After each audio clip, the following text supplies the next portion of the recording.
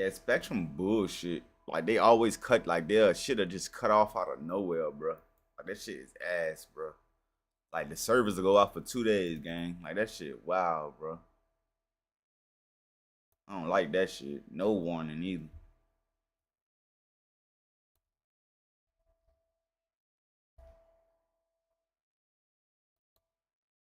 We got that set up. Make sure that don't say cancel. Page. Go back here. We already live though, right? Oh yeah, we on that video. Nigga on YouTube, yes sir, man. We trying to grow the YouTube, man. So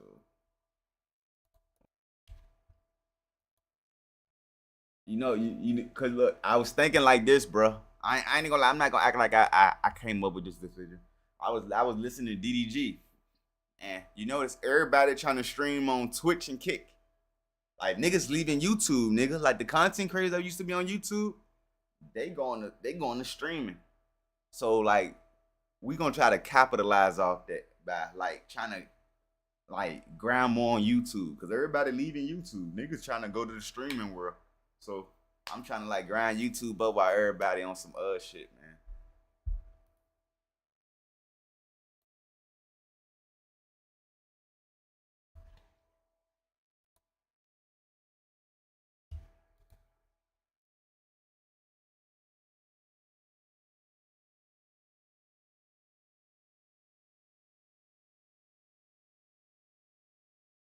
Out R&B. Or the verdict sheet, I mean. Verdict. Blank verdict sheet, right? Proposed. Yeah. Okay, here we go. Okay, so we'll look You at. know I had to get another pack. 423, 424, 423. Right here. There we go. Yeah, here we go. So this is what it's gonna be, chat. This is exactly what the jurors are looking at. Hell yeah, today. trial over today. This is is the last exactly day, what nigga. they're looking at today. Hey, looking this at the this last today, day of the chat. trial, nigga. So Going on my little vacation break. I'm gonna go on my break with conspiracy, my kids, man. Come back right? Saturday, bro. We on that shit, man. Before they get to this, remember they got Already got check the a few first, other boxes, which is gonna be in the charging. I already got the first type of video I'm gonna do. I'm gonna do it like a recap of the Diddy trial. You know what I'm saying? Like after the verdict and shit, after they read his charges and shit. My first video gonna be like a recap on the Diddy case.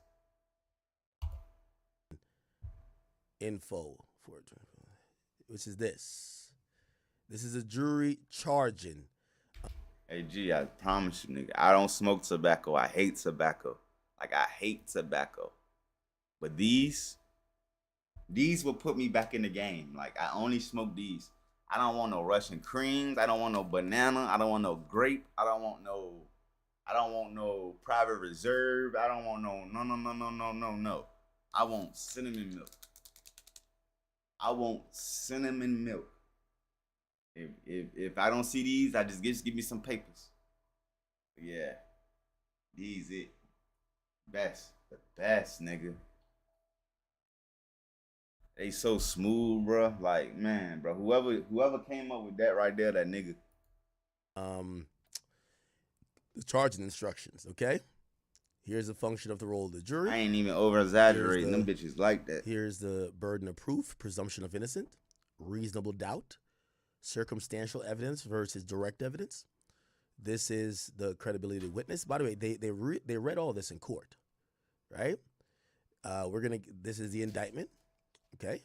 Summary of the indictment, the multiple counts, attempt, aiding and abetting, okay?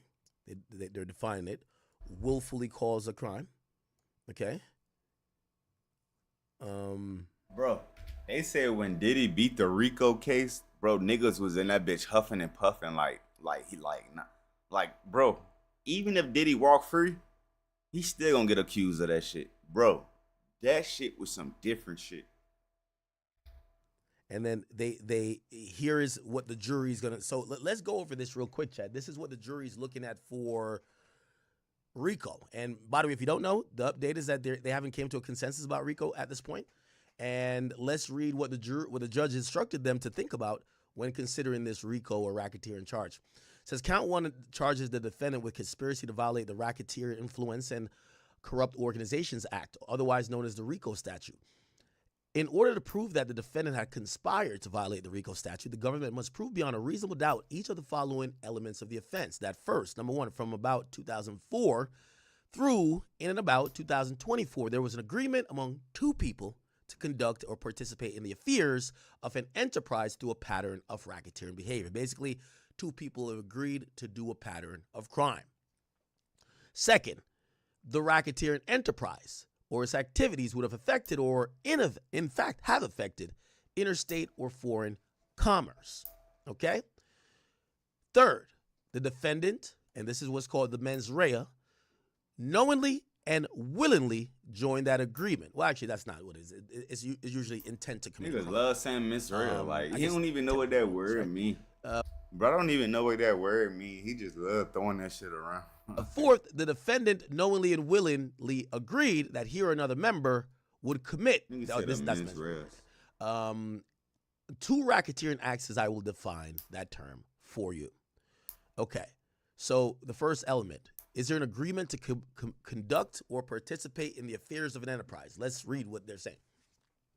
The first element the government must establish beyond a reasonable doubt is that there was a conspiracy among two people to conduct or participate in the affairs of the enterprise through a pattern of racketeering activity. A conspiracy is an agreement among two or more people to achieve an unlawful objective, I'm guessing. To show a conspiratorial, I can't speak today, Chad. A conspiratorial agreement, the government must prove that two or more persons explicitly or implicitly came to an understanding to achieve this specified unlawful object. What the fuck? Chad, I feel uneducated today. I'm sorry. In order for the government to satisfy this element, you need not find that the alleged members of the conspiracy met together and entered into any express or formal agreement. So it doesn't mean they have to have a contract or they agree to say, hey, we're going to go kill this person together. It could just be by their actions, they're clearly involved in this together, right? Or it could be like, hey, they claim the same thing. They claim a gang. They somehow have a representation. But anyway, I'm ad-libbing. Members of the all right, so it doesn't have to be formal. Similarly, you do not need to find that the alleged conspirators stated in words or writing what the scheme was, or what the object or purpose, or every precise detail of the scheme, or the means by which it was supposed to be accomplished.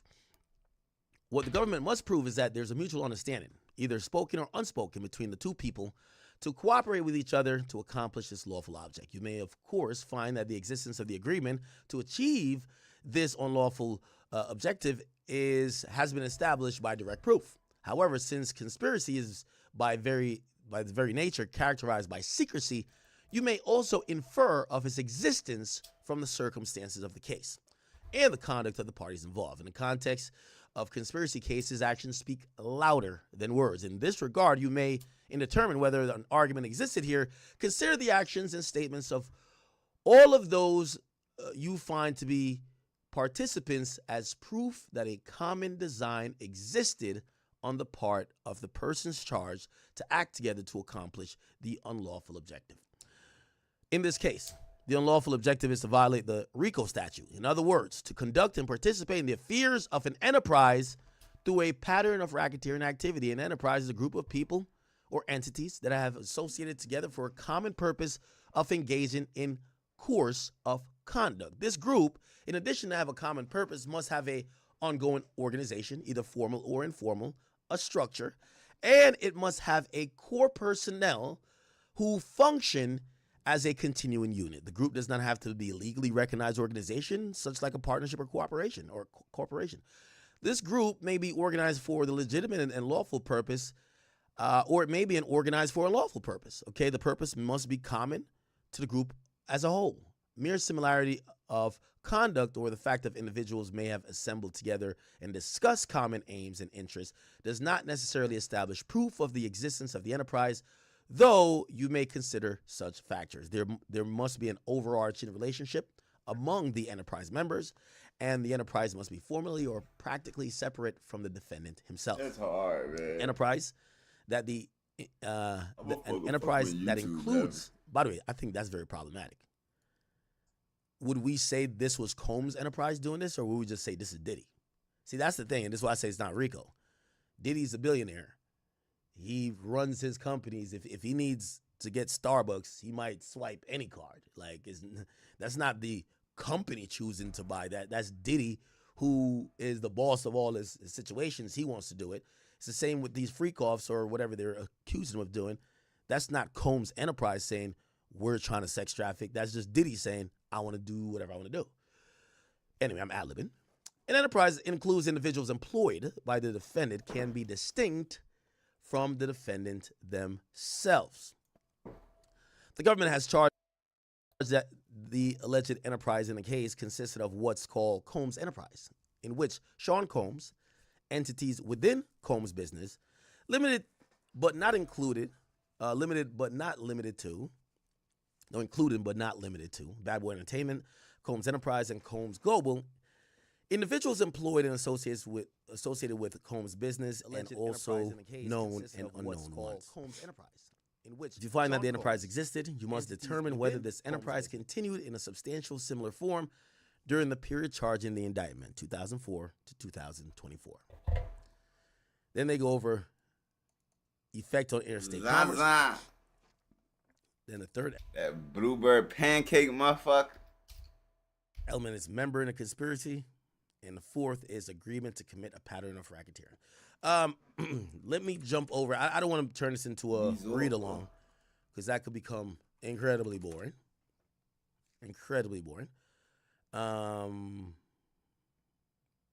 Somebody said my man Logic was doing something at 9:30. What was he doing? He's not live.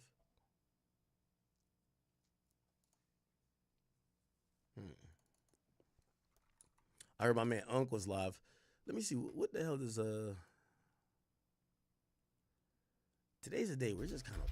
I promise you, the wax make the blunt 20 times better. Oh my God. Watching though, right? And so we just have to wait and see. But that's what we're looking at. Let's say he gets prostitution though, and that's it. That's up to 10 years. You typically serve about 80% of your sentence when it's on a federal level. And he's also been in jail for about 10 months. So he gets time served. You have to do the math a little bit and add all of that up. But again, what are the guilty verdicts? And then you can really start seeing the numbers. But those are the baselines that we're dealing with. And if you're just joining us here on the Law and Crime live stream, we are still waiting for an update from this jury. They're deliberating right now at roughly 13 hours and 30 minutes. We're past that at this point. Another update from the courtroom. Sean Combs' mom, sister, and sons are in court. And then Combs stood up. He asked marshals if he's allowed to speak to his family. They're seated in the gallery. And then he was brought back into a holding cell. So that's where we stand right now as we're waiting. William, a question here from Kelly Bezick. Good to see Kelly again. She's been on with us bright and early throughout this week. If they remain hung on RICO, doesn't mean they won't go to forfeiture, and he will keep his shrinking empire. This question coming all the way from Australia.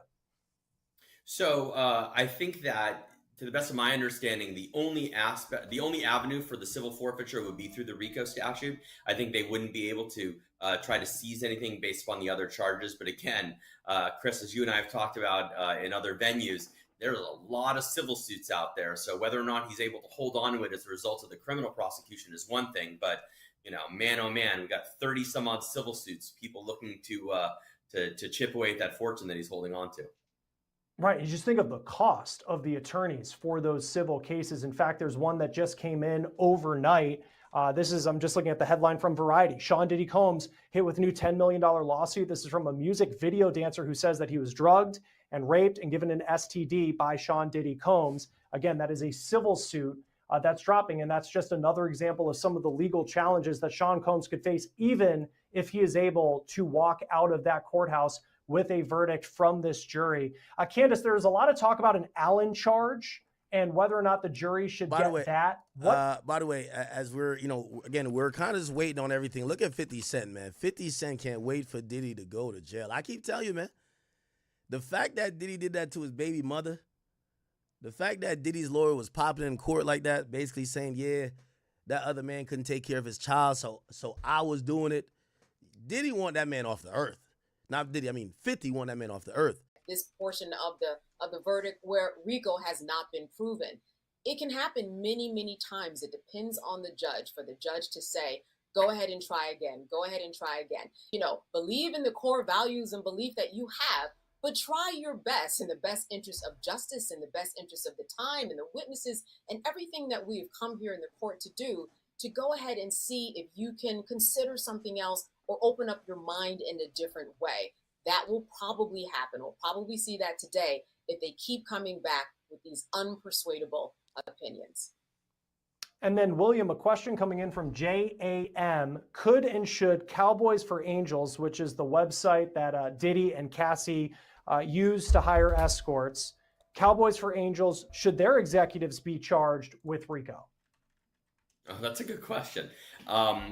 I'm going to say probably not. I think that there's probably a layer of protection there. I'm guessing that, through the website, the executives of it would say, we provide entertainers and we don't necessarily condone, sex trafficking or things along those lines. I'm sure there's some protections built into the website that would insulate those folks as well as they could. But again, the goal of this trial has been to prosecute Sean Combs and not to prosecute many other people. Kay Coram wasn't charged. Other folks that could have been charged weren't. Some were given immunity in order to provide testimony against Combs. So I think we know what the focus is. I think we've always known what the focus is here. By the way, This Cowboys for Angels thing, they have an Instagram page that has a bunch of Negroes on it. So I guess this was like a we know, bro. Like, what the fuck is you doing? Like, what? Nigga, we don't want to we don't want to see that shit, bro. Go ahead with the bullshit. My nigga, we know it. We niggas know what's up with it. Put them niggas on my goddamn screen. Next, and that kind of is related to the question I just asked William, Candace. I'm thinking of Christina Coram here. Her name has come up so much. After this trial is done, who could be next, if anyone, charged by the government in connection to what they believe was an illegal enterprise? I think it really depends upon the deals that were made, and we don't know what they were. With Christina Coram, I think that we all thought that we were going to hear from her. Did she get immunity? I don't know. Did she get immunity? And then they realized, you know what? She's myself, but I'm John. Okay, by the way, did somebody say this is pre-recorded? We're live, motherfucker. Now color-coded system. I think I've talked to you guys about this, where if I'm writing in black ink, that's just kind of what's going on. If I'm writing in green, I'm just observing the courtroom. If I'm writing in... She got her hair done and she don't know how to act. Like she be too extra. Like, calm down. Back week 1 and 2 when her shit was fucked up, she was, you know what I'm saying? Insecure as hell. Now she just popping that shit. Red, it's something that I'm making sure I'm noting of, because I did not bring any highlighters, so everything has to be color-coded for me, so that way when I relay this information to you guys know what I'm talking about, and hopefully it's simple enough that you guys, I'm not getting too much into the weeds of things. I know I tend to ramble sometimes, but I've got it down to a system where I'm just jotting everything down at this point. You were definitely the person in school that everybody goes to at the end of the semester before finals and being like, hey, do you have the notes? I didn't really pay attention. More questions coming in for you, Elizabeth. This is from Laha. Given the allegations against him, are the jurors being watched for their safety to make sure there is no tampering? Well, I do think that's kind of a question that's been lingering through a lot of people's minds. I don't think they have anything necessarily to worry about, especially thus far, especially given that a lot of people on both sides, the defense and the prosecution, have been noting how great this jury is, how diverse this jury is. So from my understanding of things, I don't think there's anything to necessarily worry about. I think if there was something to worry about, just kind of like with the issue with juror number 6, not that that had anything to do, with witness tampering or anything like that. It was just a simple kind of, thing about his residence. But in terms of just if there's any actions that need to be taken with the jurors, everybody has been very diligent and professional enough to kind of take the next steps. But nothing has happened thus far. I know a lot of people are kind of anxious to see what's going to come out of this, but nothing thus far. And I don't think they have anything to worry about in terms of their safety. Maybe just a lot of us from the press just wanting to talk to them afterwards. If anything, that's what they have to worry about, probably being inundated with requests to chat. Right. We got a couple more for you here because I know you have to get back to kind of waiting for these jury deliberations across the street. This is from Alessio, and this was related to what you just saw. Sean Combs praying with his family and even the applause in the courtroom. Perfectly imperfect. Thank you for that 10. It says, Act. Thank you for what you do. Thank you for supporting me. I'm nothing without you guys. Thank you. We've heard a lot about how he would, for example, send off sermons to Jane, things like that. So we know that he's been kind of taking to religion a little bit. There are times where I have seen him, especially at the beginning of the trial, he came in with a Bible. And so I think he's really kind of touching into that, more religious side of him. It's not the weirdest thing that I've seen, especially since, from my understanding, I think I had stepped out of the courtroom for a moment, that he's done this before, kind of pray with his entire family. I think if anything that was a little, and I hate to say this, a little interesting was just only the claps afterwards. Like the family, I get it, but maybe from the other people, I kind of just didn't understand that. But, that just might be me. And then a great comment here, which we really appreciate, the entire team here at Law and Crime. Kimberly Gardner says, shout out to Law and Crime, the closest thing to being there yourself. Great coverage with great hosts and hostess, which we all really appreciate because as Elizabeth knows, she has been working so hard every single day, taking down so many notes inside that courtroom. One more for you, Elizabeth. We're going to go with this one here from Molly Asijo. How is the jury protected when they leave the courthouse? Because you do think, as much as we as the media, we may want to find them to talk to them, see what they're thinking, certainly after the verdict. And then you think of some of the concerns like we were just talking about with tampering, but just for making sure that no one might on their own try to go after members of the jury. What happens at the end of the day when they go home?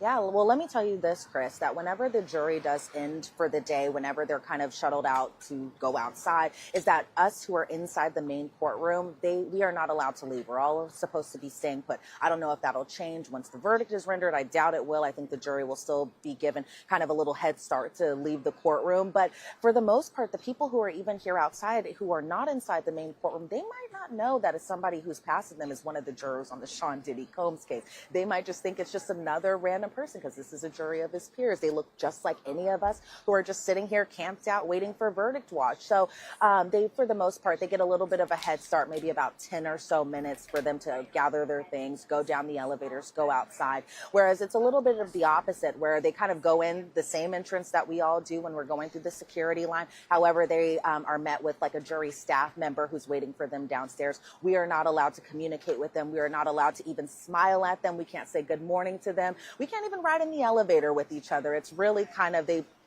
very much so protect them as they're entering the courtroom, and they kind of do the same as they're exiting the courtroom. But I'm sure that for us who know and recognize their faces, we can kind of point them out, but I don't think some of the people who are just waiting here outside recognize that, oh, that's one of the jurors right there.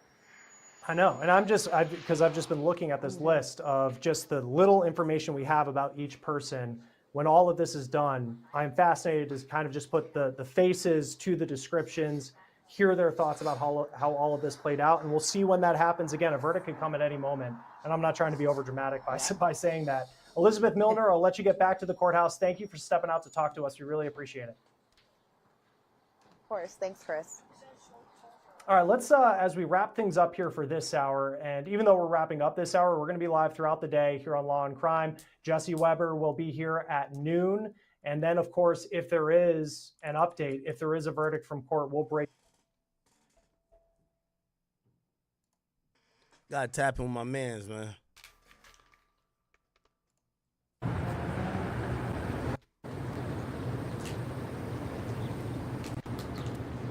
Unk mean business. No suspenders is crazy. No suspenders? Oh, unk mean business. Hypothetically, hypothetical example number one. If he is found innocent of count 2 and count 4, which is sex trafficking, and found guilty of count 3 and count 5, which is selling of the body, which is the lowest level offense with the lowest amount of jail time.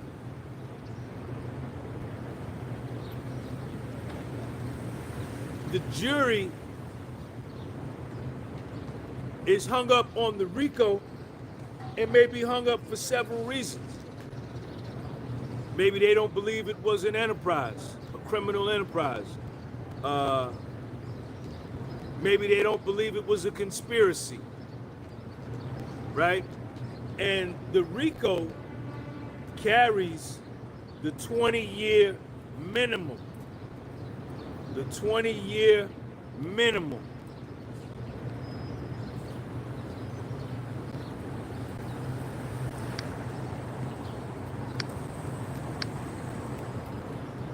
And maybe the jury is saying, we don't feel comfortable giving him all of that time, right? Give him the sex trafficking, give him the sex selling of the body, not guilty of the trafficking, not guilty of the RICO.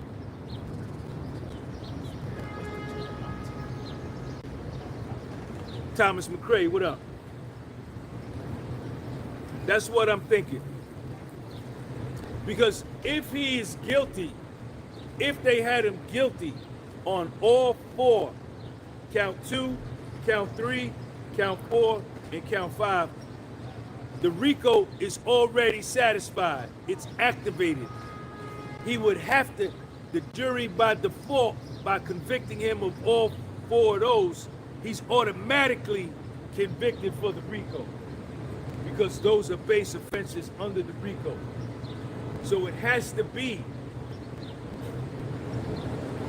that either all 4 are not guilty or 2 guilty, 2 not guilty. If I had to guess, best case scenario, not guilty of all 4 related to Cassie and Jane. Best case scenario. And they're hung up on the RICO. And he'll get found not guilty of the RICO. Best case scenario. The base case scenario, what I think is most likely, is that they found him guilty of sex selling of the body with the male escorts with both Cassie and Jane, but they said no sex trafficking. They said no sex trafficking, not guilty. So they got 2 guilties.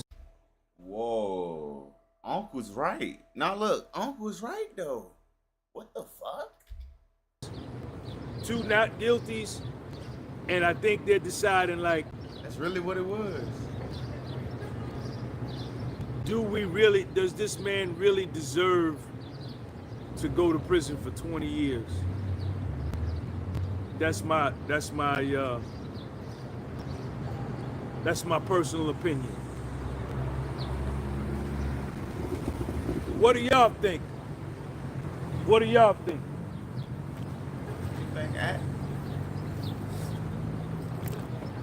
Because it can't be both. It can't be both.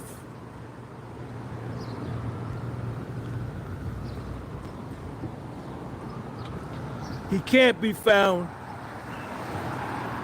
guilty of all four. Can't be. Because then he would have been found guilty of the RICO last night. And I think they're struggling with the possession with the intent to distribute. They're struggling with the arson. They're struggling with the kidnapping, you know, because all they would need would be one more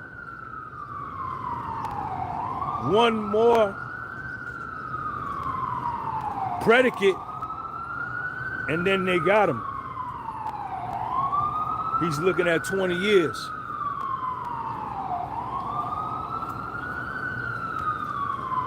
So I'm on my way down here to the court now.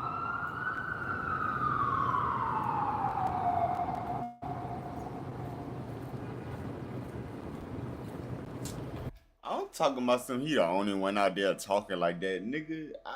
I would too if you down the street from the court building. He acting like he outside of that joint. My nigga down the street. He a fool, bro. Today is Wednesday. What you down the street for? The court will be closed tomorrow, but the judge did say that if they were unable to reach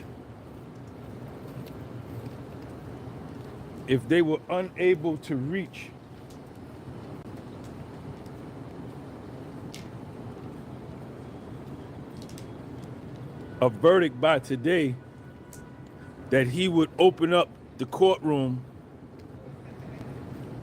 for them to come in tomorrow to finish. By the way, I'm getting a note here that the jury has passed. They have sent a note. They've sent a note. Jury has sent a note. Their first note of the day, from what I'm hearing.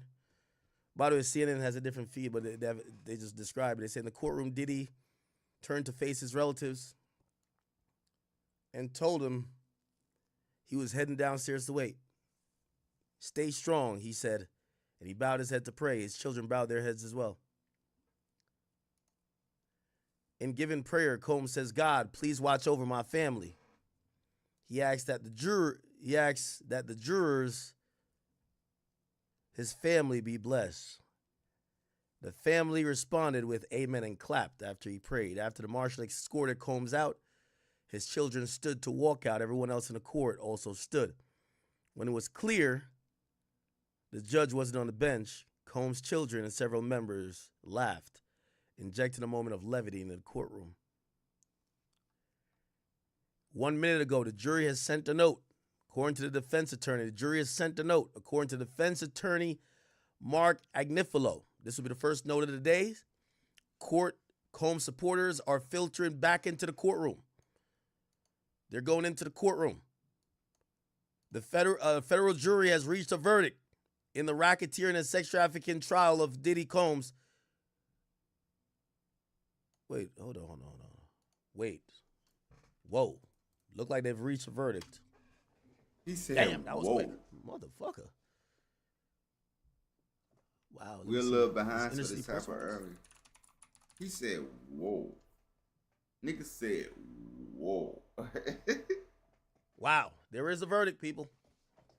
Bruh, this the best. Like, come on, bro. We did the 30-day. We finished the Diddy trial. And it ended the day before I go on my little trip. Bruh, man. Come back on the grind, bro. You couldn't ask for it no better way, dog. There is a verdict. We are here. Wow. Breaking news. Verdict reached. I'm going to tweet this out. The verdict has been reached, chat. Verdict reached. This shit is crack. Breaking news.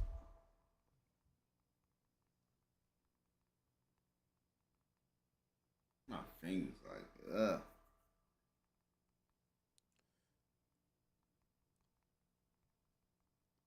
Wow. Yeah, 100 clip, 20 clip. This is huge. This is huge, people. Should I put some wax in here? Like, Let me post this to the gram too, and then I'll. Damn. I thought they were gonna take. I thought there was a potential. They weren't that far off then.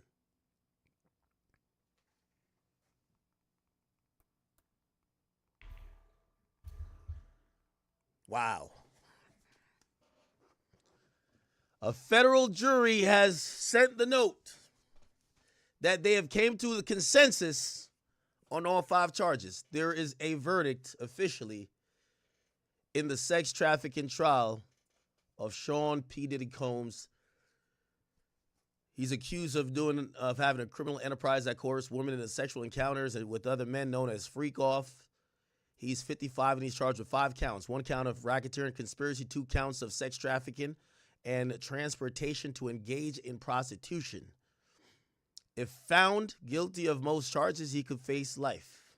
He could face life, people. He could face life. This is the latest update.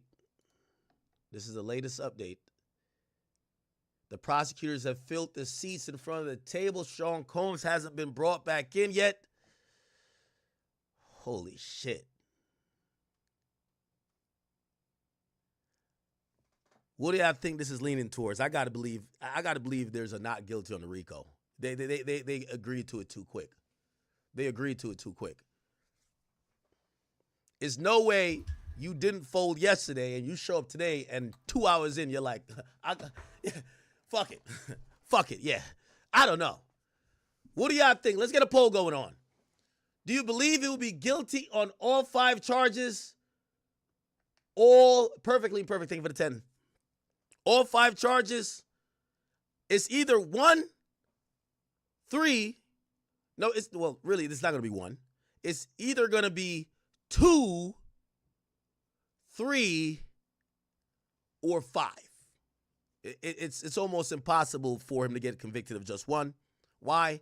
There's sister charges. If you get convicted of sex trafficking, you get convicted of the Mann Act, which is the prostitution.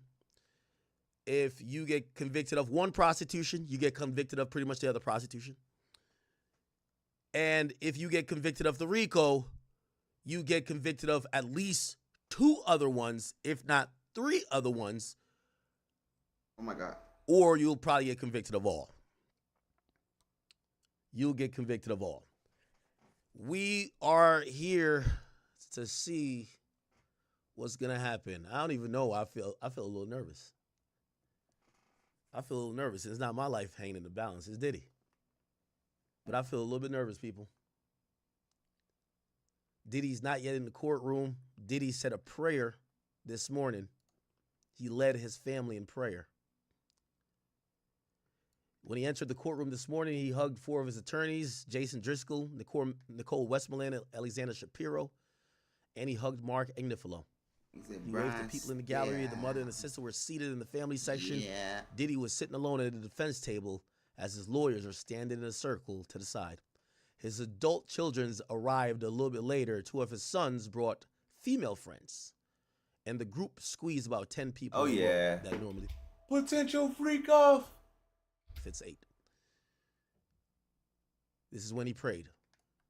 There's one new update.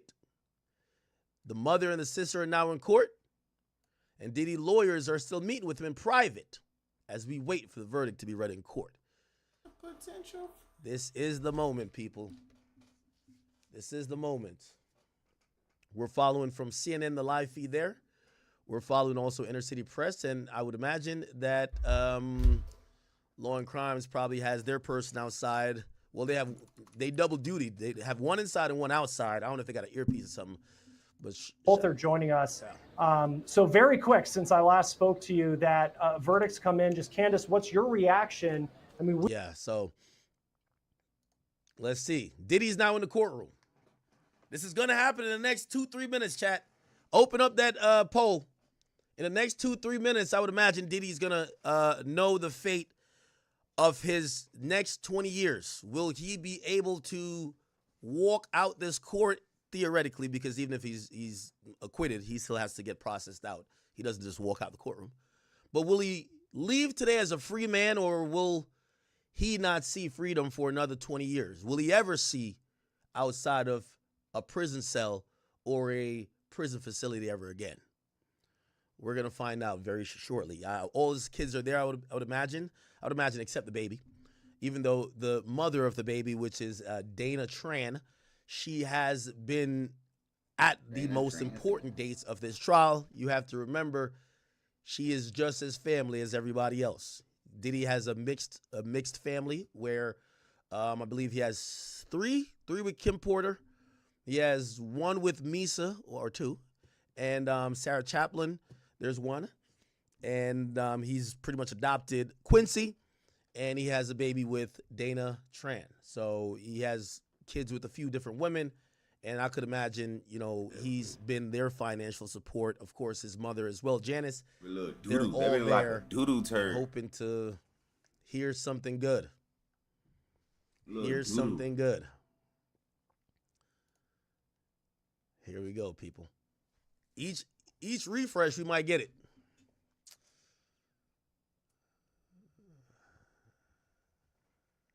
Okay. Wow. We were not expecting this verdict. P. Diddy's family walked out of the courtroom. I watched him go. Everyone thought, okay, that's the way it's going to be. And all of a sudden, they're coming right back in. We're getting the rush. And again, it just wasn't expected after 1 hour of deliberation this morning. Court update again. Sean Combs has entered the courtroom. He looked at his family. Again, his mom and his sister are there right now. He looked at his family, nodded his head, and flashed a small smile. Okay. Yes. Entered the courtroom, looked at his family, nodded his head, flashed a small smile. He's brought in by U.S. Marshals. He's seated. Brian Steele's on his left. Tenny Garagos on his right. His family's in the second row. This is so nervous, chat. Nerve-wracking. This is so nervous, chat. Very, very nerve-wracking. I can't believe we're about to... This is like the conclusion of just a surreal case.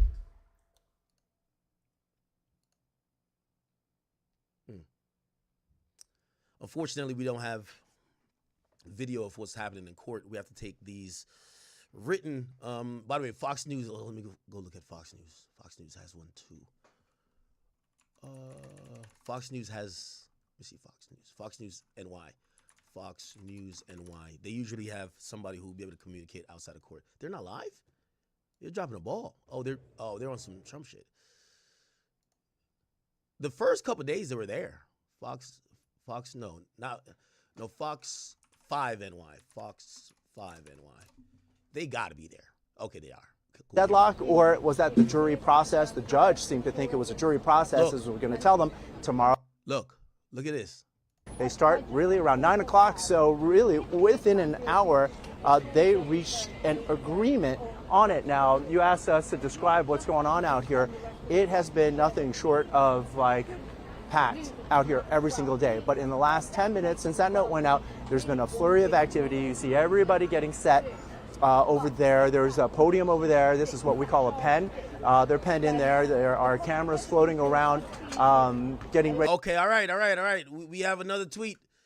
So it's Judge Submaranium is in, and he says, listen, we've received a note at 9:52. It reads, we have reached a verdict on all counts. Do we have anything to address before we bring our jury out? We hear no. The judge says I need y'all to maintain order while the verdict is being read and until we have the jury out of the room. So very momentarily, we are going to know the fate of Sean P. Diddy Combs, a.k.a. Brother Love, a.k.a. Puff Daddy, a.k.a. whatever you want to call him. We'll figure this out very shortly. There's usually a slight delay. Ready to talk to maybe prosecutors who sometimes... By the way, there is going to be a potential press conference. Obviously, if he beats the case, maybe his lawyers want to say a word. But if he doesn't beat the case, they probably won't do a press conference. Also, the prosecutors, they have mics set up right outside the courthouse that they could say stuff. This is kind of nerve-wracking, chat. Not going to lie to you. It's not going to lie. Do not talk after a verdict right in front of the courthouse. Sometimes they speak at the U.S. Attorney's Office, which would be 26 Federal Plaza. And it seems like everybody's positioning themselves for that. And then there's an added element, and you've been aware of this, Antoine, of a sort of social media factor involved here. There are a lot of people who have been live streaming on social media. That presence has been in the dozens. And even in the hot weather and the rainy weather yesterday, they have now instructed the jury to enter the room. The judge says, I'll ask our deputy to bring our jury back in. Sean Coates remains seated. All 8 of his attorneys are standing up. All 8 are standing up. The judge says, all rise. Diddy then stands up. The jury has now entered. They're going to do a literal question and say, hey, listen, are the verdict that you guys are going to read, are those true? And was it ever influenced by anyone else? And if it says no, it's going to say, please deliver the verdict. And we're going to see what the foreman says the verdict is. This is a chest pounding. I feel like I could hear my heart pounding. The entire hip hop, I imagine, is interested in this moment. Okay. The jury is entering the courtroom. The judge asks the jury foreperson to confirm the panel has gotten a verdict. The foreperson has confirmed that they have reached a unanimous verdict on all 5 counts. On all 5 counts, people. Juror 5 is the foreperson. Says, received your note, juror number 5. Have you reached a verdict? We have. Is it unanimous? Yes. Please provide the verdict for the deputy. Wow. Here's the update. The foreperson is going to read the verdict.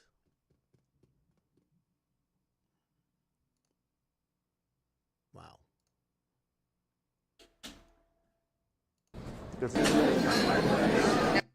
Okay. It's about to happen right now, chat. It's happening right at this moment. So if you were spiritually in that courtroom, you would be hearing what's going to happen. Right. There we go. It's out. Where it's sick now. Damn. Now, remember we just showed you the verdict sheet. Yeah, well, and in the verdict sheet, I had a big right? In the verdict sheet, this is how it looks. We showed you this. So they're going to go down and say, in count 1, we find the defendant either guilty or not guilty. I don't know if they're going to be instructed to read this, but the attorneys could ask. We can't miss the moment, chat. We can't miss the moment. Here we go. In the matter, count 1, not guilty. Count 2. We can't see. What the fuck? Not guilty. Holy shit. In the matter of count 1, not guilty. Racketeering, he beat. Sex trafficking of Cassie, he beat. Transportation, I told you, he got that one, but he be fine. He be out in a couple. Nah, Unc told us that. Months. He be straight. Oh, we back on road, chat. Oh, we back on road. We back on road, chat. We back on road. Yo, Cassie, get the fuck on out of here, Cassie.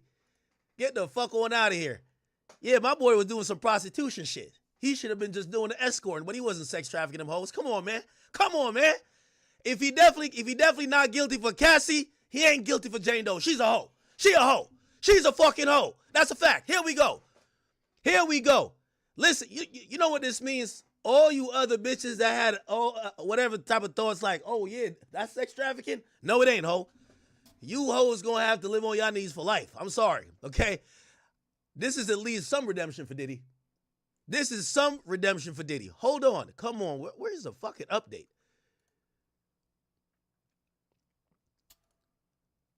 Come on, Inner City Press. Sex trafficking for Jane Doe? No, not guilty. Transportation, guilty.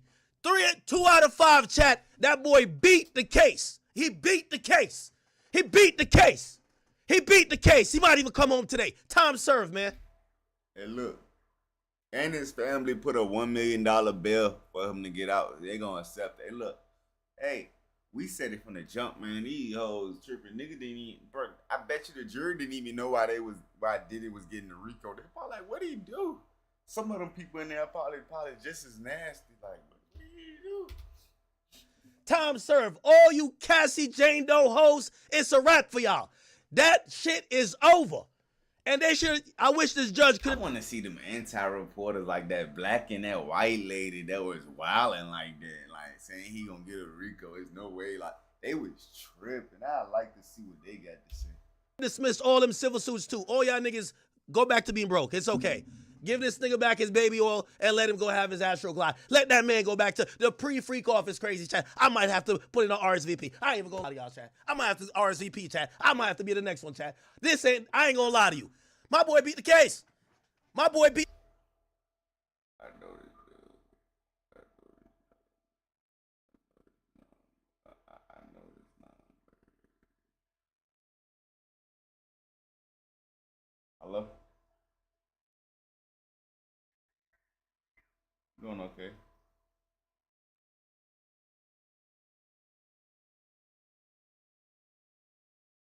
How long?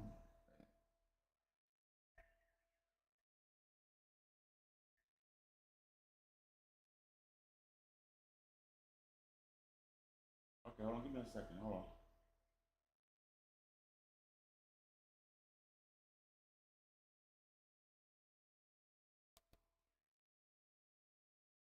You go ahead.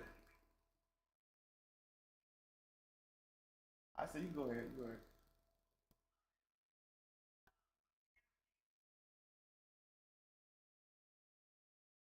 Like, what you mean?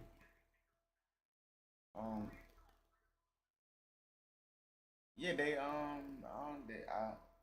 I never got the I know I did a box check, but I don't know what I'm supposed to do next.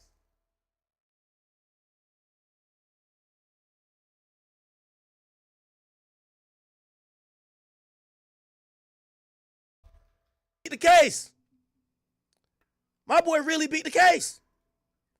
No fucking way. He really beat the case. Yo, if I was him, Jane Doe is getting tossed out of that $10,000 a month crib like Jazzy Jeff in Fresh Prince. Get that hoe on out of here, man. Go back to 5th. Go back to 5th. Go back to 50. Go over there. Nah, 5th, you gonna be tight. That nigga did not get no 12. Yo, Brian Steele.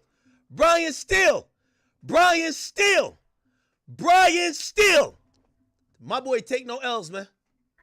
Somebody said me happy for him is weird. What do you think? I'm supposed to be sad? Nigga, I watched the trial and I covered it just like y'all. I think Cassie and them was over whooping. They were over whooping. Diddy was beating their ass. That's a fact. But the idea, and I told you exactly what I predicted was what happened. Guilty on prostitution. This is a prostitution charge. You spent millions of dollars for something that doesn't carry a mandatory minimum. There's no mandatory minimum on it. So you did all of that to give somebody a state charge? Damn near? Come on, bro. Come on, dog. You got the boy that beat a RICO. It's over. The man beat a RICO. It's over. He beat a RICO. It's over.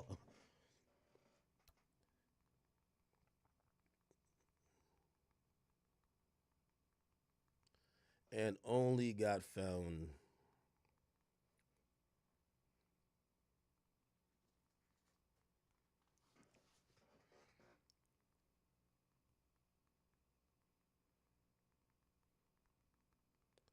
Diddy really spanked this motherfucking case, man. Diddy really spanked this motherfucking case, man. He really spanked this motherfucking case, man. Child Services, they also put together a memo. Yo, Diddy They goated. will interview Mr. Diddy Combs. goated. They will, Diddy each goated. of those three branches, if you Diddy's will goated. come up what they believe an appropriate Diddy's sentence goated. is. And then ultimately it's up to the judge to formulate whatever sentence he sees fit in this particular case. And we'll get some reaction. I'm still waiting to get the description of what the courtroom was like in this moment with Sean Combs being found guilty on the most serious charge of racketeering conspiracy. But Candace, as you look at the not guilty verdict, what could the prosecution look back on? Wait, why they say guilty? Whoa. It's not guilty. It's not guilty, right? Why that nigga just said he's found not guilty? Hold on. One count, guilty of da-da-da-da. Huh? Oh, we got racketeering? Oh, never mind. Wait. Whoa. If he got racketeering, he's still cooked. Wait, hold on now. Wait, he got racketeering? So it's 3 out of 5. No, Inner City Press had it wrong. Oh, no, he's cooked. He's cooked. My bad. Oops. Oops.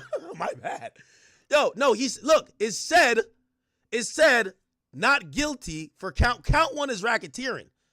So it's not me that got it wrong. It's Inner City Press. But CNN is saying not guilty for sex trafficking. Oh, never mind. Wait, hold on. Am I high? Am I stupid?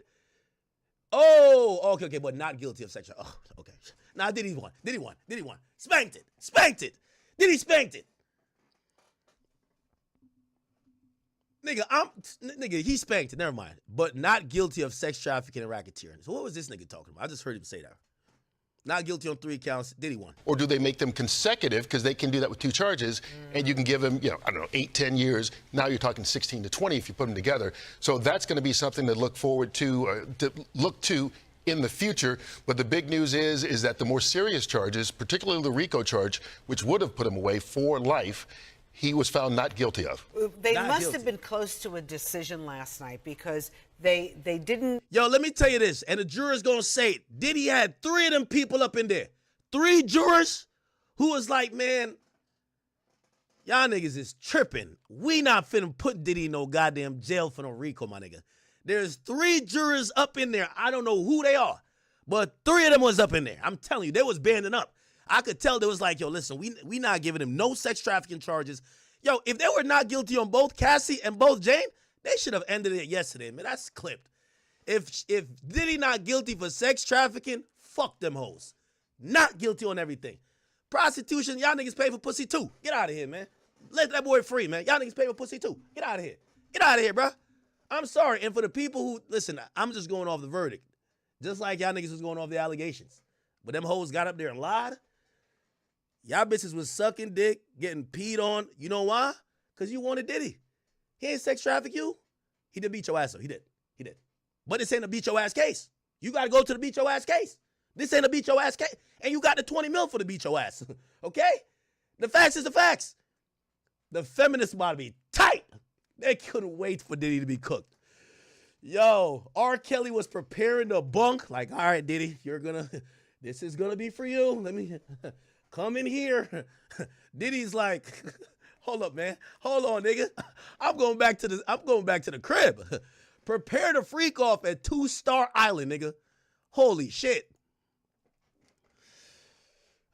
There would have been, because the other 2 charges, the sex trafficking, 15 years is the minimum for that. Right. So now you're convicted of something where 10 years is the maximum. Right. So you've totally flipped the script, if you will, and you've got to be relieved if you're Sean Diddy Combs. And apparently his reaction in the courtroom and that of his family was one of relief. Yeah, let me see if there's any more reaction that people are reporting on right now. Mark Agnifilo, Sean Combs' lead lawyer, has... Okay, so by the way, I think they're going to do a press conference. This is a fair verdict. This is a verdict that they had to tell Diddy.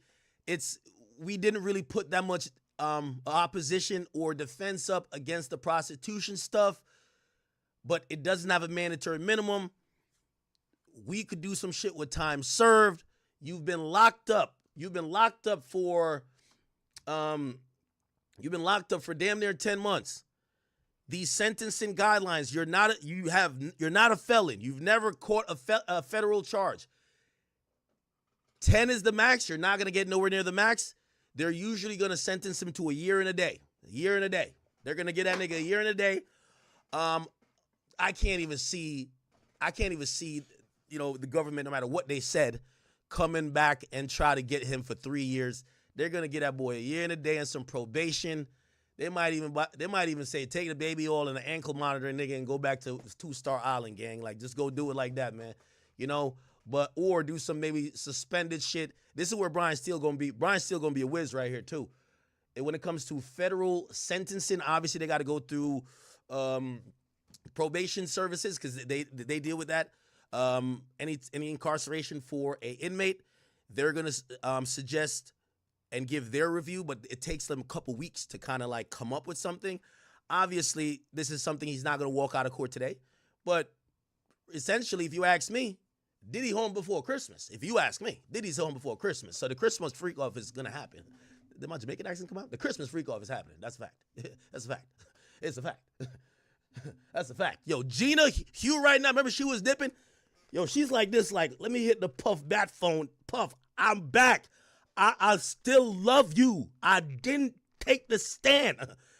Could I get my allowance back? Of course. She's back.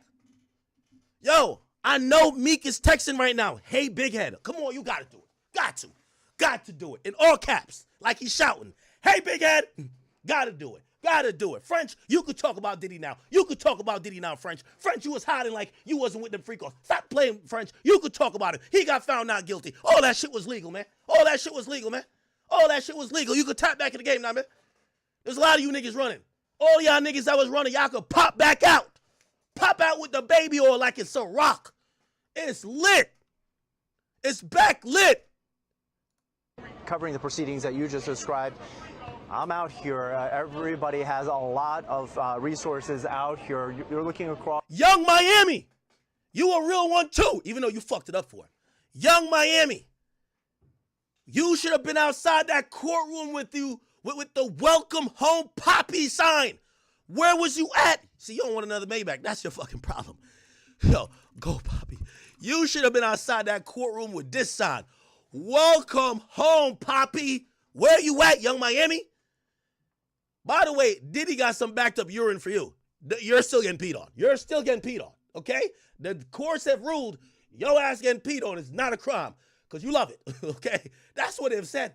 Cassie loved it. Hey, listen, I'm going with the law. I don't care what none of you hoes say. All that crying Cassie did on the stand, they basically just said, yeah, he was treating y'all like prostitutes, paying y'all to fuck. That's it. He ain't force y'all. He didn't coerce y'all. He did beat y'all ass, but there's no beat your ass charge. He didn't force y'all, coerce y'all. He didn't do it by fraud, by none of that. You people were hoes. That's what, they're not going to tell you, I'm going to tell you. That's the only meaning of the goddamn ruling. Y'all are hoes. Point blank, period. Y'all are hoes. Okay? And if y'all think we about to put this man in jail for life because you're a fucking hoe, it's not happening. It's not happening. It's not happening. Okay? Now, so this day is going to unfold in different places, is what we imagine. But right now, you hear there's one gentleman. He's been screaming the whole time. We've been impressed by how he keeps going. But there are a lot of people who are going to have a reaction to this. Certainly, if Sean Diddy comes out of this building, it's going to get really interesting out here. But right now, everybody here is on standby, paying attention to what's happening. Get a copyright. Upstairs. I might get a copyright strike for this. I might get a copyright strike for this. You ready? I might get a copyright strike for this one. Do it. I ain't gonna lie. Yeah. Hold up. This the anthem. They should be bumping this outside courtroom. Hold on. Wait. This the anthem. Hold on. Wait. Hold up. Put the lyrics in the chat if you know it. Hold up. I'm the definition of half man, half. Hold on. Where this is it. We ain't going nowhere. We ain't going nowhere. We can't be stopped. Freak-offs is not gonna stop. Bad boy for life. Yo, whoever the biggest 2C dealer is, I might have to cop some to stack up for Did. The dealer want me to stack up for y'all. The biggest 2C dealer, holla at me. I'm going to connect you with Christian Combs. The biggest party finna happen. I ain't going to lie to you. It's going down by Christmas. The biggest party. Diddy's coming home by Christmas. The biggest party. Okay? The biggest party. Okay? If you got the Tussie, the Valiums, if you got that extra nice Tesla pills, come on, man. If you got to get that ketamine too. Who got the ketamine? Who got the ketamine? Astroglide stock just went up. Nigga, I'm on the stock market. I said, Astroglide stock went up. Holy. That must be the bulk order. The bulk order. Okay. By the way, the Feds got to return to Astroglide. You got to return it. You got to return to Astroglide. My man had 5,000 bottles for a reason. He's still going to use it. Okay? Quote, there is a real risk that he will flagrantly disregard orders from the court, and he cited the drugs found in Sean Combs' hotel room before he was arrested last September. We just talked about that. Right, and the judge is saying now that he needs time to think about it. Oh, so you think he needs... Okay, the updates are... Hold on. Let me just get you the updates. CNN up in court. They still ain't leave. Okay.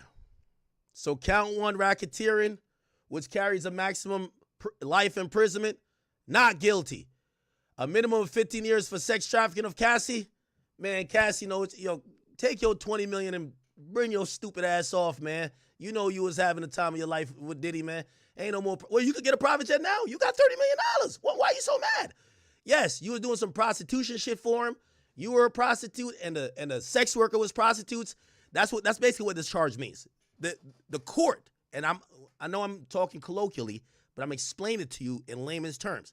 According to what the court and the jury has decided, all the conducts of the freak-off was not sex trafficking. It was basically a nigga paying 2 people to fuck. You're paid 2 people to fuck. So imagine getting a bitch off Craigslist. I don't know if that still exists. You paid 2 hoes to fuck. One's a dude, one's a girl. That's it. That's why this nigga got pretty much charged, locked for. That's it. All that, look at the video. She got beat up, pee in the mouth, nut in the nipple. Diddy still gay. In my opinion, gay. You can't. The rub the nut in the nipple shit is crazy. But this idea that Diddy sex trafficked these hoes, no. To me, I read count 4, sex trafficking by force, fraud, or coercion. Basically, the court has unanimously said, you're a fucking whore. Okay? You're a whore. And now, I gotta say this. Jane Doe, you can't file no defamation lawsuits against people that call you a sex worker, because according to what actually Diddy got found guilty of, he got found guilty of prostitution for sex workers, including you. Count 5. He's found guilty of that. Sex worker. Okay? Yo, I know Diddy's, 50's so tight. I know why 50 wanted to go to jail, but whatever. And yes, Cassie, you a sex worker too, man. You too. But racketeer, my boy beat it. He beat it. All right? Yo, for the rest of the industry, y'all could go back to y'all regular schedule freak-offs. There was some people nervous. Like, they was starting to switch up. Like, I know a few niggas that canceled their freak-offs. They're like, yo, I ain't know this shit was illegal. I'm buying these bitches Birkins for this freak-offs. Like, wait, I can't do this no more? Today, they're probably like, yo, reschedule the freak-off to Monday. Yeah, it's lit again, bro. The July 4th freak-off is back in action. Holy. Okay. Diddy about to be free. The only person left, we got a little legwork to do, but the only person left, top free, Diddy finna hit the road. All right. So you guys know the charges by now. Racketeering, conspiracy, not guilty. By the way, again, whether, I don't know if we'll probably see, we might not even see a jury sheet. So they might, or an explanation from the jury to explain why they were hung up on the conspiracy charge. Because, here's the thing. And this is why the conspiracy charge is interesting. Actually, I do know why they're hung up. Never mind. I know why, right? Because if you believe Diddy engaged in transportation to engage in prostitution, and you convict him of it twice for Cassie and the sex workers and Jane and the sex workers, remember, one count or one predicate act, if it's done twice, could actually be the two predicates that needs to be fulfilled for RICO. So the reason why Diddy didn't get a RICO is not because there wasn't predicates. Remember, they accused him of 8: arson, witness tampering, bribery, kidnapping, which, by the way, maybe they believe the kidnapping, but I personally believe, because by the very definition of two acts, which are it's a predicate act. This prostitution shit is a predicate act, right? So they're saying Diddy's guilty of it twice, which should mean it's RICO, unless you don't think Combs Enterprise / Combs Global / Bad Boy is a criminal enterprise. You don't believe it's a criminal enterprise. Or you don't believe that Diddy was in cahoots with a singular other person. Here's the thing about KK. She kind of comes in the picture around like 2014 to 2016. So who was there in 2004? They're going to say the security. We've never heard from the security. We see messages, but we ain't hear from the security. I was on the phone with my doctor, man. Let me see. You okay. Seen that? So, all right, bet. So it's not the security. So I think they didn't think the government proved the enterprise, which for everybody who was I seen that shit on Twitter, that was like, nah, stop saying it's a domestic violence case. Man. That's also kind of affirming. God damn, academics got off. It's not a racketeering case. Because remember, the government's whole thing was ready to get back on. We're using this video of the beatdown because it's part of his criminal operation and goes to show his pattern of behavior and coercive control of how he gets these women and keeps them in a sex trafficking ring. Basically, that video, again, if it could be charged in Act about to go back live with when he get to his studio, but I want to finish watching this whole thing. So we behind like a motherfucker.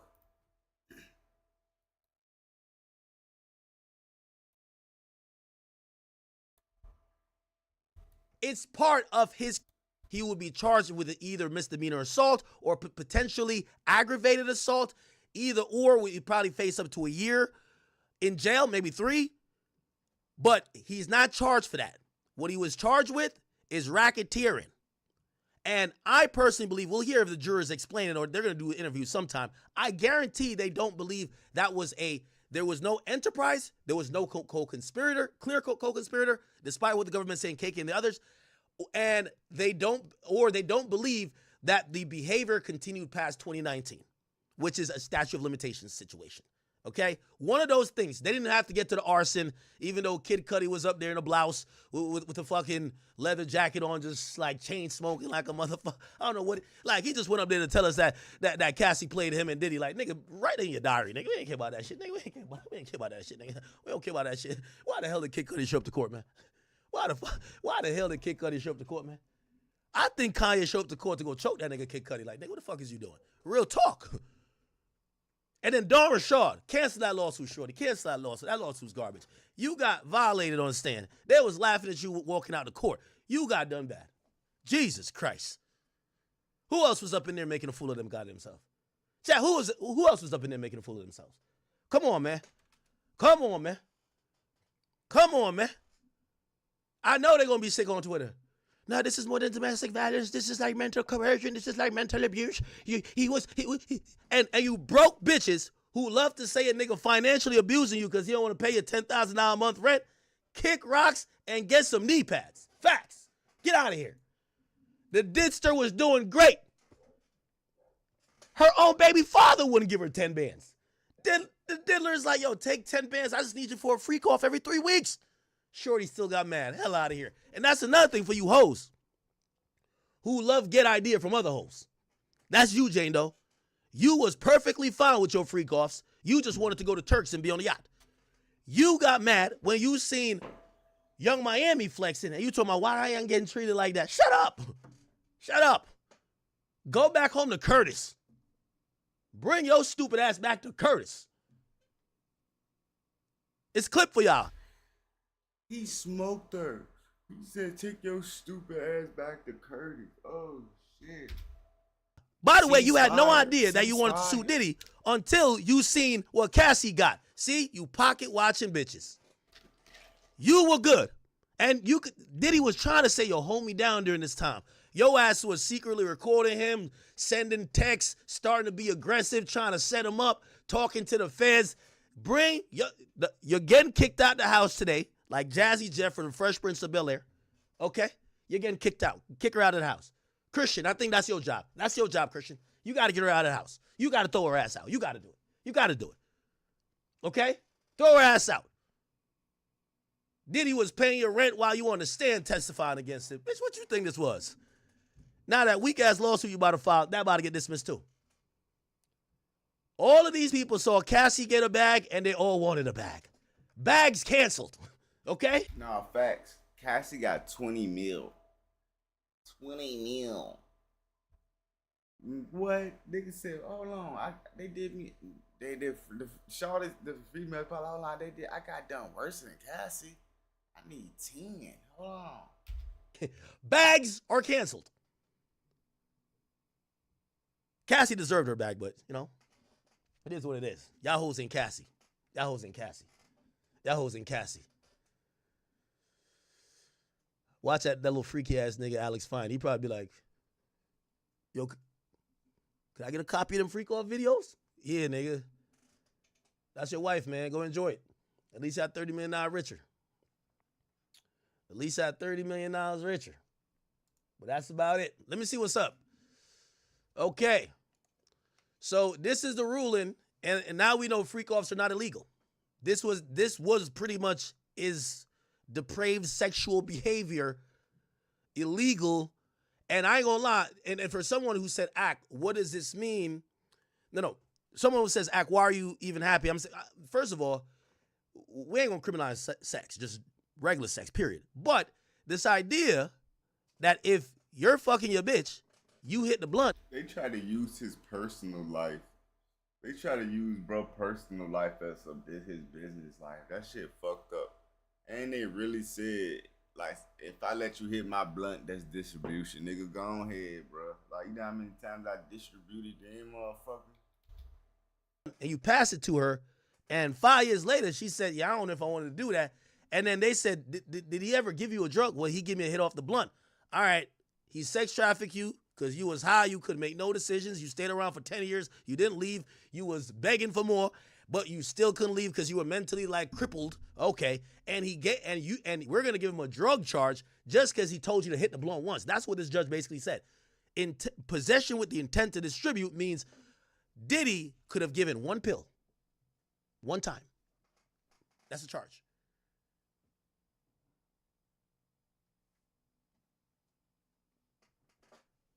Where Unc at? Where Unc at? What the fuck? Where's Unc? Oh, Unc by the...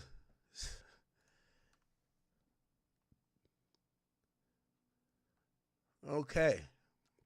All right. So now the judge says to the jurors, it's on you if you want to speak about the case. Okay. There's an important reason to respect the privacy of your deliberations. That being said, the choice whether to speak or not to others about the case and your personal views is up to you. Okay. I want you to know, and he's talking to jurors, that is inspiring to all of us what you guys have done here. You listened, you worked together, and you were here every day, rain or shine. You did so with no reward other than the reward that comes from answering the call of public service. That should give us all hope. Mark Ignifilo says that Diddy should be released on appropriate conditions in light of the fact that Diddy has been acquitted of racketeering and sex traffic charges. He says Combs will go back to his house in Miami and abide by the conditions set by the court.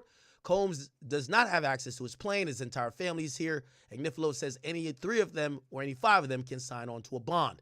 He wants Diddy released today. The judge says, is your proposal that he leave the courtroom and walk outside? Yes, nigga. What the hell? Yes. Duh. What the hell? Fuck yes. Assistant U.S. Marine Comey got her ass spanked, belt to ass. Yo, your father is James Comey, former FBI director. I know he's like, God damn it. You the fuck up of the family. Holy. Actually, let me not say that. She's in my district. I love you, Maureen. Maureen, I love you. I love you. This is, small step for mankind, another, whatever that shit is. Like, we love you, okay? She says the government opposes the motion that Diddy gets out today. She said the trial showed evidence of extensive abuse and prolific drug use. Bitch, let me not say that. Maureen, we love you. We love you. That the defense did not contest. They really want that man in jail. Like, that's crazy, bro. They want that nigga to spend every last drop in that bitch, cuz. Like, that's crazy. Which, by the way, all of the abuse is in the sex trafficking in RICO. He's proven not guilty. The prostitution. That nigga beat all the bad charges that was keeping him in there from getting the bond. He beat the worst ones. And she's still talking about something, but we proved this and... What the fuck is you talking about? Like, you ain't proved shit. The fuck? Ain't two... Bro, with a 98.9 conviction rate, nigga, they hot, nigga. I'm talking about. And they waste people money. They hot. Charge does not have any violent or abusive elements to it. It's willing participations of you paying one person to fuck the other. That's it. Okay? Comey argued that Combs does not respect the law and would likely commit new crimes if released.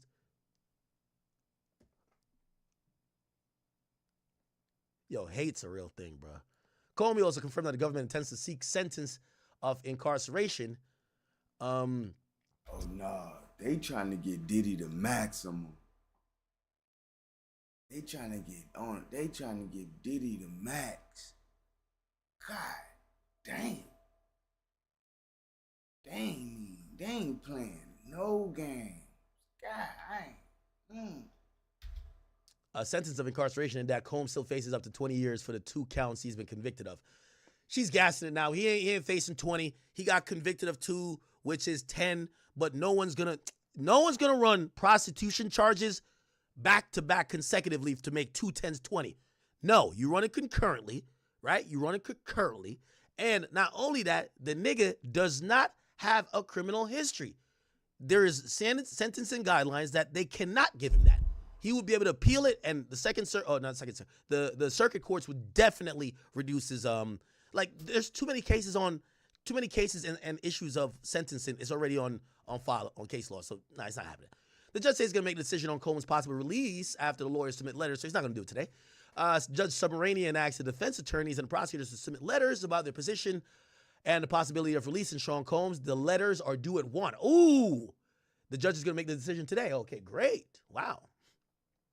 Defense attorney says Mark Agnifilo told the judge that Sean Diddy Combs was looking for potentially spending the rest of his life in prison, but he was acquitted of those charges. He's been given his life back by this jury. Agnifilo says Combs would be nothing short of a fool if he violated the conditions set forth by the court. And he says he treasures, I assure, the opportunity that he's been given, and he will not run afoul of anything that the court imposes on him. After the verdict, Combs faced the gallery. That's the freak off back, baby. That's the freak off his back. Clap. So he clapped to the courtroom before he was let out by marshals. He knelt down in front of his chair and he bowed his head like he was praying. Diddy, I'm going to be honest with you. Freak offs do got to end on a real man-to-man shit. It got to end. Dana Tran, she look like a nice little Filipino chick or whatever, wherever you got her. Just marry her, bro. Marry her. Hopefully she'll little freak that maybe like threesomes. Get one girl, bro. Get one girl and like 3 alternates, but just no 5 or 10, and no more escorts, or just get a boyfriend.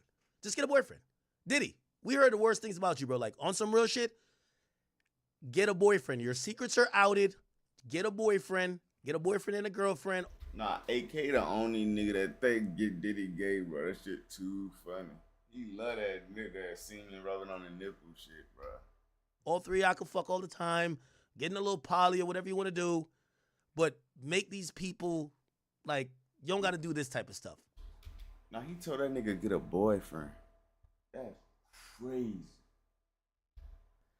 They locked you up because you freaky. Brother. And keep your hands off of these women. That's a fact. But other than that, yeah, just get a boyfriend. Get a boyfriend and a girlfriend, bro. Like, whether you think you're bi or whatever, get a boyfriend that you could play with his semen all day, draw your name in it. Desires. Participate, whether Jane Doe willingly did it or try to line Diddy up. They all wanted a particular place in Diddy's life that Diddy was unwilling to give. He was saying, I'm fucking all y'all. I do not care. And some of them got so salty when they got cut off, they were down to say everything. We get to find out, and this is just the honest truth I'm telling y'all.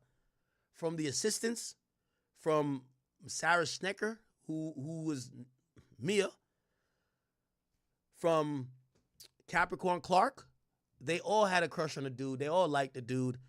Like, the friend of Cassie fucked Diddy. Cassie's own friend fucked Diddy and then claimed he raped her. And then afterwards was flirting with Diddy on messages. Like, come on, bro.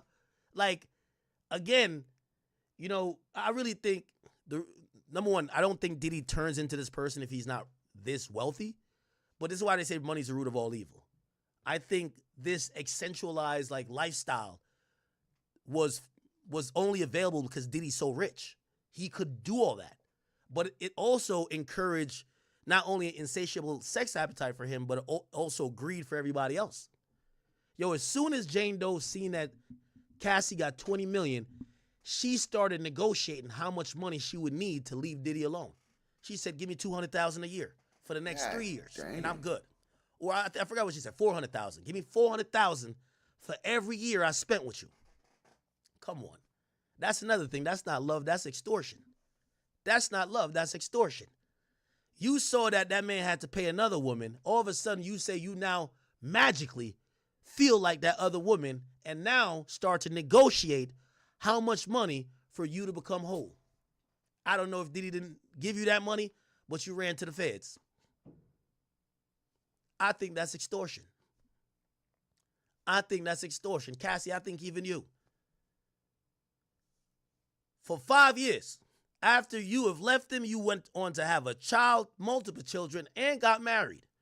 But until you move back in your parents' house with 2 kids and your husband, your husband, and 2 kids move back in your parents' house, you then do a veiled extortion play to contact Diddy to say, I'm writing this book unless you give me $30 million. Come on, that's an extortion play. That's an extortion play. I'm writing this book unless you give me the money. Here's the funny part about it. Took the money and the book never came out. A lawsuit came. The book never came out. It wasn't about a book. Like, you got to see these extortion plays. It wasn't about a book. It wasn't about a book. She wanted the money. She living back at home with 2 kids. Wah, wah. The house is this small. I looked it up. I won't dox her. I looked up her mama's house in Connecticut. Small as a motherfucker. They can't breathe. You stretch, you touch 2 walls. She not living at Star Island no more. There's no more jet. You're in the back of Spirit. Middle seat. Yes, it do hit different. Diddy's still on the gram doing it up. You're starting to realize, why did you leave Diddy for this fucking loser? And then he gets in your head and says, man, we need to shake this nigga down, man. Let's shake this fuck nigga down. It's a lot of extortion that was up in this goddamn case. Let's keep it a beam. It's a lot of extortion. It's a lot of extortion. Mia claimed she got raped, quit, and came back. How does this work? Lord help me. I don't know. Mia asked for $10 million from Puff. Come on now. $10 million? $10 million? Dawn Rashad, she was dying to try. She was hoping she could say that she was sexually assaulted. She was just mentioning other people's shit. It's like she copied the homework of everybody else. Oh, yeah, I was around for Cassie. I witnessed that. Ooh, I'm damaged. I'm damaged. Oh, he stifled my music career. Dawn Rashad, you ain't that talented. Get out of here. Enjoy poverty. Enjoy poverty, man. She coming up there lying like a motherfucker, just saying all type of shit. Then I knew this case was starting to get a little bizarre. When I heard Diddy is a functioning drug addict. He take crack, ketamine, 2C, heroin. He take everything. Cocaine, everything. Yeah, heroin. Which drug does he take is equivalent to the spinach that Papa be taking? Do I be saying that word right? He grabbed a chick and held her like this. Have you ever held a grown human like this over a balcony and that person never fell? You held them over a 17th floor balcony and then you lifted them back up with just your forearms and threw them into an area with furniture. That's some Hulk shit. That's what you see in the movies. I don't know how you could throw no human like hold him over a balcony. Come to find out, the day Shorty said it happened, Chad. We was OT. Diddy's in LA. Can't even get your lie right. This is crazy. I know the jury was back there like, what the fuck is this, man? You said a nigga held you over the balcony. You don't even know the day happened.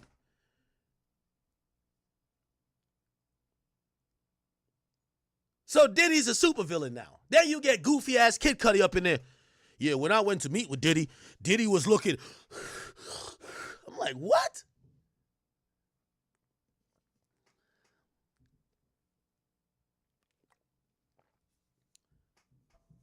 Then Cassie. Diddy was cheating on you. You were cheating on him. Diddy was beating on you. You was beating on him too. Now, I don't agree because obviously there's a power dynamic there. I get it. And then obviously it's a man and woman. I get it. So I have a lot of grace to that point. But still, Cassie was no goddamn angel too. Cassie was fucking 4 or 5 other dudes. Diddy was fucking 4 or 5 other bitches. They both was on some hoe shit. They both were freaks. They both were deviants. Jane Doe is such a hoe.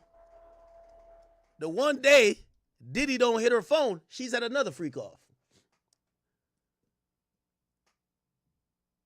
It's never been in my itinerary to just show up to a freak off. You're in another type of world.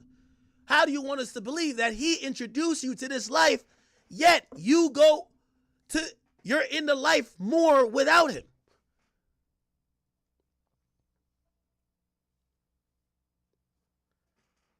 Where's my man at? Where's my man at?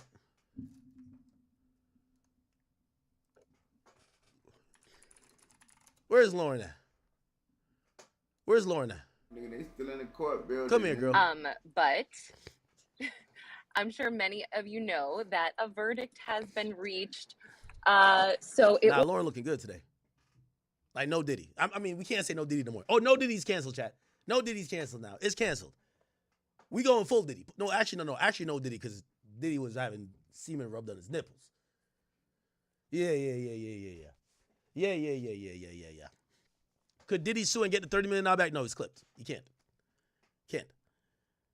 All she did was participate and cooperate in a federal, which I don't care what NDA she signed on a civil level for the $30 million. She's allowed to do what she does because in a criminal proceeding, it trumps anything civil. If anything, if Diddy's probably saying, bitch, I deserve a refund. That's what he's thinking. I should have never paid your ass and your ass would have still been broke. You'd have showed up with your big ass belly and I would have laughed at you in court and said, enjoy poverty, bitch. And yes, they're going to look at me like Chris Brown for the rest of my life, but fuck it, I'm a billionaire. But you'd have still been broke. I think that's what Diddy's thinking. I should have never gave you shit. Because Diddy gave her the money hoping it didn't get here and it got here and then he beat it. So now he's like, fuck, I shouldn't have paid this motherfucker, man. Was so intense. I mean, many of you've probably seen the news already, but he was found not guilty on racketeering, not guilty on the sex trafficking of both Cassie and Jane, and then he was found guilty on both of the Mann Act violations. So it was crazy. So it really, hey Carrie, good morning. Really, the jury got in around 9. I mean, I was in line in the security line at, I don't know, maybe 8:57, and I saw a juror, and so I'm like, oh, it'll probably be forever. But then at 9:52, a note came in, and we all ran inside the courtroom, and we just figured they'd be out. Hold on. I heard 50 Cent post. 50. He's coming home. You got to beef with him when he free and he rich too. 50. Diddy beat the feds. That boy a bad man. Beat the Rico. Okay, give it up, Fifth. That's a bad fucking man right there. He said he's the gay John Gotti. He's the gay John Gotti. What the fuck? Oh my God. Wait, Uncle Live? Hold on. I don't mean to interrupt you, Lauren. I didn't mean to interrupt you. How did he get a gay John Gotti? But where Uncle at? Nah, Unc be trying to take a nigga shine, bruh. He seen nigga with hold on, act like hold on. Hey, Unc be trying to take a nigga shine, man. Oh.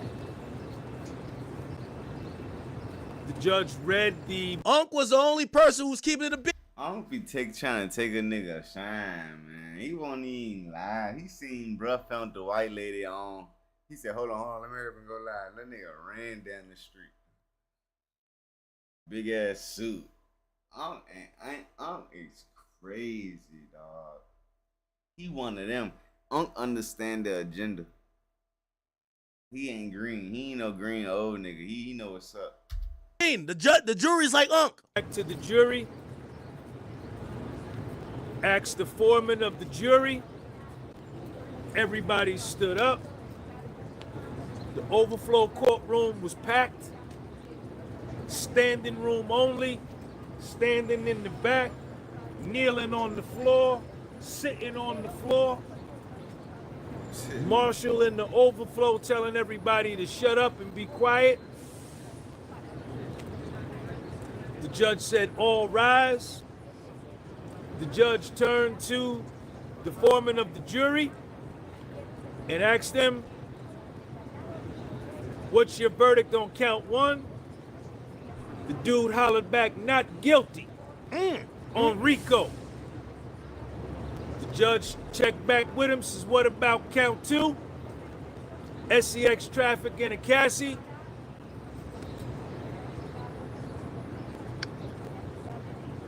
Foreman of the jury said not guilty. Let's go. The judge stopped back at him, says, what about the transportation to engage in the selling of a person? The jury foreman said guilty.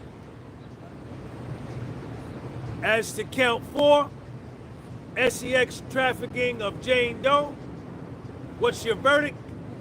Not guilty.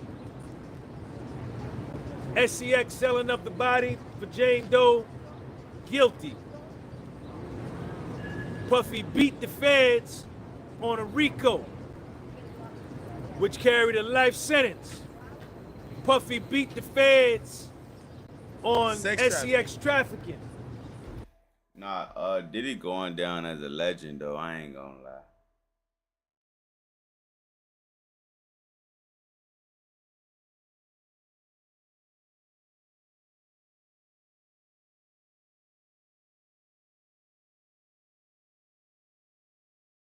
No bullshit. Nigga said if you let a nigga hit your blunt, that's drug distribution. Nigga, you better stop letting niggas hit your weed, nigga. Which carried a minimum of 20, 15. maximum of life. 15 to He life. beat him. He took him to trial and he beat him. Straight up, fair and square. Even though they cheated. Even though they cheated. How they cheat, Unc? Tell me how they Even though cheated. they cheated. Go ahead, pop it. Even though they cheated. Start popping it, Unc. Unc finna pop it. Even Unc though finna they pop it. cheated. Talk about it, Unc. Even though the feds cheated. He beat him fair and square. Now, Unc about to start popping it now. He beat him fair and square. Unc about to start popping it. Tenny Garagos is crying. Tenny start drinking. Garagos is crying. She blowing her nose. Wiping her eyes. Tenny Garagos is crying. They said not guilty? Not guilty. Tenny Garagos was crying. Puffy looking over at the jury, doing this to all the jurors. Thank you. After this, me and you. All Zone and Fitness. Huh? Like, I got pissed on for niggas who drizzling and stuff for baby oil. That's crazy. But you know, the baby oil be all slippery and shit, and I know the piss was just, I know that shit looked crazy, dog. I got the best coffee in the world. My coffee the best. All Zone Fitness. Thank you for the super chat. Mark Agnifilo. Mark Agnifilo sitting on the corner. Rubbing that shit in her hand, shit. He chilling like Matt Dillon, ain't robbing, ain't stealing. He just sitting there like, yeah. Brian Steele over there posted up like this. Yeah. Nicole Westmoreland sitting down right here. She just looking. Xavier Donaldson just looking. Jason Driscoll on the end. He looking. Alexander Shapiro over there. She looking. All of this, Anna Esteveo. She looking. All of the assistant U.S. attorneys is in the front. They just like head down trying to write. Puffy beat the feds, man. Puffy took the feds to trial and beat them. Puffy beat the feds, man. He's spreading the word. There's gonna be like a lot of people pressing for books. The judge then told the jury that you don't have to abide by nothing that you have had to abide by for the last 7 weeks. You're free to do whatever you want. If you want to speak to the members of the press, just be mindful and careful of the privacy of your fellow jurors. You're free to leave. You could do whatever it is that you want.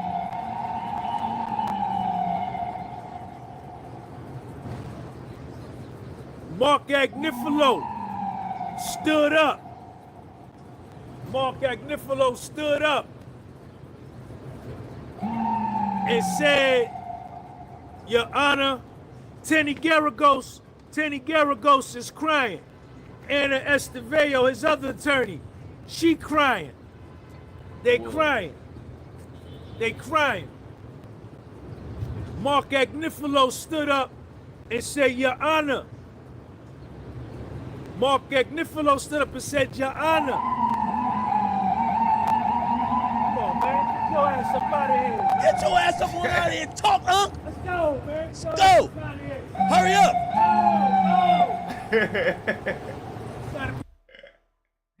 Ain't no Uncle Wiley.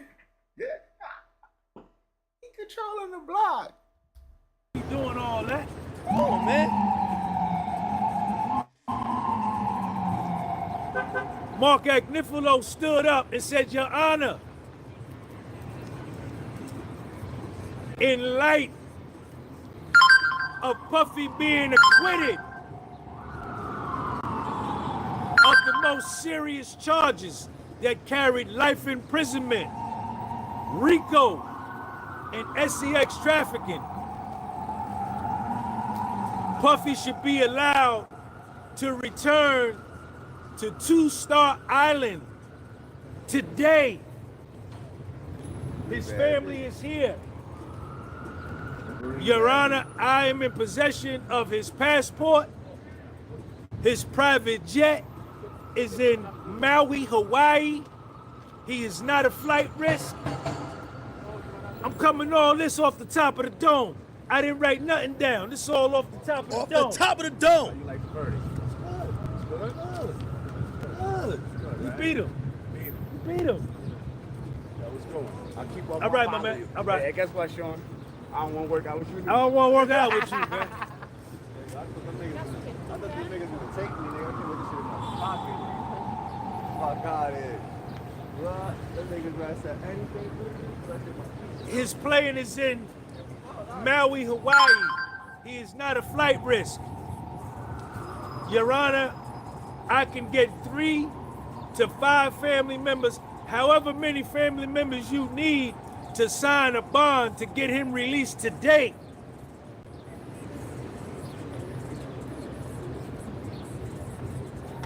This man was facing life in prison.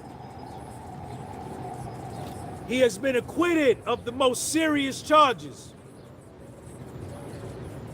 I propose some bail conditions, whatever Your Honor sees fit, but he should be able to return to his house in Miami today.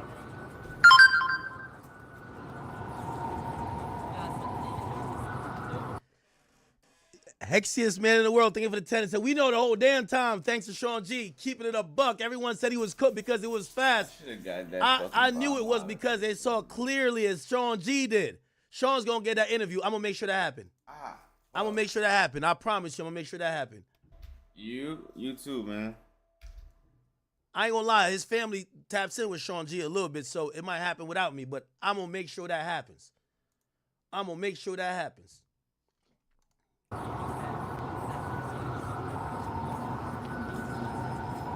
The judge started talking.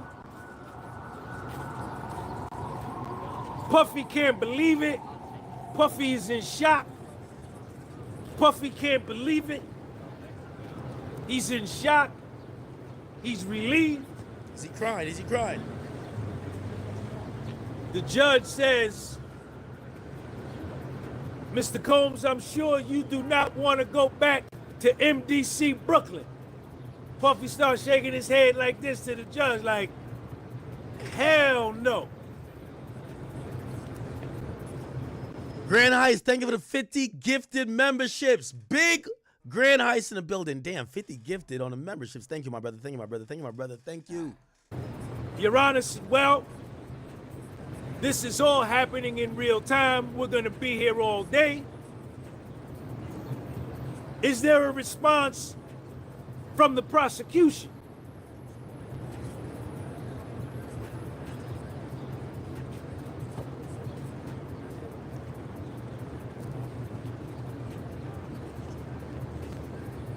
Maureen Comey stood up and said, Your Honor, I am against releasing Puffy today. He has still been convicted of some very serious crimes which carry a maximum penalty of 20 years. How she gets to the 20 years is that the maximum sentence of SEX selling of the body under the federal sentencing guidelines is 10 years. 2 counts, 10 years, 20 years. But she is putting gasoline on it, lighter fluid on it, because there's no way. They really trying to keep this man in jail, bro. That they're gonna run each of these counts consecutively. Facts. Meaning you do one sentence, and after that sentence is done, you do the other sentence. What they're gonna do is run both of those charges consecutive together. Concurrently. And whatever sentence that he is sentenced to, he will just do one sentence.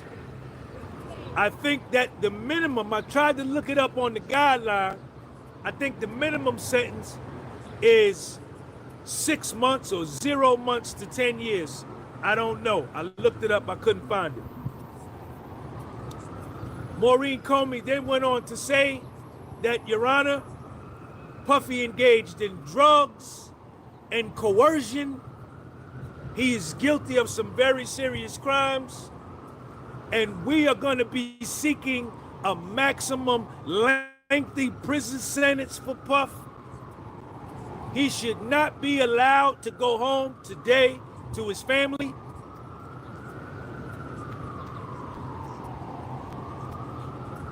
When he came to self-surrender, when we arrested him back September 2024, he had drugs on him.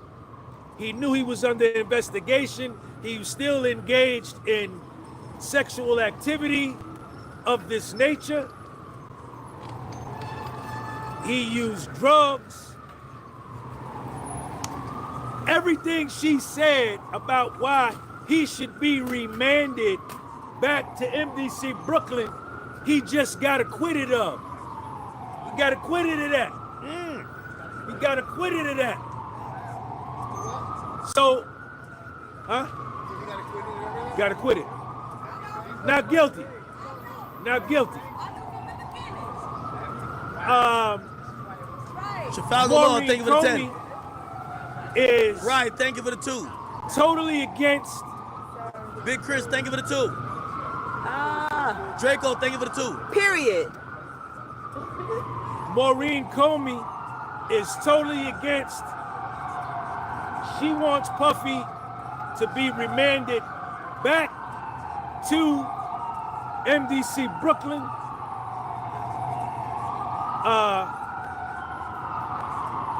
Mark Agnifilo. Well, the judge then said, well, why don't we do this?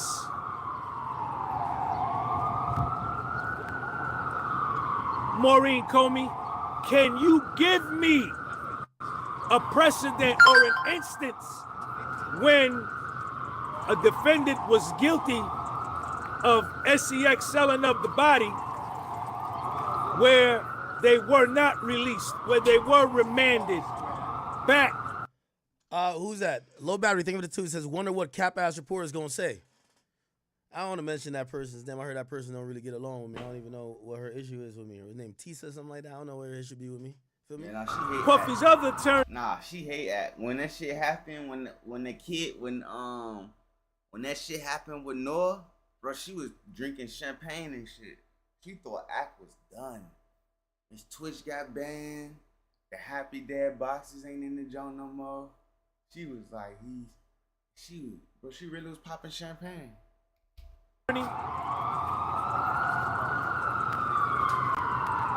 Dark Skin Jermaine, Jason Driscoll is already on his laptop looking up cases similar to Puff.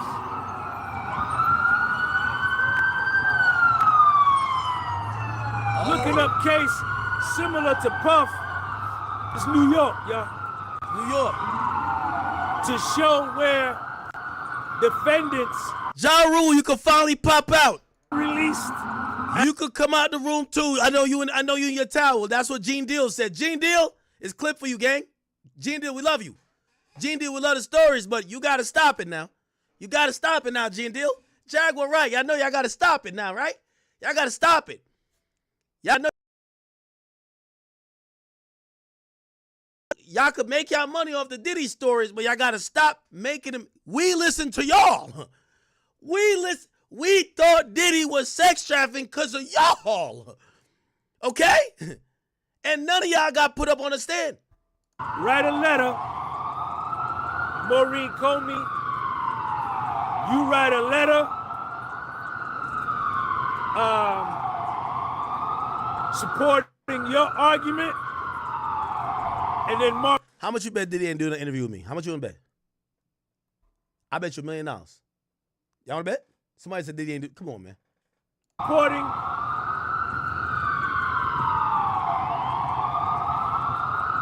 You write a letter supporting your argument. Get this motherfucker, man.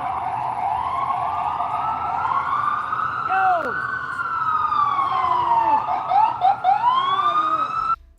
Somebody probably really hurt out there. Relax, man. I probably got popped.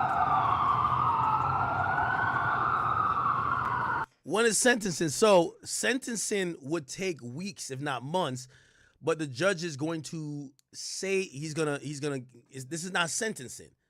It's not sentencing. He would give bail. So Diddy, because of the convictions and the amount of time he's facing versus the amount of time he's served, Diddy's asking to go free on bail until sentencing. Sentencing is probably going to be for 3 months. Maybe a little bit sooner. And it might be a posturing type of thing because whenever he goes in for sentencing, they want time served and they want to get some credit for him doing good on maybe house arrest. So he wants to get bail today. Bail. I Edit Project, thank you for the 10. He says, dope coverage. I love you, brother. I love you. Non-breaker, thank you for the 10. Says, Unc, I here directing traffic. I know, right? P says, If Diddy releases an album called The Freak Off, it's doing 500K first week. Diddy is back. Agnifilo said, I bet. But the rebrand for Diddy is going to be so crazy. More to say. The judge said, the judge said, Mark, I think the judge is leaning to let him out today. I'm going to be honest with you. To say. That judge is so fair. Agnifilo said that, Your Honor, Puffy has been given his... Hey, Miss 50 Cent, thank you for the 50 subs. God on damn. Kick. Big 50 on K-Town. K-Town, what up? By the way, I seen, who donated mad subs on Rumble? Would be a fool to violate any of the conditions that you set forth for him to ensure his release. I have his passport. He looked at Tenny Garrett. Yo, Formula, what up, man? Thank you. Tenny said, yeah, we got it. Mark said, we got his passport. He is not a fly. Hey, Miss 50 Cent, she says we need to charge Jane Doe for prostitution. He should wait for you at 1 o'clock. If Diddy didn't have the bankroll he has, I think he gets railroaded. The prosecutor put so much shit into this. They spent hundreds of thousands of dollars on a raid. They spent hundreds of thousands, probably millions, on parsing through what they call was so much data, so much video. They spent a lot of money. King Tommy, KT, what up with you? Great coverage, thank you. Nicole Westmoreland, Huck, Brian Nifico, Nicole Westmoreland, Huck, they all... Someone says, does Diddy have to register as a sex offender? No. If you get charged for interstate, you only get registered if he no. Oh, shit. Hold on, here we go. Huck, they all hugging each other. Puffy, get down on the floor. Puffy, get down on the floor. Puffy, get down on the floor. The chair right here. Puffy, get down on the floor and start praying. Start praying on the chair. All his lawyers, Anna Esteveo, she crying. She hugging Mark Agnifilo. Brian still chilling. He cool as a fan. Jason Driscoll, Alexander Shapiro, they all dapping up. And Brown Angel, thank you for the 10. It says, who will be the first to interview Diddy? I'm gonna be honest with you, I think he's gonna do a big outlet, but I think eventually he got to show love to everybody who was holding him down. He got to. He has to. Let me tell you this. I ain't even gonna lie to you, just off of the fact that 6ix9ine put me with him. Actually, low key, I want to call 6ix9ine right now. I'm gonna call 6ix9ine right now. Love Savage too much. I don't want to put him in.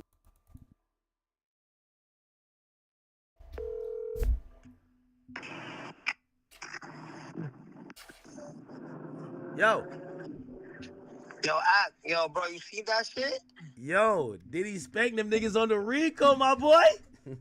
I know. First nigga to do it on a Rico. Yo. I know they trade right now.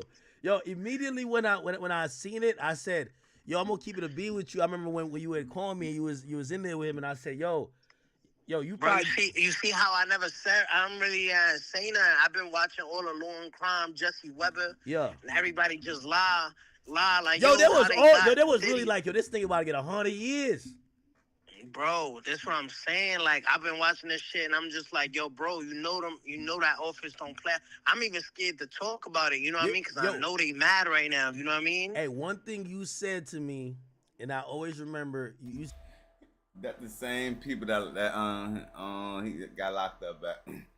That nigga say I'm scared to talk about it. I know them people mad right now. You said when you seen him in there, you say he was sleeping all day, you told him, you say, yo, bro, you gotta fight. And I ain't gonna lie to you, he fought. That nigga fought. He told me. We was praying together. He said, yo, he's like, yo, you don't mind if I pray with you, right? I said, nah. Then he was like, yo, bro, he's like, I'm going at him, full throttle. He was like, yo, I'm going at him full throttle. I'm gonna fight. We gonna fight this. We got this. He said, I'll see you when I'm out there. That's the last thing you said to me too. And I remember saying, Damn, like you think you getting out like that, bro? You know they about to give him time served. They might let him go at once. Nah, bro. Let me tell you something. This is how it go. He beat count 1, right? Yeah, that's racketeering. He beat count 1 racketeering. That's bro. You know what's RICO, bro? You don't gotta be there to know. As long as you know, right? Yeah. It's over. Bro. You beat a RICO, nigga. You beat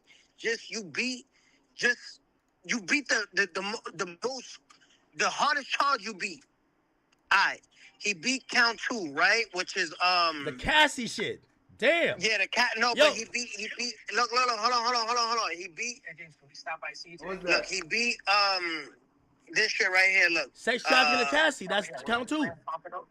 Yeah, sex trafficking, right, of Cassie, right? Then he count 3 is prostitution of Cassie. Engaged in prostitution. All right, so look, that if I'm not mistaken, that's a mandatory minimum. I mean, like, you know, when you take it to trial, they gotta give you 10 years. You know what I mean? No. That's wrong. There's no mandatory minimum for prostitution. There's a max of 10 years. It's max 10 years. Oh, all right. So my bad. Look. So it's a max of 10 years. He's getting those 10 years for that. Why? Because you wasted tax. Listen to me. Like, I know the law. You think they're gonna do 10? Bro, all right. So when you go to trial and you waste those people's time, those people mean the government. The judge at your sentencing is gonna, like, obviously the judge is gonna go based off how he feels. There's no mandatory minimum, but he can sentence you from anywhere to 10. Just off of experience, right? Experience. Mm-hmm. This is me talking about knowing how the BOP and the legal system works. They're going to give you those 10 years, bro. They're going to give you them 10 years. Now, if the judge says, yo, I'm the judge, I could go, there's no mandatory minimum on this shit. I could sentence you anywhere from 0 to 10. You got caught guilty on both Mann Acts, on count 3 and count 5. Yeah. He could get anywhere from 0 to 20 years because each one maxed out at 10.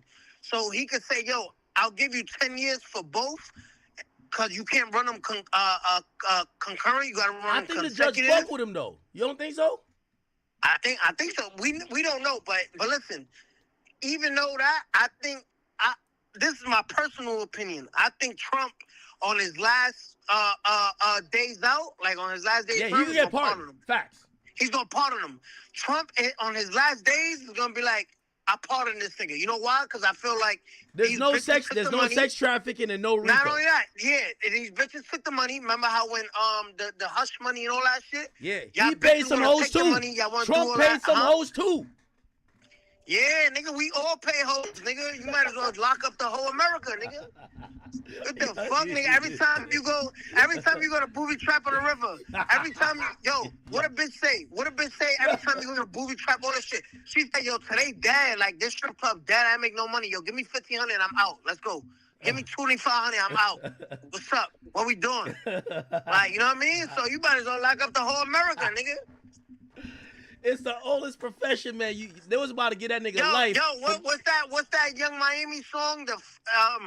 A bitch trying to get flued out for the weekend, nigga. Like, lock that bitch up. Like, you know what I mean? They bitches selling pussy out here, nigga. Yo, they was about to get this nigga life for buying some pussy, my nigga. And I can't even buy pussy. He was buying dick damn near. He was just paying niggas to fuck his bitch. You know what's up, nigga. If you don't buy pussy now in 2025, you're not getting them, bro. Like, straight up, like.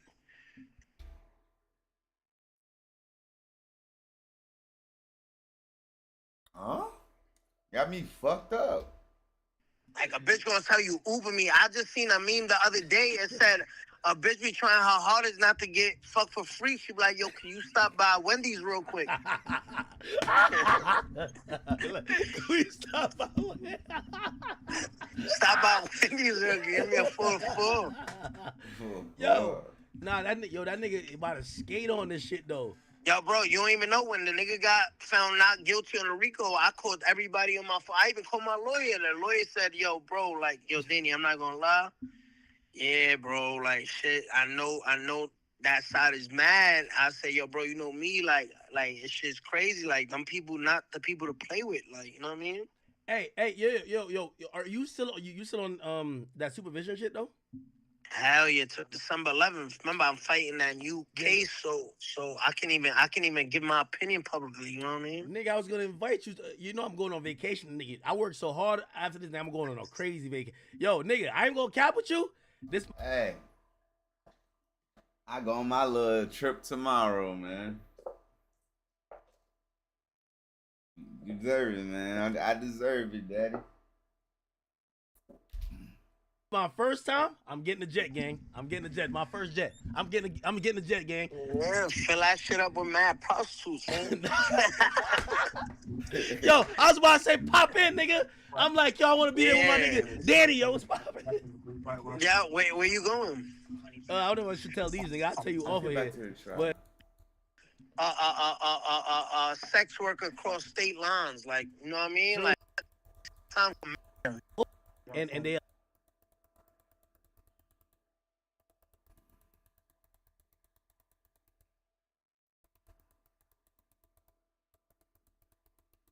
Nigga said you deserve it, daddy. Niggas don't know law. Might not want to have act. Go ahead. You know it's possible that they so mad that the Southern District of Manhattan, the prosecutors are so mad, they might grab 2-3 other victims and keep trying him. You know what I mean? Because they pissed off. Oh, you think they? Nigga said it's time. I mean they did that with R. Kelly. They charged R. Kelly in Chicago and Eastern District in New York. That shit just sound crazy. Like, and now, what if you doing like you just doing some shit, like you working hard, and your boss come up to you like, "Hey, you just got employee of the month." You're like, "Oh shit, that's what's up, man. Thanks." You're like, "Yeah, no problem, man. You deserve it, daddy." I'm like, "Whoa. Hey, come here. Hey, yo, take this shit back, bro. Take this shit back, bro."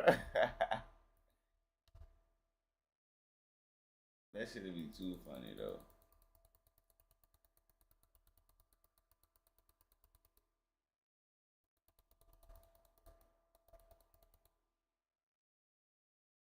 Him from Magnifilo, from all his attorneys, and they Lord Hybrid with the big 100.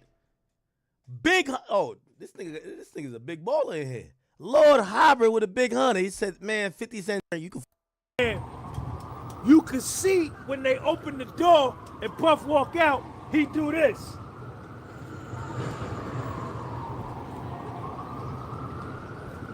Then everybody left the courtroom.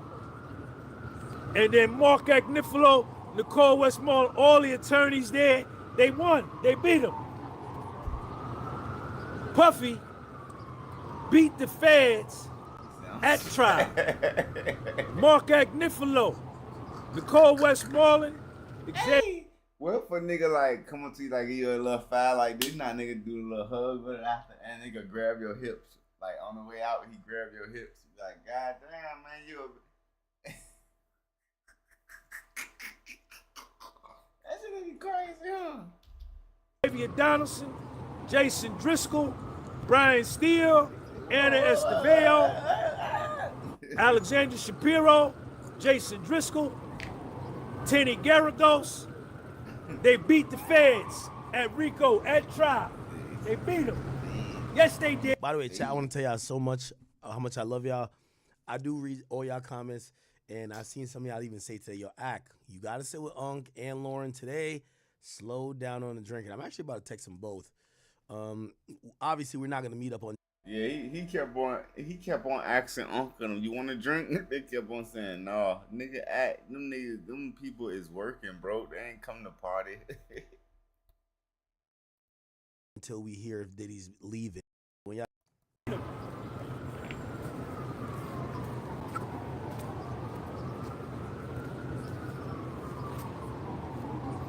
They beat him. I ain't gonna lie. This sounds so funny. I gotta play it.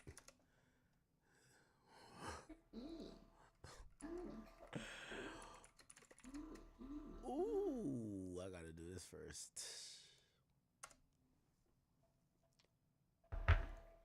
There has been just. You're willing to protect your own daughters? No, I wouldn't donate any super chats, right? But in people's hearts, the people. Shawty right here don't like Act. She can't stand Act.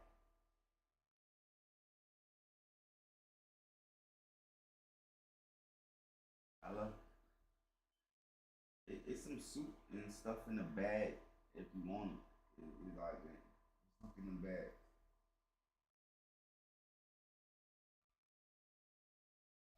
That are celebrating Diddy went free, keep that in mind. The friends and family you thought you knew that was staying quiet because they were too cowardly to come out and say the way what they really felt because they were like, oh, like maybe this might make me look like a monster too. The people that are now that you call friends and family that are on Facebook, Instagram, whatever, celebrating, giving hip hip hooray, doing whatever, take note. Take note, because this is the reality and this is what we need to live in. And this is what we're going to use to build. This is not the end for victims' rights. It's not. It's not the end for sex trafficking rights. It's not the end for anything that we're doing. I feel my heart breaks for anybody that actually knows what was on the line. For anyone. And this is why when they were doing the jury, they asked someone, have you ever been a victim of abuse? Has anybody you known been a victim of abuse? Do you work with people of abuse? Why did they kick anybody off that said yes? Because they wanted to keep the jury ignorant. Y'all know her? They wanted the jury to go in saying, I don't even understand. How is that? Okay, she could have left. They wanted to make sure that these tired narratives that has been... Man, people like this is... That's what I'm saying. It don't matter. Like, people like this, their opinion is their opinion. Like, it's like, you can't tell them anything. Like, it is what it is. Used to keep men and women abused and oppressed for decades. They wanted to make sure that it was a ball of ignorance, that not even an expert witness explaining what happened could act. But it spilled everywhere. He squeezed baby oil all over himself and then it spilled all over himself in front of him. That shit gonna be, what the fuck? Actually break through. If I could say anything about the prosecution's case, and I think the prosecution did. That nigga got a hoodie on with no t-shirt. Oh no, he wow. Unk ass me, wow. A hell of a case. But if I could say anything about the prosecution's case, I think they overestimated. I think they overestimated that people would do the right thing. I think they overestimated that people would apply the law. I think they overestimated that people would feel shocked and say that a monster that did these things should not be on the street. I think that is the only mistake the prosecution actually made. I think that's the only mistake that the prosecution actually made. The fact that they thought people would actually see themselves in someone else. I think they overestimated the amount of good, and I know I constantly do that in life. I've had my butt handed to me quite a lot. I think they overestimated the fact that people would, if given the chance, would 100% do the right thing. I think they overestimated that. I do. And I think at the end of the day, the fact that people are cheering that a known abuser, a known... But he won't on trial for abuse. Like, he won't on trial for domestic violence and assault and battery. That's their fault. Like, that's what I said. That's what I feel like he guilty of. But that's not what he was on trial for. It ain't our fault, bitch. The fuck? Sick. It's sick, but it is what it is. Welcome to reality, but it doesn't stop, right? It doesn't stop. We move forward. I get it, you guys. Ignore the trolls. The ignorance, again, the will of the many. My dad also told me, there's in life, right? 70% of people are sheep, and they just want to follow. And if you tell them, no, if you try to drag them out the cave, remember the cave? You try to drag them, no, you're looking at shadows. 70% of people will fight you, because how dare you disrupt their reality? How dare you disrupt with the truth, with the fact that they could be free? There's another 10%, right? So, hey, what's up? 70% are actually sheep. They want to follow. And if you try to tell them, guess what? I made a world where you can think for yourself, they will fight you because they don't want that. And then you have the other 30. Take a little shot of the tears.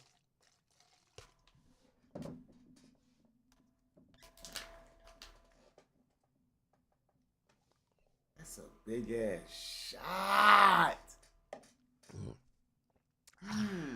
30%. There's 10% that they look at those sheep and they say, Drain Masters, what up? Said this was the longest humiliation ritual ever. They wanted real information. Puff took it to trial, spanked it. I can make those sheep mine. I can make those sheep mine. I'll tell the sheep whatever they want, and I'll bring them out to the pasture. And I'll make sure that the sheep work for me. I'll slaughter a few when I need to eat. I'll wear their hides. I'll do whatever I want, but I will use the sheep.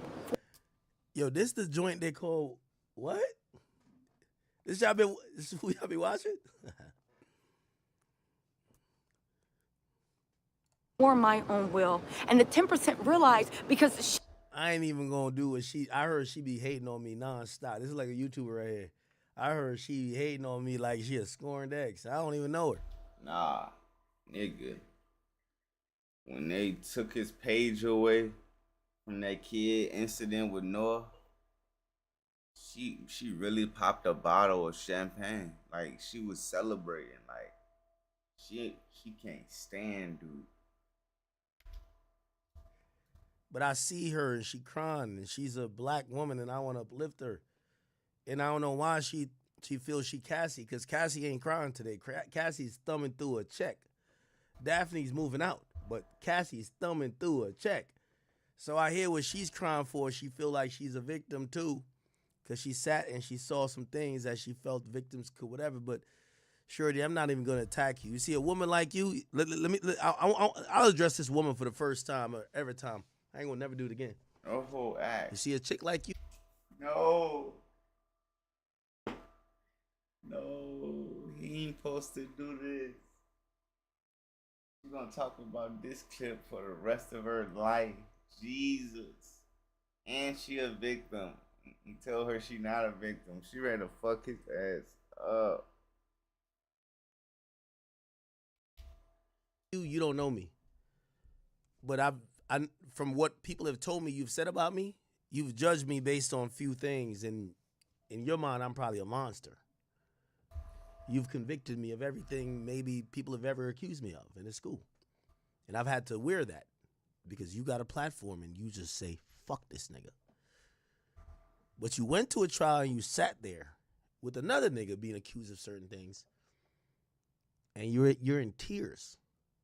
Because some other people, and it's not that y'all just seen bite-sized info. I don't think you would ever have a problem with me if we knew each other. I don't think so. But you went to a trial and some people had some other opinions. And let me tell you this is the truth. Ma, you good? My mom. Yeah, I don't know. She's went in my little mini fridge. I say this to you. I predicted this outcome, which happened to be true. But if Diddy was convicted, I wouldn't be sitting here in tears. I'm going to just be honest. I wouldn't be sitting here in tears. I'm not Diddy's mans. I would say Diddy is clear. A jury, I might not believe that because I didn't believe that. I told y'all what I thought. The jury think you did these things, my nigga. You a man, you got to stand accountable for it. The thing with somebody like you is that y'all wear y'all emotions on y'all sleeves, and, you know, y'all are super judgmental, and, you know, when things don't go y'all way, y'all are victims. The trial ain't go your way, but are you a media personality or are you a victim? You crying like this is the reaction maybe Jane Doe or Cassie should have, or maybe Mia, or maybe Capricorn Clark. Why are you so emotional? If you got a abuser, you should probably file a lawsuit against him. So what are you here doing?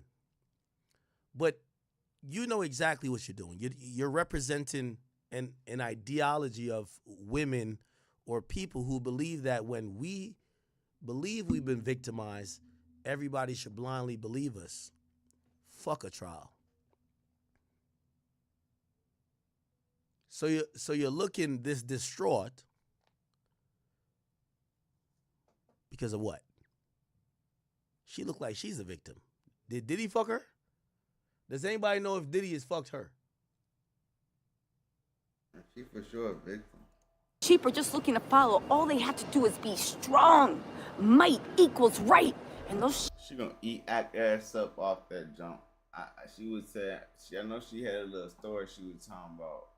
But Shawty is one, I think. sheep will follow along. And then there's 10%. They see what's going on. They see the sheep. Man, shut your stupid ass up, man. Things that I was. This is how Diddy finna walk out. This is how Diddy finna walk out of that fucking courtroom today, gang. If he's released. I don't think he's gonna get released, but I ain't gonna lie, the liquor is hitting. I ain't gonna hold you. This is how Diddy finna walk out.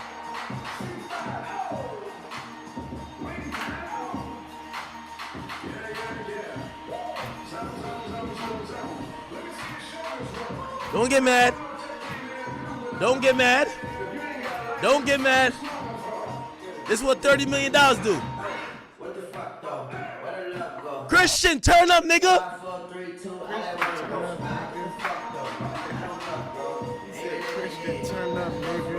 Go ahead, Christian. All right, Justin, what you doing? Hey.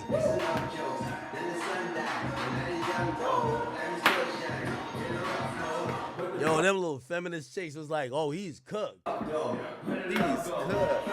Hey. He said he's cooked. You know, Act gotta shut the fuck up, dog. He be too drunk. That nigga said, he said he's cooked. Hey. That's another thing, and just honestly for me to y'all. Nigga be too drunk. One thing about, like, let's say the Diddy case. And, you know, I'm going to meet up with Lauren Conlon later. You know, I never want to feel like I'm cornering Lauren. Lauren's an amazing, beautiful woman. If you don't know, she is married with I believe, multiple kids. We joke around. I do think she's beautiful, but I'm not trying to, like, pursue her like that. Like, I won't disrespect her husband, nor disrespect the fact that she has a family, honestly, okay? And you could ask, I'm not doing nothing inappropriate. When the camera cuts, we'll take a picture, and we're out. There's nothing weird, okay? But I do know that there is a group of women, not necessarily Lauren, but there's a group of women who they felt that Cassie getting justice is their justice. And for those people, I weep and I'm sorry for you. The reality of the situation is that you're not Cassie. You're not that situation. And it doesn't mean because Cassie didn't get the sex trafficking charge proven for her means that you're not a victim. I don't know your situation, but I do want to empower women, whether it's my chat queens or otherwise. Hey, man. Don't look at representatives. What that nigga Aaron if you feel that you've been victimized and abused, you should go and pursue it. What I'm trying to say is that if you're looking as Cassie, as the person who you felt represented you, she's not your representative. I can't even say that shit. The courts have ruled she was not sex trafficked. What he be saying, man? She might have been prostituted, but she has not been sex trafficked. And prostitution, there is an implicit agreement with the person who's doing the prostitution. There was nothing by force, nothing by coercion, nothing by fraud. There was no RICO Act. There was no aiding and abetting. And for the women, and this is why I don't want to put it to any particular woman, don't take this as, oh, this is niggas like saying fuck y'all bitches. No. They're actually victims of sex trafficking, victims of sexual violence. We love you. 100% we love you. And I implore you guys, don't tie what you think is your perception towards someone like Cassie. Cassie never called the police on Diddy. She received $30 million and then was compelled to testify to try to put this man in jail. And she still said, I still have a lot of love for him. That's not you. You ain't getting $30 million. Maybe your pain, your suffering, whatever you're going through, maybe you will look at it different if you've healed and you've done shit and you get $30 million. You're not going to get that. Don't compare yourself to Cassie. You're not Cassie. Cassie is someone who today y'all think is probably like, oh my God, I didn't get justice. Cassie never went to the cops. She went to Douglas Wigder and got a $20 million settlement from Diddy. That's not going to be you. If you think you're a victim of sex trafficking, domestic violence, anything to do with taking advantage of you, listen, I love my chat queens so much. I ain't even gonna lie to you. I hate to even say this. I respond to my chat queens more than I respond to my chat kings, just because I know we don't have that much of them, and I feel like the men outnumber the women here. But I try to show them love and support. But I don't want y'all to feel like because this case is going down as it is, it's an indictment on men and women relationships. No, this is an indictment on Cassie. Cassie went through all this and spared this man multiple times, never called the cops, never made it was clear that, hey, you're forcing me to do these things. I don't want to do it. Jane Doe was more of, oh, I don't want to do it. Cassie literally said, I'm doing this because I don't want you to do it to another bitch. So I just want to say to all my chat queens, any woman that could be watching this, I hope y'all don't think I'm insensitive. I hope y'all don't. I love y'all sincerely from the bottom of my heart. Let me tell you this. My channel, as much as my niggas is in here, my chat queens buy the most of my merch. They support me the most. My chat queens, I promise. You know, sex I'm trafficking, not here to traffic everything like that. And basically, I'm also Tristan Tate. And the idea with go that is that along with propaganda. They would lure. This is what the make prosecutors men are dichotomized. demonizing. And the remainder would claim evil people. Cassie was domestically abused. She was hit. There was a lot of things that happened to her. The unfortunate reality of it is that I don't believe none of that was a federal crime in what was charged. I hope you can understand the difference. So if you hear me playing some Diddy shit, it's not that I'm saying Cassie, fuck Cassie. Never. I'm not saying that. Nah. That's why I keep saying I do believe she deserved the money she got. The rest of you hoes, you kick rocks. Cassie did deserve that bread. She went through a lot. However, on a criminal level, I don't believe Diddy's a sex trafficker. I don't believe he's a racketeer. The jury agreed with me today, but I don't want to be insensitive to women who might feel like this is the epitome of our voice not being understood, okay?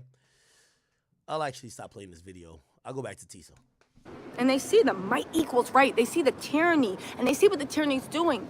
But they just look because they're observers and they're interested. They're like, how could the sheep do that? Oh my God. They watch it like it's a football game. They see what's going on, but they choose not to get involved for whatever reason. But they see clearly what's going on. They're not sheep. And then there's the 10%, and that's us. There's that 10% that you say no. You want to wake the sheep up. You want to wake the sheep. The sheep are fighting with you. You're begging them, please, you're going to slaughter. Hey, what's up? There's the 10% that you see what's going on with the tyranny. And just like the other 10% that's just sitting there, you see, but you're like, no, not on my watch. You want to educate the sheep. You want to help the sheep. At the very least, even if the sheep fight you, you say, I am going to create a world where the sheep can be free and happy with their dumb selves. But happy, dumb sheep, right? Happy, dumb sheep. And the tyranny always try to mobilize. The 10% that are the tyranny of evil men, they always try to mobilize the sheep to move against the 10% that want to make the better world something for everyone. But it's okay, you know? It's okay. And this isn't about the Diddy trial, because at the end of the day, I stand with everything I say. But it just shocks me the way, like, wow, people really don't care. But you know who does? We care. And we're here. And, you know, my heart breaks for everybody that was a victim of abuse. My heart breaks. Oh, shit, she crying. Because Diddy beat the Rico. For everybody that risked themselves and stood on business. My heart breaks. And you know what? I'm going to stand firm. And it's okay. And people can cheer that a monster went free. And it's okay, because there's going to be a next time. And this was, like Lovely T said, it was a wake-up time. It was a wake-up call for everybody in the industry. It was a wake-up call that we need to do more work. It was a wake-up call that people will say one thing and go into the voting booth and vote for another thing. It was a wake. You know what? This year I've been on my pop out and show niggas type of vibes. Yo, Tisa, I ain't gonna cap with you. I know I never watch your content, I promise you, day in my life. Like, I'm playing your shit now because I do know you do whatever, but I don't watch you. I was trying to, because I knew you're at the court, but my audience told me quickly, like, you be hating on me. I don't know what you be saying about me, but I just imagine it's bad. I'm going to keep it a beam with you. Oh, nah, she be wildin' that. I'm on my pop out and show niggas type of era this year. I want to sit with you, though. I don't know if you're down to sit with me. I want to sit with you, and I want to have a constructive conversation because the way you talking about all this victim shit, and I agree, there are actual victims, but like this tearing shit, I would love to sit in front of you. If you want to have a moderator, we could do it. You're in New York. You know, Lauren Conlon and motherfucking Unc. My shit right here. I want to sit with you. I don't know if you're down to sit with me. I would never invite you to sit with me if I intend to disrespect you, just to let you know. But, you know, again, despite whatever you said about me, I want to sit with you. I want to have a logical conversation. It could be a debate. Because at the end of the day, I definitely believe that law and order should rule the land. And if someone is saying some shit or whatever, feelings, emotions, agendas should be put to the side, should be what's proven in trial. I'm down to sit with you about this trial. So somebody tell Tisa that I'm down to sit with her. She could have the moderator of her choice if she needs a moderator. I don't know if she needs a moderator, but I'm down for her to get a moderator. And I'm down to speak about the facts of this case. Now, the reason why I'm down to speak about this is because, Tisa, again, I don't know you. It seems from what I've heard, you don't like me. It's okay. But I never went into this case that was super emotional. It doesn't emotionally bother me, or I don't give a fuck if Diddy's fucking 30 girls or 2 girls. I don't care. When I see you crying, it feels it's emotionally affected you. However, I'm down to have a very one-on-one debate. It's a debate. This is not, keep your Kleenex over there. We will speak about the facts. Here's the thing. You have a up on me. I've never been to court. I ain't never been in that trial. I ain't never seen Diddy in there. But you have. We could debate on this particular trial. Told y'all, chat, I booked the jet. It ain't this week, so I got some time. I booked the jet. It ain't this week. I got some time. Someone let Tisa know that Ak is down to. I'm telling you, she gonna smoke your ass, Ak. Speak to her or debate, if she needs a moderator, cool, about the facts of the case. Her boyfriend gonna beat your ass. I'm gonna say this one thing before I continue to play this, then I'm gonna go back to Unc. Chat, I'm gonna be honest with you, I love all y'all in here. I love y'all so much. I was incredibly proud of how I approached this case. I thought it was gonna be charges, the process. Down there were reporters. I'm in the overflow. Joint. I'm in the overflow. All the people that wanted Puffy to get convicted, they writing like this, y'all. They shaking their head like, I can't believe it. People was hurt.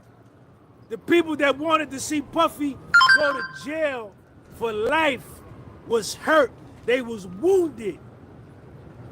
Even though witnesses perjured themselves on the stand, even though witnesses lied on the stand, even though there was prosecutorial misconduct, even though false testimony, they still wanted Puffy to go to prison for life. They was hurt.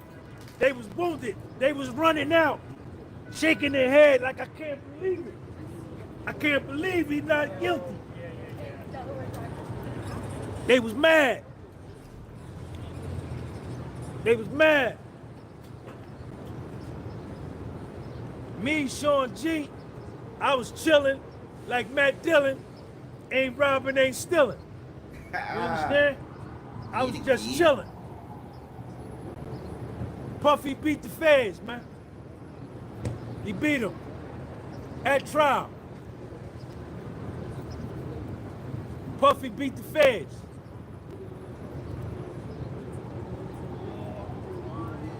He beat him.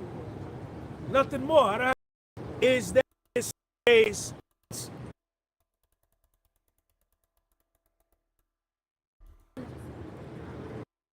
Hey, nah, AK be crushing. Who the fuck is this?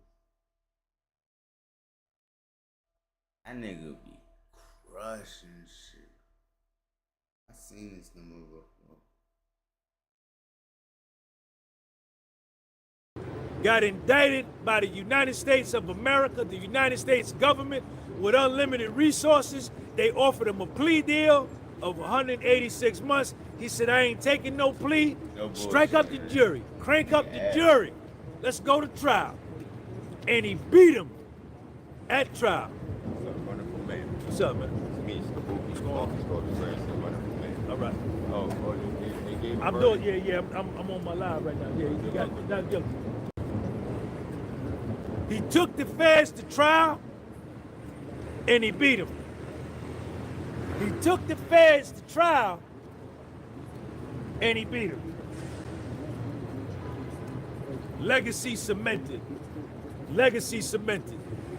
Sean G, podcast was... Okay, the internet people on their way.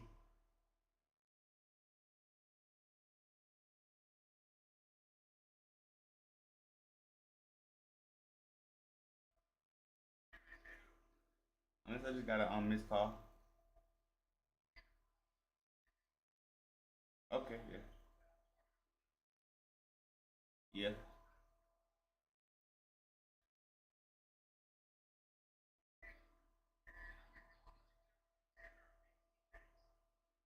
Oh, okay, thanks.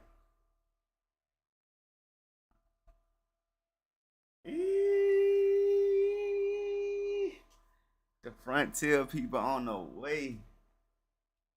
So, don't never stop. Don't never stop. Peace. I'll see y'all after 1 o'clock. Oh, my bad. Coming in the courtroom that hadn't. I mean,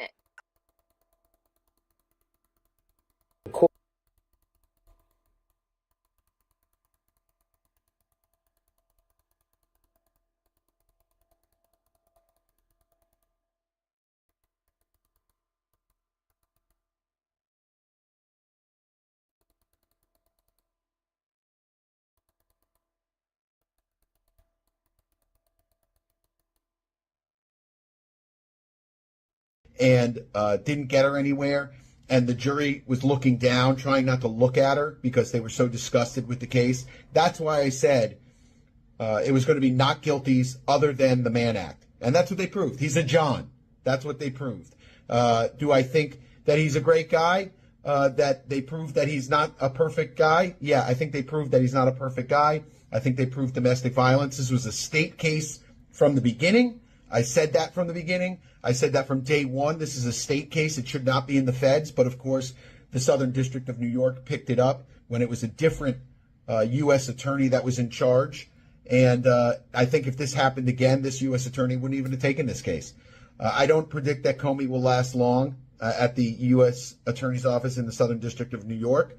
But he is entitled to bond. I think that he should get a bond. It is under the judge's discretion of whether or not to grant the bond. But $1 million and a electronic monitor should suffice for him to show up at the sentencing. Let's talk Diddy bond. That's my man right there. I agree. Need as much now. There were so many people here. I'm going to guess around 200. It could have been carry out charges against. Curious as to what they were thinking, or if they were just completely hung up. That.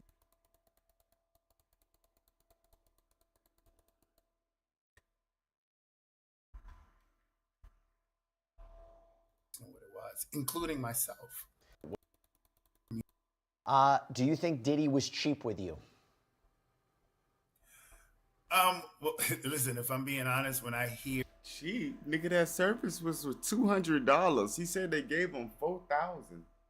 He came for a $200 job, but they gave him $4,000. Nigga, what? Hear some of the other guys getting $5,000, $6,000. Obviously, that would be the first thing you think. Criteria that trial and this was, and this never happened. I didn't get any issues. I went cooperating because I did have work. I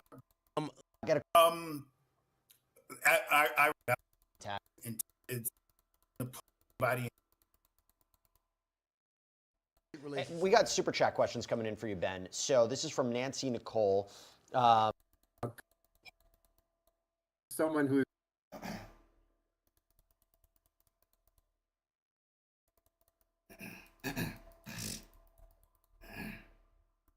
what the fuck is, if I'm in Paris, baby, I miss you. I'm gonna send you a flight. You get what I'm saying? So, nevertheless, listen. They were definitely trying to criminalize flying out. I ain't even gonna lie. They were trying. Yeah, so, and which was crazy because it's really a gesture of being a man. If a man want to see a woman, you supposed to sing for her. Yeah, like if I meet a girl and she living we long distance and I want to see her, you can't get her a ticket so she could come see me. Like what the fuck? Supposed to provide ground, provide food, room, board. You supposed to. So you know it's a good thing. You know he did it up under a year. He be all right. I think worst he gonna get is 33 months. I believe they're gonna let him go.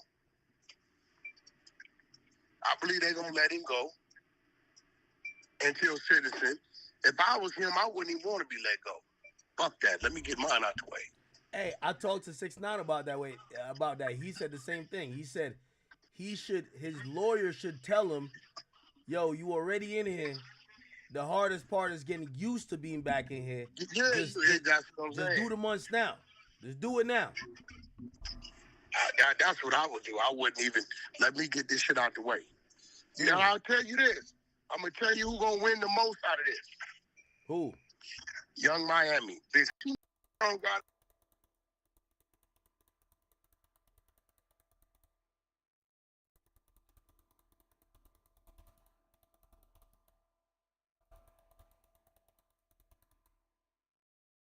In the sentencing proceeding, giving the jury's clear verdict acquittal of Mr. Combs of the RICO conspiracy and sex trafficking pursuant to release today on bail.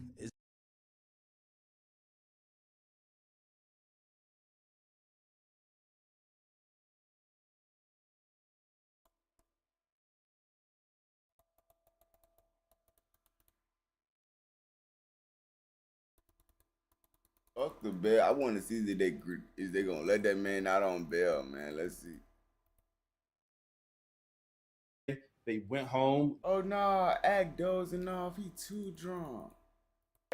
Is there baby oil present? Confirmed. Yes, there is. Across the street from me at the courthouse, and I'm stuck here, basically. Then across the street at the court, but they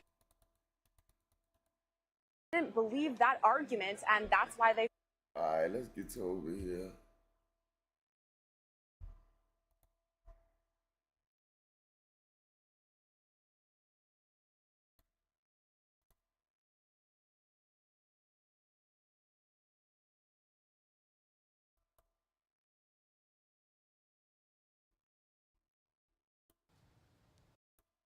Oh, Not I'm going live to yet? share that. I'll be able to see.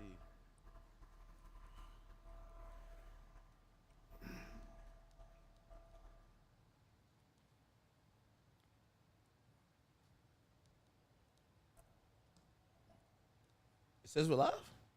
Oh. I didn't see it on YouTube yet. Hold on.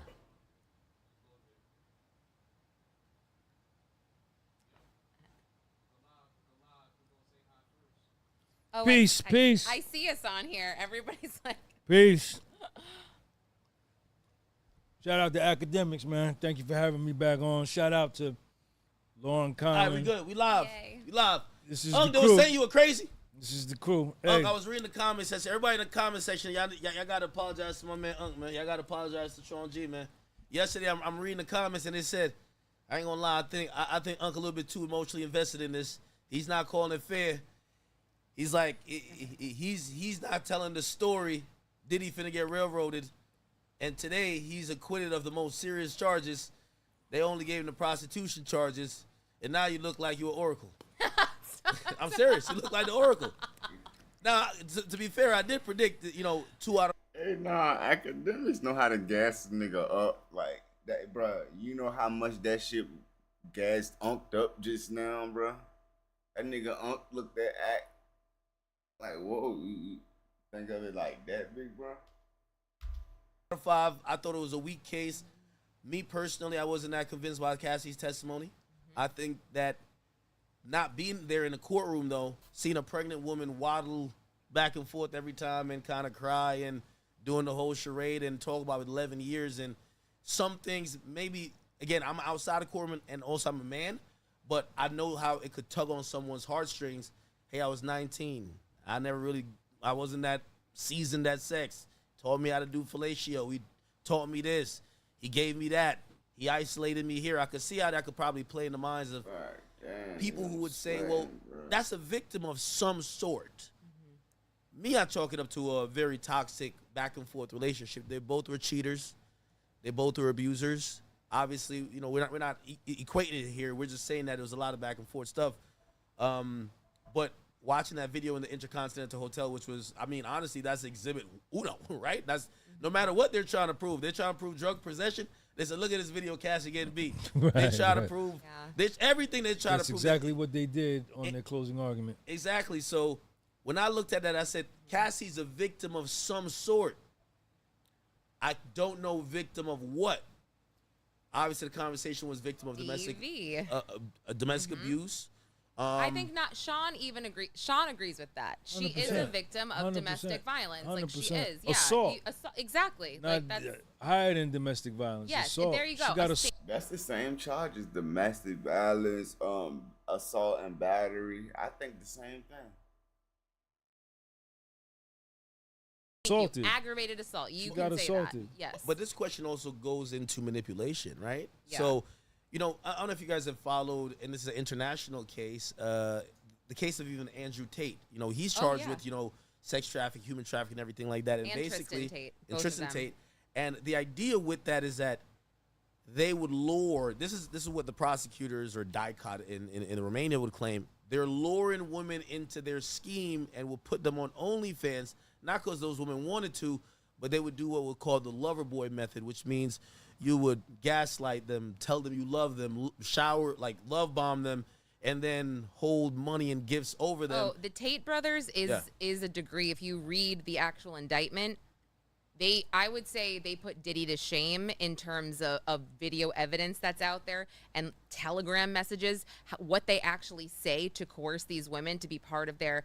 They actually say, like, you should. They instruct other men to be really like horrible to a woman and then have sex with them and then teach them how to continue to be mean to them, have sex with them, and then have these women do whatever you want them to. They teach a course on this. It's called like the pimp and hose degree. I'm not kidding. It's literally called the PhD.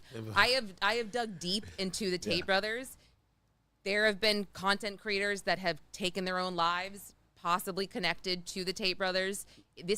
That is very serious, and that is actual trafficking. But let me ask you a question. It is. But all of that is still based on this idea, which if we look at this Cassie case, it's the same thing, right? No, I don't think so. Diddy's in a relationship. It's granted, a lot of those women with Tate and his brother believe they were in relationships too. It's all about manipulation. So this idea with Cassie, why would we ever think she was sex trafficked? Cassie literally was telling us that she was stuck in a cycle. She was beholden to a man who controlled her finances. She was scared of him physically, and he basically would manipulate her that she wouldn't leave. Because the idea that everybody kept saying, 11 years, why don't you leave? Was the door shut? Man, arrest all of them niggas. Hey, brother, Wacth got me throwed off, bro. I ain't gonna lie, bro. Hold on. I think the internet people outside. Hold on. Was there cuffs on the ankle? This was a common sense verdict. I mean, we talked about this. 8 men on the jury. Men, you are creatures that if we tell you something, like a female, you say what's wrong, and we say nothing. Generally you're gonna be like, all right, nothing's wrong, and you're gonna walk away. Even though inside we're like, ask us more. Something's wrong. If Cassie is telling him she wants to do it, in these text messages, in these emails, whatever, and this turns her on, XYZ, these men on the jury are looking at that and they're like, oh, well, she wanted it. Simple as that. It's the common sense verdict, in my opinion. And like, I feel like a lot of people are disappointed in the verdict that are abuse survivors, and I feel for them. I do. Sex trafficking survivors. However, he was not on trial for being a scumbag that beats women, right? That was not what this trial was. So, and also, I think, I definitely want to have some reverence to like all women or all survivors of abuse out there. But yeah, y'all can't pick the biggest freak and just say this is y'all representative. Like, some of y'all have really gone through some trauma. Right. Cassie and Jane Doe is just not the ordinary people who were victims. Like, I think that this case bore out the evidence, right? And obviously, I think all three of us here, in our own ways, we have literally parsed through days and weeks and months of testimony, and you start to realize, well, that doesn't make sense. So if let's bring in Mia, for example, and then we'll get into like the verdict which you guys observed today. Like, say Mia, for example, be like, well, if you say he sexually assaulted you, why would he say, if you don't call me back, I'm about to tell your best friend that I sexually assaulted you? That shit don't even make sense. No, it did not. So again, it comes back to common sense. But let's fast forward to today. Yesterday was almost a little bit anticlimactic, but it could have gotten there. We received notes at the end of the day, a huge flurry. You left out of here in a huge rush, but the jury ultimately did not come back with a verdict. We left yesterday, and we left off this broadcast with the thought that there could have been a verdict, but they were hung up on one charge, which was the racketeering. At the point of yesterday, and then we'll continue into today, your energy was a little bit off. You weren't feeling good. I could tell. Yeah, I was worried. I went home after leaving off of here, and then I looked at it, and I went and I pulled the indictment, and I said, if trafficking and prostitution are two of the predicate charges supporting the RICO, then he can't be guilty of both, because then it'd be an automatic conviction on count 1, right? So I said, it's got to be 1 and 1, right? And hopefully it is just the prostitution, which carries the lowest sentencing guideline. And maybe they were hung up on the bribery, the drug possession with intent to distribute, the arson, the obstruction. And then when I was walking to court today, I said, it's got to be that. And I said, if they come back with a not guilty on the RICO, even if they come back with guilty on the prostitution, it'll still be a good thing for them. But I want to say last night I also went home and researched the subpoena. Cassie was, her phone and everything, her memoirs was subpoenaed by Puffy, by the defense. Because me and Lauren were going back and forth yesterday about what she subpoenaed, did she volunteer? Her memoir, everything that she owned that concerned the case got subpoenaed by Agnifilo. Her lawyer tried to get the subpoena thrown out, but was denied. Now, did she personally get subpoenaed? No. by I the don't know. government? No, that is the answer. No, I'm telling you. Do you got any proof of that? Yes, because Where's the I proof? asked them directly You today. asked who? I asked the NYPD agent behind me. I already knew the answer. I wouldn't come on Who's here. the NY? What is the NY? The guy behind me who works with HSI, the guy in the courtroom. It's fine. The thing is, guys, I wouldn't be Well, so do you think confident. she engaged in a proffer? Like, there's multiple ways. I am not talking about that. We don't have to get into this. Either way, she was not subpoenaed by the government. That is, she was subpoenaed by the defense, sure, for all her financials and whatever. But when it came to the government, she did not have to testify. We don't have to go into it anymore. But that's just a fact. That's it. And no, so that's now not a fact. How is that a fact? Because you spoke with somebody. No, because some NY everybody, you No, can ask anybody. That's not a fact. Okay, well, we don't have to get into it anymore. All right. Yeah. But that's. I think there's she some was not. nuances She there. was not like she was not officially like. If you don't testify, we're gonna get a grand jury to indict you on X, Y. Like that's not. And by the way, I agree with you on that. I agree with you on that. I just believe that there's a million different ways to skin a cat, so to speak. But I do think there was some compelling. I will say this, just to not, stick on that point because we did argue about it. Yes, for a we're while. good. We can be. As you had said, and I was wondering, and I think Maureen Comey tried to make it in her rebuttal. And you had mentioned, and I heard many people mention, they said a bunch of New Yorkers and Mark Agnifilo, he spoke to common sense New Yorkers. And I think he's a New Maureen Yorker. Comey tried to make it a technicality thing. Hey, it's possession with intent to distribute, even if he gave one hit of the joint or one pill, which when you get that technical, it loses common sense because these laws on the books are, in a common sense way, meant to actually attack criminals, not basically get people in jail on technicalities. For 30 years. And it appears that today we got a common sense verdict. You guys were there. I want to, in both of you guys' words and from your experience from going in this morning, what's the energy? And whoever want to start. Would you guys Tell me about. I'm curious about the overflow. Tell me what was going on in there. If they were people nervous, The overflow was packed. People were standing up in the back. People were kneeling down. People were sitting on the floor. And this was what is about 10:16, 10:17 around that time. And how did they tell people in the overflow there's a note? Well, we were sitting there. The whole it starts at 9. So well, the everyone's overflow's got kinda, the TV on, and then you can hear the sound. Okay. And then all of Puffy's attorneys, and a lot of times the assistant U.S. attorneys, for some reason, they hang out in this room on the 24th floor. So somebody saw all of them come out and go back up. So there's like, they all left and went to go back up. And we went up, man, and Submarinian came in. And he asked the deputy to get the note from the foreman of the jury. He read it. He gave it back to the foreman of the jury.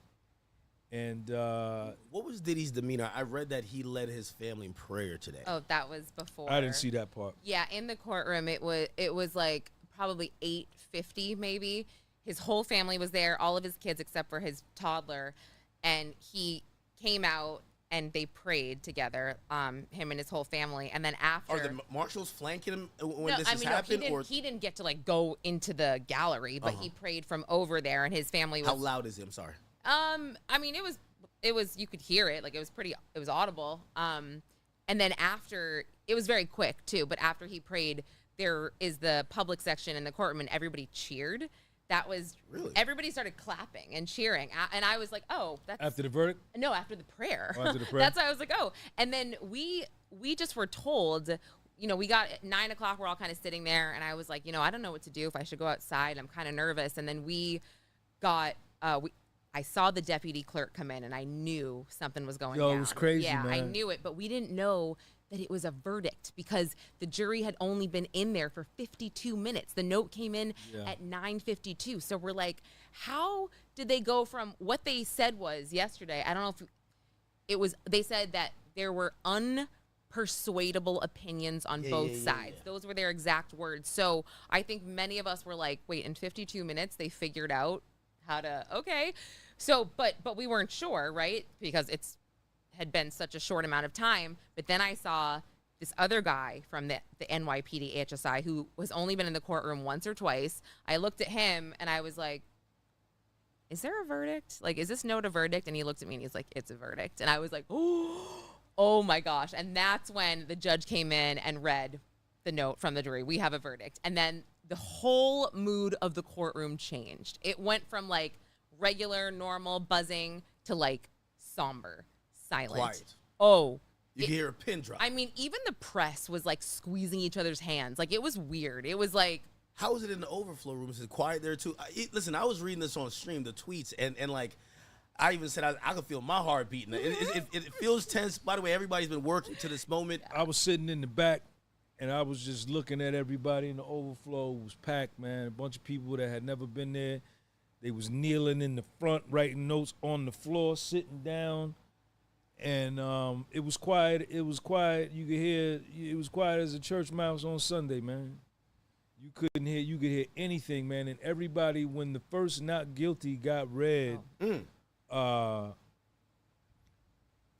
people were just like stunned, man. You know, I was like, oh shit. They said not guilty. Then they read the second charge, not guilty, sexual trafficking to Cassie, not guilty.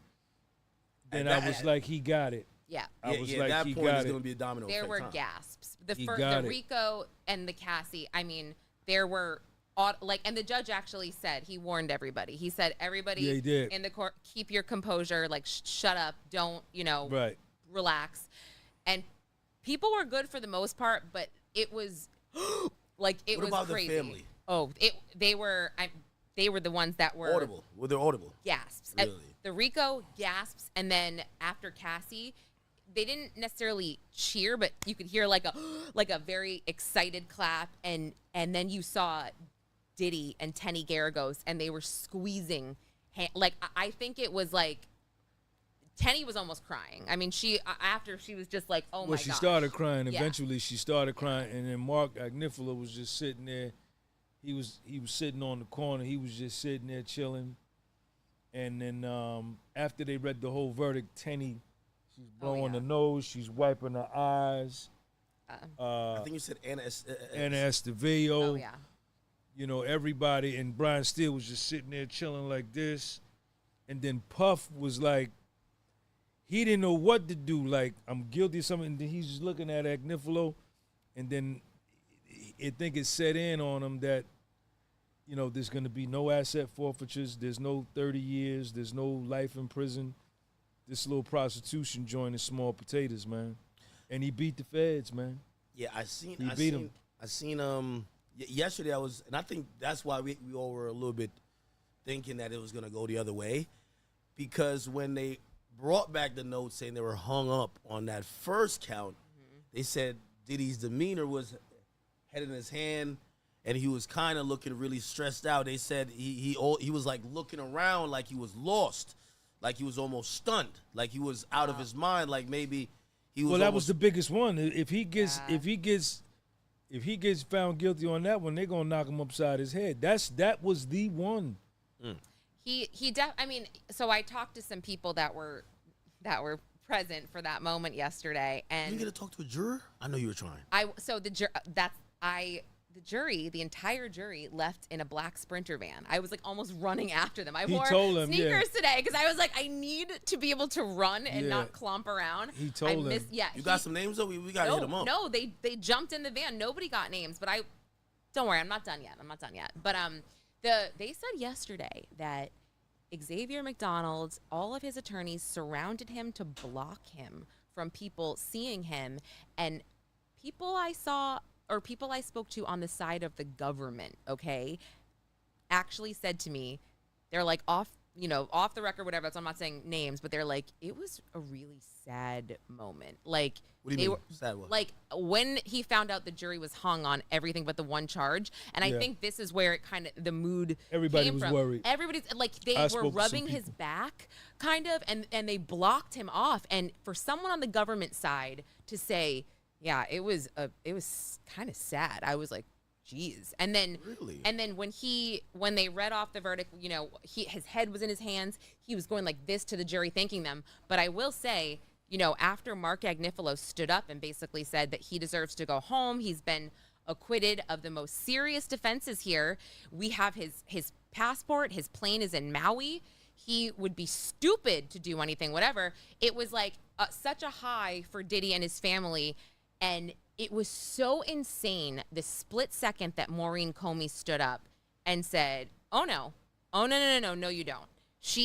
The mood completely changed in the courtroom. She said, don't forget the conduct surrounding this conviction. She said this is a very serious conviction, and then she dropped the 20 years. And Diddy was like, and even his family was like, what? And I mean, I think those of us that see what's going on, I mean, 20 years is like the maximum when you're transporting a minor for prostitution. They could bring up so much case law where people get 18 months. Well, she was talking about that if they ran it consecutive, because he's guilty of 2 counts. Which will probably run it right. But so if you run them consecutive, it'll be 20. But they'll run them concurrent. He has a category 0 criminal history. He's gonna probably get time served. Hey, by the way, I think you were absolutely correct. You said it here. You know, a lot of people. I think what a lot of people are giving you credit for. You said you sat in that trial. You talked about your preconceived notion, what you saw in the media. Then you said what you saw in that courtroom. And some people are like, yeah, maybe he's a little bit biased. Maybe he's just a pro-Puff guy. But even when we spoke about Mark Agnifilo and his closing, you know, 50's online saying, yo, good job, shithead. You just got your man 20 years, because it played we didn't know how that tone took, because it was clearly sarcastic. But it was sarcastic in the tone of, yo, y'all gonna send? Wait. They took the baby all off the street. Y'all, streets are safe, and they were playing They were using sarcasm to play to the common sense of people, and didn't call no witnesses. And you guys admitted, the jury was chuckling a little bit, like they were like, yeah, that's crazy. And one of the women was laughing. One of the women was laughing, and that's where I got so confused yesterday, you guys. I thought that, again, people that can crap on his closing, you know, I don't know the jury like he does. I assume they had they had someone on their team watching the jury at all times, because that's what they do. So it's like we had to trust that he knew what he was doing, right? And they seemed to be so engaged that I was like, how could they come back? I mean, but I remember yesterday I was like, there's still a slight chance that maybe it's not guilty, but the way everybody's acting and talking, you know, I don't know. It was, I can't, I'm still, like, I was shaking when I got out. I was Puffy shaking. got down on the floor. Puff got on the floor and started praying, put his knees on the floor and was praying in the chair. Tenny is crying. Tenny's hugging Mark. Nicole Westmoreland's hugging Anna Esteveo. Xavier Donaldson, Magnifilo's hugging Brian Steele. I mean, and then Comey is the first to walk out as the leader of the AUSA's Assistant U.S. Attorney.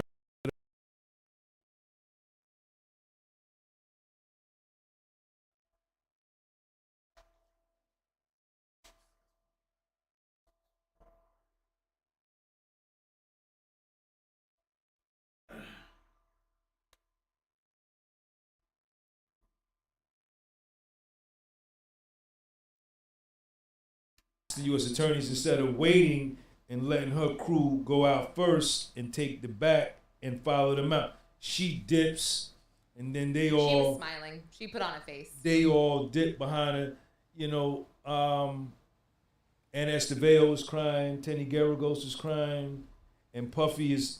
They won't. What Puffy's was Mom doing? I mean, she is Cheers? No, I told you, she's She was really chilling. stoic. She was Yeah, chill. she really doesn't. No outbursts. Nothing. No, No. thank you, Jesus. No. No, there's nothing was like chill. that from Janice. But I heard the son showed up with some bad things, you know? oh, they had some girlfriends that were very beautiful. okay. Okay. Very beautiful. I was like, Christian was holding his girlfriend's hand. Justin wasn't holding hands, but Christian's girlfriend, I noticed right away, like, just beautiful skin, beautiful, just really pretty. Oh yeah, I know. I don't know Dark skin names, girl, right? but yes. Puffy was trying to hug his lawyers, but the marshals stepped in and grabbed him and said, nah, Really? yeah. So they wasn't gonna let him do too much. No, they couldn't. No, you still in custody, right? You're still in federal custody. And then they let him out. And then when you open up that side door to wherever he goes, you could see him just going. He was happy, man. And Driscoll and Agnifilo had one of those loud pat on the back hugs. That was the first hug that happened between the lawyers. Yeah, they all of a sudden it kind of everybody was talking and it caused you to like look over towards them because they had this hug where they're like they were just so happy after seeing them so somber yesterday, and you know everything that was just going on. It's just like everything changed. But I will say Maureen Comey did. It was very clear she was really not taking it as a loss. Like the way she acted, she was just like, this is not an L. This is not an L. He's got the drugs. He has drugs. This case is surrounded by drugs. Yeah, but he just got acquitted of that, baby girl. And that's what. Yeah, this the last day from this Wi-Fi, man. This shit off. Hook up the other jump. I ain't gonna hook up the other jump till tomorrow, cause I'm gonna have to end the stream if I do all that. What Mark said, exactly. his behavior and his everything that she was saying to try to keep this man at MDC and Frontier got the best internet. I'm talking shit legit. And the judge asked me, said, Puffy, you want to go back to MDC? He said, that was such a moment. The judge laughed. He actually said, Mr. Combs. He was gonna let him go. I honestly, I thought he was gonna overrule Comey and say, man, go on, man, get up out of here. He was laughing because Mark then stood back and said, the judge says, do you want him to go home today? Judge was like, Mark was like, yeah, now. Now we want him to go home today. Now, I know we got to do some things as far as paperwork with the marshals, but he wants to go home to Miami, Two-Star Island today. Yeah. That shit was crazy, man. So as we think about how we even got to this point, right? We're going to know if Diddy going to be getting let out or not. I think we probably speculated on the opposite side of this. I think today we could probably, and I don't know if you guys heard anything in the court, they were probably hung up on this like RICO charge, not really for the predicate acts. I think they don't believe it was an enterprise. I think it was the time, man. I think somebody said, man, if we find him guilty of this RICO, he's gonna do 30 years, and I just don't see what he's done to be worth 30 years. So you think that's what I believe. The jury's approach was like, listen, we don't think he's sex trafficked. That's the main reason why all this is here. If we give him the RICO, even if it's on some technicality shit, we can't see giving a guy 30 years for passing a pill to a partner or and that's what we discussed yesterday, nullification. These jurors, technically, if they bought into the government's case here, sure, they could have convicted him, but they knew deep down, like maybe on paper, he's breaking the law, but we don't feel comfortable sending him away for life for something that people do every day when it comes to the drug distribution. When it comes to, let's say, they really said, like, if I let you hit my blunt, that's drug distribution. That's some bogus ass shit. They try to do it in the simplest way so they could be like, okay, yeah, he did that. They crazy, bro. Forced labor, as in, like, Mia saying that they said sexual labor. I mean, Mia wasn't convincing to the jury about this alleged rape. Clearly, the text message where we just talked about that, him threatening to tell Cassie, they were like, yeah, sure, maybe, but no, we are not going to send him away for something that maybe on paper it breaks the law, but it just doesn't make sense. By the way, have you guys seen Young Miami? She's reacted. She put up a like, it's like a social media thing where it's like the clock that, like, basically she's almost like, she's basically saying exactly what I've been saying. She's just saying, come on, of course she's not guilty. So she said it kind of like, a little artsy way with a meme, but she clearly still rocking. Gina, they found her at Whole Foods yesterday or something. She says, if he did get released, I don't feel scared, right? It feels like the only person who fully flipped, obviously Cassie was never going to be around because she has kids, she has a husband. It looked like Jane Doe is like the woman with no island, because Her baby daddy don't want her. Right. He's done. And then it looked like reputation is trash. Yeah, and it looked like she pretty much came out. True. And I gotta believe now she has to file the lawsuit. She has to file it. File lawsuit against who? Oh, that would be against Puff. rich. That would, if she did that, you just said her reputation is, if she filed a lawsuit against him after all this now, I think that would be the nail in her coffin personally. I don't think that is a smart move, a PR move, a bad PR move for Yeah, her. because, but here's the thing. If she doesn't, what did she get out of all this? She's still getting her rent paid for right now. That rent is done today, baby girl. It's over. Well, okay, you fine, think, but you I'm think just Diddy's saying, paying for that house one more? She's had her rent paid for a really long time. It's been a long ass time. And we talked about it. So, and I think, and I wonder with the audience, we should run a poll on this. This is clearly strategy, right? I think at some point, Mark Agnifilo pulls Diddy to the side and says, "Hey, Jane is cooperating with them people. Okay, this is what we can't do. We can't do anything to shuffle and mess this up to cause her to have any more of a reason to try to cooperate with them, right? She might be exposed to some things, and she's the most recent that has seen some things. You might not like it, but keep her good. After this, you get rid. I guarantee you, is July 2nd or today or the 3rd? No, Today's July 2nd. I guarantee that rent doesn't get paid this month. I promise you. I promise you. Yeah, he also had to continue to pay it so that it could not, he can kind of keep away from the trafficking piece, right? The control piece. Exactly. I'm in here, I'm fighting for my life, you cooperating against me, and I'm still paying your rent. You know what I'm saying? Of course. Of course. Wait, okay, let me ask you this question, because since you said he's still paying, why do you think he will continue to pay her rent? Well, that was my question, I guess, when we're in court and she's being questioned and the government's like, and that's your lawyer right there. Like, who pays for your lawyer? Sean Combs. And you're like, wait, the lawyer in this courtroom that you were using to testify against him, he is paying for? I mean, it's kind of like, yeah, we're asking ourselves, why? Why? It makes perfect sense to me. Clearly, she must have told him, hey, they left a card. I got to go talk to these people. Diddy's going to say, I'm going to get you a lawyer, right? The lawyer probably goes down there. He's going to represent her best interest. He's going to talk to her and say, hey, they're kind of lightly putting it like you might be a co-conspirator. We might have to work with these people. She actually went through 2 lawyers. She actually talked about that. She hired one. She got rid of that one. And then she got another lawyer through Diddy, I'm guessing. And that was part of the questioning. Like, wasn't both through Diddy? Maybe, but like she got rid of the first one. And then they kind of asked her, like, you know, does he have anything to do, or did he influence your testimony at all through this lawyer, et cetera, et cetera? There was a lot of questioning around that. I do recall, because it was just such a weird situation, you know? It was just so odd. Well, it's odd. I don't think a lot of dudes would do that. Do what? Pay the rent, keep paying the rent, and keep paying the lawyer.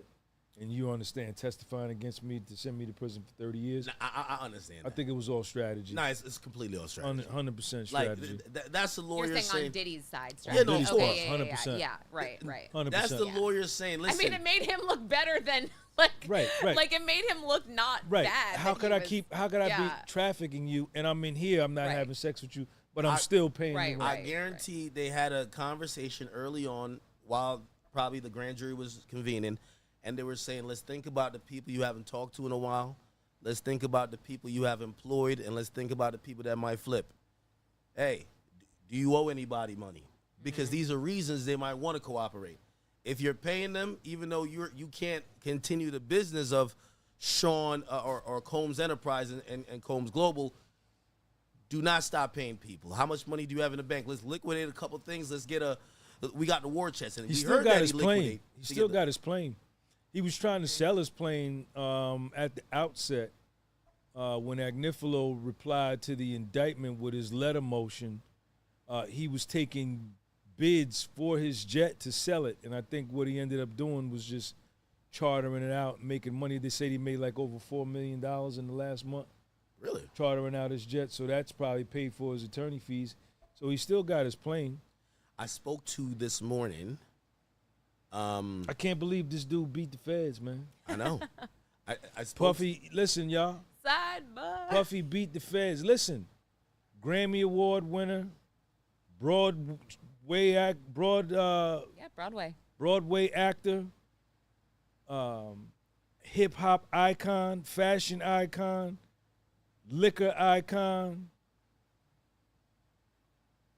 foundational Black American from Harlem, to go from nothing to a billionaire. Biggie, Mary J. Blige, Jodeci, the soundtrack to my college years.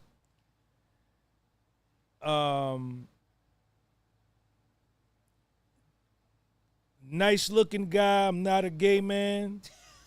Got the flyest women, got a plane, jet, money, and goes up against the feds. They offer him a plea deal, 15 years. He says, nah, crank up the jury, and goes to trial and beats him, and they cheated the whole time. Witnesses perjured themselves on the stand. Witnesses lied, undergirded by $7 million lawsuits. Dawn Richard, $10 million civil suits. Mia, $10 million civil suit. Brianna. And he got an all-star legal team. All-star legal team. Paid him. And sat back, and he beat the feds at trial, who have a 96% conviction rate. The legacy is locked in. I spoke to this morning, Tekashi69, who called in to the stream, and remember I told you he was locked up with Diddy, and he said, so they were locked up earlier this year. This is before Diddy added Alexander Shapiro, before Diddy added Brian Steele, and I believe Nicole Westmoreland, and even Donaldson. He said, remember, they're locked in the same thing. I mean, he literally handed the phone to Diddy, and I talked to Diddy. He said Diddy told him out of his own mouth. At that time, he says, I'm spending $1.2 a month on my legal. And that's before $1.2 million. Yeah, that's not, and that's right. before. So I think it's probably reasonable to think when you add on the full team, he probably was spending $2. I think this is a, throughout the whole process, I think this is a $20+ million defense in preparation they had to do in just kind of really building this out and trying to get it to the place where they got it to here. And it's kind of interesting because as much as, you were in that courtroom and you were able to see the common sense and say this is bullshit, I'm wondering if he doesn't have $20 million at his disposal. If he does not? If he doesn't have this amount of money, resources. Why wouldn't he have it? No, well, I'm saying if it's another person, if it's another man, if it's anyone else. Is he cooked? Me or you? Yeah. Oh, we're done. I mean, I'm done. I just think it's interesting, and we discussed this off the air, but let's remember the feds added the 2 charges he was convicted on very late in the game. Was that the superseding indictment? The superseding indictment 3? They literally added these 2 charges like 2 months before the trial, something like that. And his team, was like, no, the Mann Act is racist. This should be tossed out. And they filed, I think, multiple motions to get these charges removed, and it didn't work. And clearly, this was the Fed strategy. They knew deep down that Damian Williams stuck them with this case, wasn't as strong as they wanted it to be. They knew they'd probably get, think about it. They had all of the evidence, right? From Cassie, from Jane at that point. They knew that was a slam dunk because it was tangible. And they didn't even call, they didn't put up a defense. They said, we ain't got to call nobody. That funny? That's crazy. Think about how people were saying how crazy that was. Yeah. Oh, they're not calling a defense. On a political level, I know you're heavy into the politics. Who do you believe takes the fall or takes the culpability? I know Maureen Comey's putting on a strong face, like, nah, this is a W. Does obviously, Damian Williams, he's not currently a U.S. attorney. No. But does he ultimately take the blame for coming with this case, or is it the lead of the AUSAs, which is Maureen Comey, who a lot of people thought that she had high prospects and even political aspirations because she's a daughter of former FBI Director James Comey? Who do you think gets blamed for this? I think people don't realize that this administration, like Trump, Kash Patel, Pam Bondi, they have nothing to do with this. They don't know anything about this. I don't mean they don't know anything about it, but they don't have any skin in the game. They weren't, banking on this guilty verdict. I think that, unfortunately for Maureen Comey, she was the face of this, and she will take the heat for this. And I think that if people dig a little bit deeper, they will understand and peel back the layers here. It wasn't necessarily her fault. She did not start this investigation. She was given this investigation, but she'll take the fall for it for sure. I don't think Maureen Comey gets the blame. I think this is Damian Williams 1,000%. I think that them assistant U.S. attorneys were put into a fight that they were already at a disadvantage from the beginning, because all of your witnesses, the majority of them, the key witnesses, got on the stand and lied. I think that Damian Williams is directly 1,000% responsible for even bringing this case. That this is on him, this is on his jacket. I know he's no longer the assistant U.S. attorney. And then not only did Maureen Comey and the 6 U.S. attorneys, look at who they had to go up against, right? These elite level all-star attorneys with Puffy with damn near unlimited resources like the government too, do everything. That's a good point. Do everything.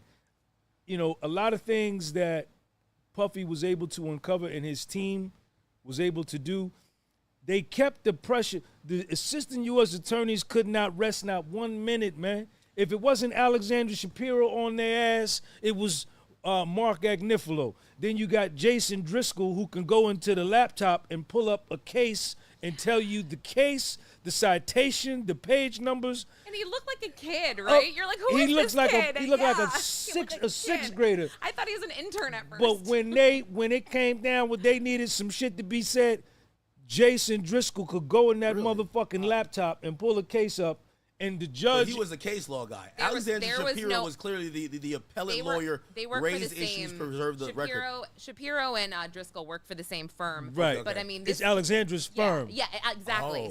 But you could tell this kid. There was no stuttering. There was no ums. There was no no filler words. He was just like boom, boom, boom, boom. Going head up with Maureen Comey. Yeah. Your Honor, what she's saying, it has nothing to do with what we're doing. Your Honor, if you look on page 537 and 538, and Maureen Comey, all his 6 U.S. attorneys, they trying to get it together, and the judge is telling him he got his computer. What page you said that was again? What? Hold on, let me look it up. And then whenever they said anything, this motherfucker was ready, man. Jason Driscoll was. Man, he mean, man. He came out of nowhere. I was mean. like, who is this guy? Like, mean. He didn't talk until like the middle of the trial either. So we were all like, huh? Like, mean. And he never cross-examined anyone, right? No. No. Neither did Shapiro. The U.S. attorneys could not rest, right? They could not rest, and I don't think a lot of them had the trial experience of a Brian Steele, a trial experience of a Nicole Westmoreland, or Mark Agnifilo, because most of the times the feds, they take pleas, right? It's different to be in boots on the ground in a trial, and maybe you got a defendant who's got one lawyer that he's paying them $10,000 or $20,000, but here you got 11 lawyers, elite level, Tenny Garagos, fixing her hair. She's doing the cross-examination, putting the bun in her hair, asking questions. But you know what else it is? Shit was crazy, man. They are this team that they kind of defy the image of defense attorneys who a lot of people think of, like Alan Jackson, who defended Kevin Spacey, Karen Reed. He comes across as this slick LA guy. Diddy's team, they just don't come across like that. They come across as just human beings, genuine. I'd say that the quote-unquote slickest of them maybe is Steele? Brian. Exactly, like maybe, but even Brian Steele's not like this slick. He's like a nice guy, and I think that also they connected with the jury in that way because you have the AUSAs that come in, and this is not me saying this. Someone else said this in the press room. They said they look like pilgrims almost. It just they all I know wore black. I did not say that. I'm not saying the assistant it, U.S. attorneys. Yes, right? yes. And it looked like they was going to a funeral. They all wore black or Navy, and you've got every the defense. day. Yeah, they come in. The defense comes every in, day. relatable. they're connecting with the jury. It's just don't it's diss the different. black outfits now, 'cause I like wearing black. Yeah, Hey, I do and let me too, read a but- couple of donations, and I have a question, because Uncle said this a lot, but you're the only one that said it. And I want you to respond in a second. But let me just read it. Tsunu Okashi, thank you for the 10. Says KK and D-Rock deserve a bag for not flipping. And Darskin Germain, I see my boy says, imagine a Diddy freak off on OnlyFans. Legendary. Oh, my God. And I missed the other donation, but I'll circle back to it. What I did want to ask was this. You've consistently said, and you know, I've tried to watch so many people do trial coverage, and you're the only one that I've seen consistently stay down on this point that the majority of the witnesses, you didn't give them the excuse of they forgot or maybe da-da-da. You said they lied. Did you feel like did you feel that either the majority or anyone besides maybe Banner, like they were being untruthful? Like you were like, this doesn't make sense. Like you're not forgetting, you're just not telling the truth. What did you feel? Because if you're thinking, because Uncle said, yo, this person lied. Like this is a flat out lie. You think it was just like a bold face? Yeah. This never happened. Man, like, come not on, even. man. They was lying from the door. Who do you think was lying besides Brianna? Dawn Rashad got on there and told 13 lies. You counted? Brianna got up there and told lies. Mia got up there, told some lies. Capricorn Clark told some lies. Kid Cudi lied. I think Capricorn may have told. David James lied. Jane Doe, Cassie, all of them lied, man. I'm not cutting you no break. You don't get no break when you on the stand and a man is facing 30 years and you finna get up here and lie and your shit is undergirded. And see, this is where Jonathan Bach was so instrumental in his cross-examination of Dr. Dawn Hughes when he brought up that word malingering. Right? There's a term in clinical psychology called malingering where it relates to a witness or a victim embellishing or lying about an incident because they have an underlying motive, which is a financial reward, right? Which is what all of them had immunity deals with underlying civil lawsuits, man. You understand? You didn't find anyone to be credible. Except Jonathan Perez, the other white kid, George Kaplan, told the truth. Brendan Paul told the truth. Jonathan Perez told the truth. Edward Garcia, the security guard that got paid the $100 grand. But all the ones that had civil suits and still got civil suits, motherfuckers was lying. Let me ask you a question, though. So, period. Do you believe they were completely lying or maybe telling a selective story that matched what the AUSA probably wanted to say? Like, for example, like, hey, I'm going to lead you down this path because I know the point you're trying to make, but I'll omit certain details. Or do you consider it lying if you do omit certain details? Well, on the direct examination, you don't know what they're saying is a lie under the direct. Right? It's not until you get to the cross examination does it get exposed and uncovered that, wait a minute, you said what? Let me look at my what? And that's so you were fact checking exactly, man, come on, but man. that's exactly my feelings about Capricorn Clark. I'm telling you, what you said is very accurate there because after you thought she was capping. After Capricorn was capping. No, after her direct, I was like, wow, that was very powerful. Everything she said, I was like, wow. And then the cross talking about. I don't necessarily think that some people were just pulling stuff out of the air, like lying, except for. I do feel like the Kid Cudi car chase, that was pulled out of the air. I mean, that was like Kid Cudi and the police officer don't have, like, that was weird.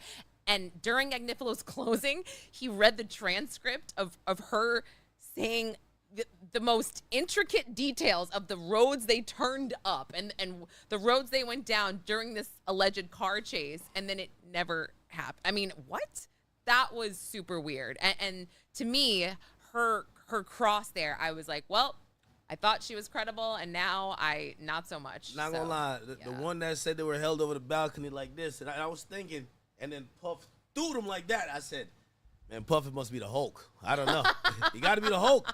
You hold them over the balcony with your forearms. You lift them back up. Apparently, this person was like 135, and just throw them like it's Deontay Nash also said that he got mad at him at the Vanity Fair party, and he actually said on the stand, and it's like you try to picture this, I guess, because he's like, he comes up to me and he picks me up by the, holds me up by the shirt, and you're kind of like, so at a Vanity Fair party, does he just do? I don't know. I mean, I have no idea. I'm not in that life. I don't know the lifestyle. But like, if somebody saw him do that, would they say anything? Would they walk away? Like, not his, not his security or his assistant, but like a party goer. If he's lifting somebody up by the collar, shaking and threatening them, like what do people think about that?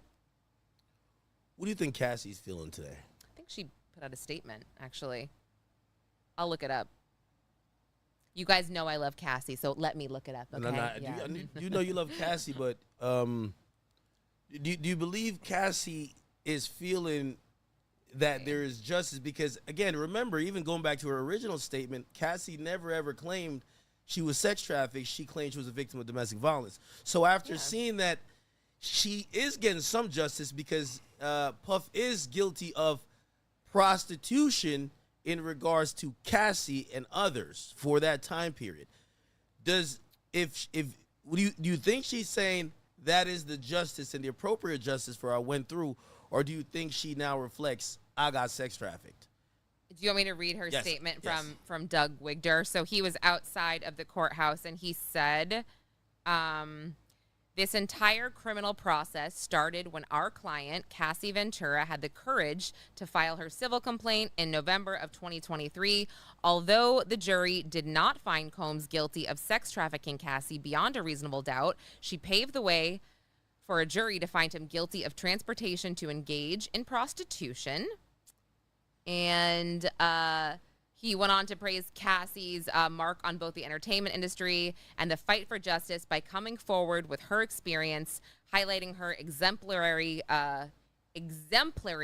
courage and unquestionable strength. And then he said, this case proved that change is long overdue and we will continue to fight on behalf of survivors. And then he also added Cassie is in a, quote, good place and, quote, pleased that her ex is facing substantial jail time while being held responsible for 2 federal crimes. I put those in quotes because page 6 put it in quotes. Cassie, get up out of here, man. Get up out of here, Cassie. You got on the stand and you testified against your friend of 11 years in front of his mother and his family, a man that helped you. And you got on the stand and he was facing 30 years to life, and you cooperated with the government against him.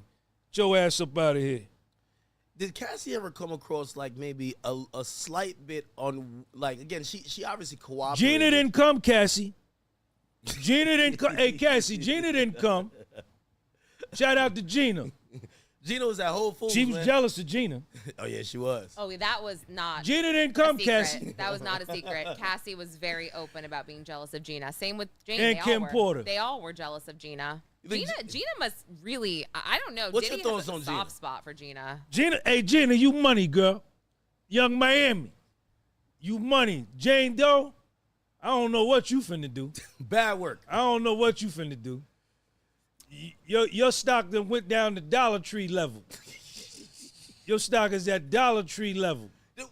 For all of the care and compassion that you have for Cassie, why not that? Why none of that for Jane? No, it's not that I don't have it's not that I don't why know did how it to move you the same way? Well, I don't know how to relay it. I mean, there were elements of Jane's testimony where I did feel like she really loved Diddy and she was hurting inside. There is no doubt about that, right? But again, we're in federal court, right? So it felt like we're listening to, again, just somebody having relationship issues and having this struggle. And so, yeah, I felt for her to that degree. But then when and she's talking about vomiting in between having sex with escorts, and I think that people can judge and judge when they're not in those positions, right? And so I'm not trying to do that. It was just very obvious to me that she was different than Cassie in terms of really being transactional and openly saying that she was jealous. She was just a sex worker? But no, I mean, she openly was saying that she was jealous of Young Miami getting a car, of getting like Chanel bags, and then she would be like, yeah, well, I'm the one. It was kind of like, I'm the one doing the freak off, so like, why don't I get that type of thing? That's what it sounded like, and clearly the jury probably saw it the same way. Watching. Young Miami got the Chanel bag, and Jane Doe got the Bottega bag, and then Bottega is not Chanel, right? It is not Chanel. Who crossed? How much the Bottega joint cost? It's like $2,000. Chanel's up to $7,000.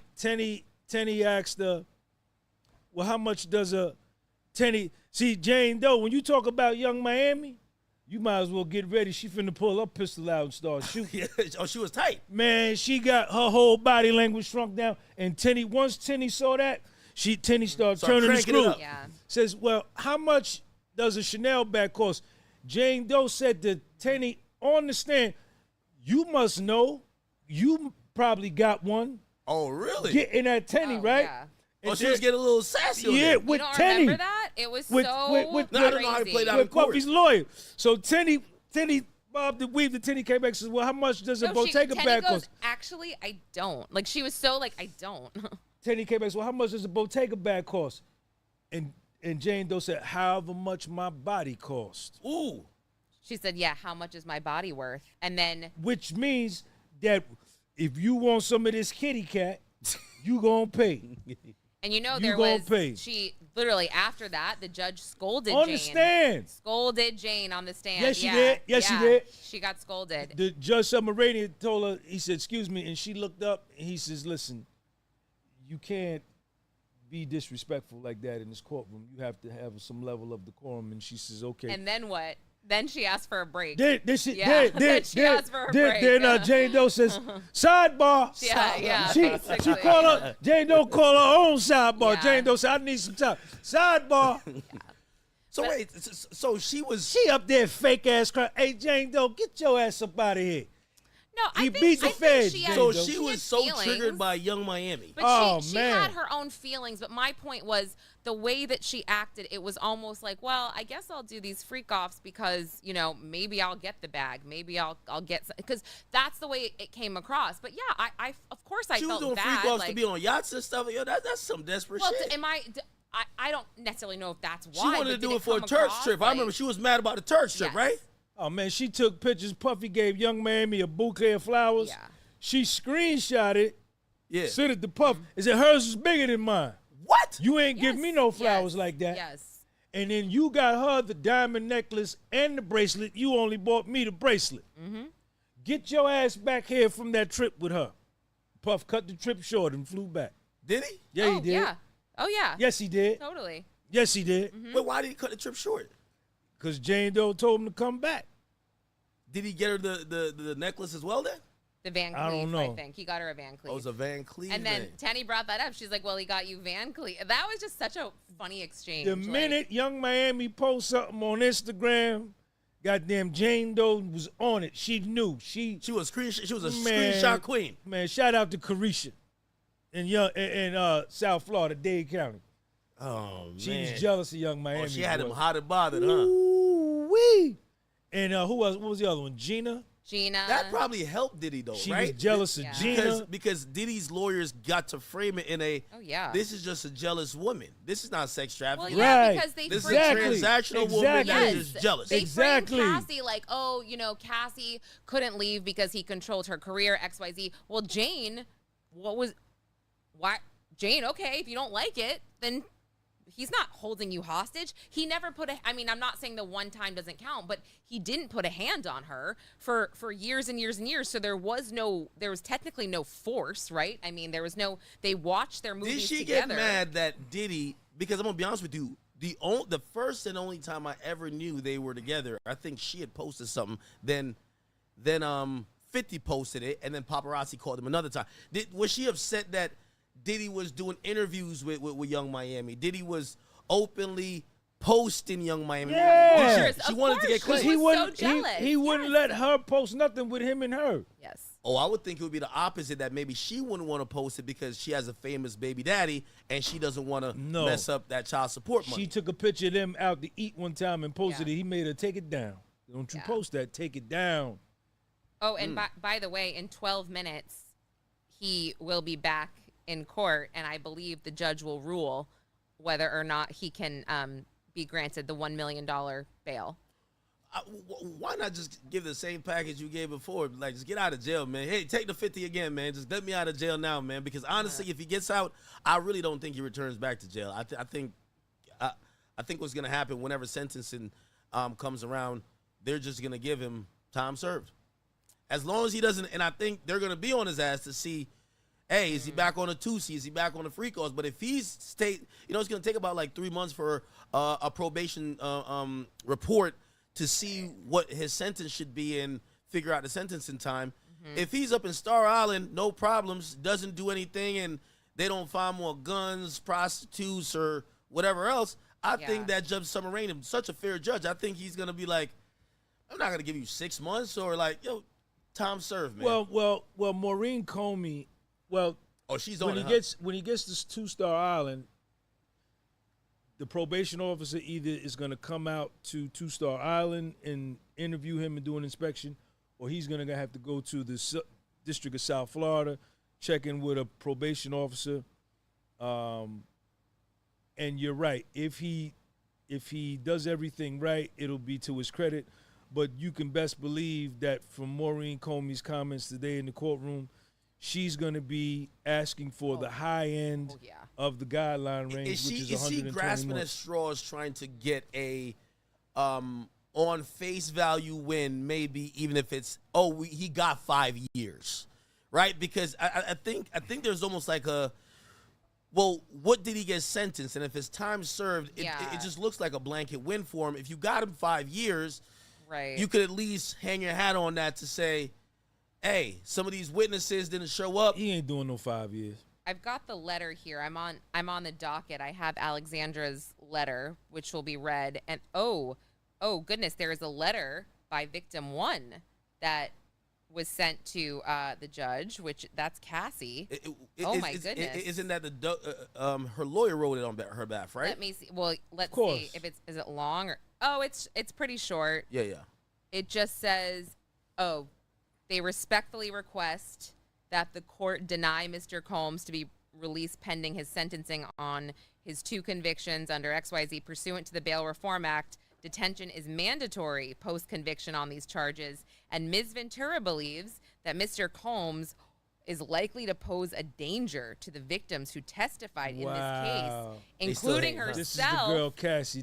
well as the community. We thank the court for its time and attention to this matter. Deontay Nash wrote a letter as well. Yeah. This how you getting down, Cassie? You doing it like that? Oh, boy. All right.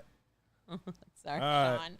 Sean, oh my gosh. Who's gonna deal with you I going gotta save forward? this letter right now. Oh my She gosh. married, so Yeah, well, let's see she's who gonna else. have to stay. Let me see who else.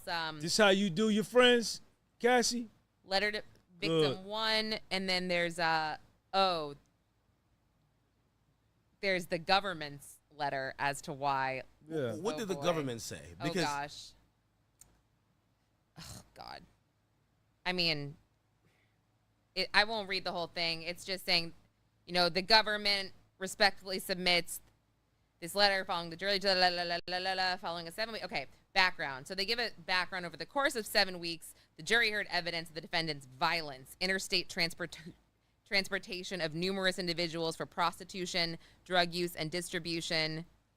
This is not things he was found. Things he was hold acquitted on. for. I'm trying to let me just download it because I can't read it all. Okay, here we go. The guidelines calculation in this case is complicated, and the government expects that it will be litigated by the parties. But for the purposes of this detention hearing, the government sets forth the below preliminary calculation, subject to revision, which the government believes is the minimum guidelines calculation applicable to this case.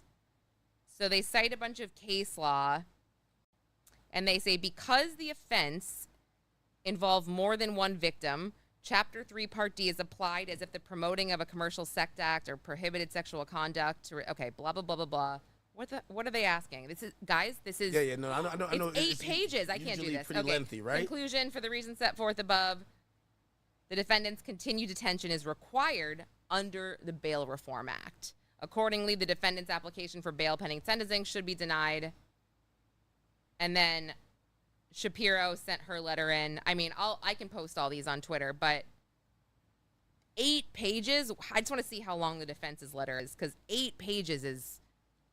It's going to come down to the Judge Submarinian. He's going to make the decision. He can overrule all of that, and he can say, go home. If he denies Puffy the right to go home... Oh, yeah, the defense is 6 pages. I don't believe he's going to let Diddy go home off the fact that I think he's a fair judge, but he's a give-and-take judge from what I've seen. He's a judge that when he gives a little to the defense, that's true. He gives a little to the prosecutors, and he tries to do that. He tries to do that to kind of maintain fairness. I think after the verdict was read, I think the prosecutors are desperate, and he knows they're desperate, and I think he wants to be fair to say, yeah, this was a whole lot of bullshit, but we're gonna give them a little. Hey, you're gonna have to wait 2-3 months. You walking out of the courtroom today, it's. Agnifilo stood up in the courtroom and told them, Your Honor, this man was tried and he was acquitted. Right. Of one of the most serious charges on the books that would have given him life in prison. The jury gave him his life back. The SEX trafficking, he was acquitted. The 2 most serious charges that could have landed him in prison for life, that the jury of his peers found him not guilty, gave him his life back. His family is here. Any 3 or any 5 of them can sign a $1 million bond. Oh, do you want me to read that? And that he... That's in their letter as well, too, right? I just got to the last page. He will come back. He does not pose a flight risk on the whatever conditions you want, that he remain in Miami, L.A., or New York, pending sentences. Let this man go home to his family. So the proposed release conditions are a $1 million bond co-signed by Sean Combs, his mother, his sister, and the mother of his oldest daughter. That's Sarah Chapman.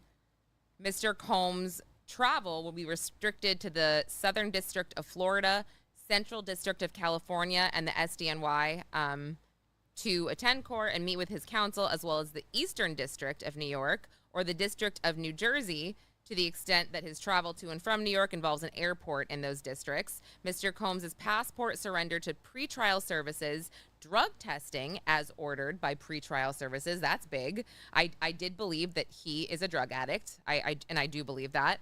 And then all other standard conditions of pretrial supervision. Hey, by the way, prophetess, thank you for the 10. She says, God showed his grace, love, and mercy. Those women were greedy and weren't forced to stay. Jane was disgraceful for lying.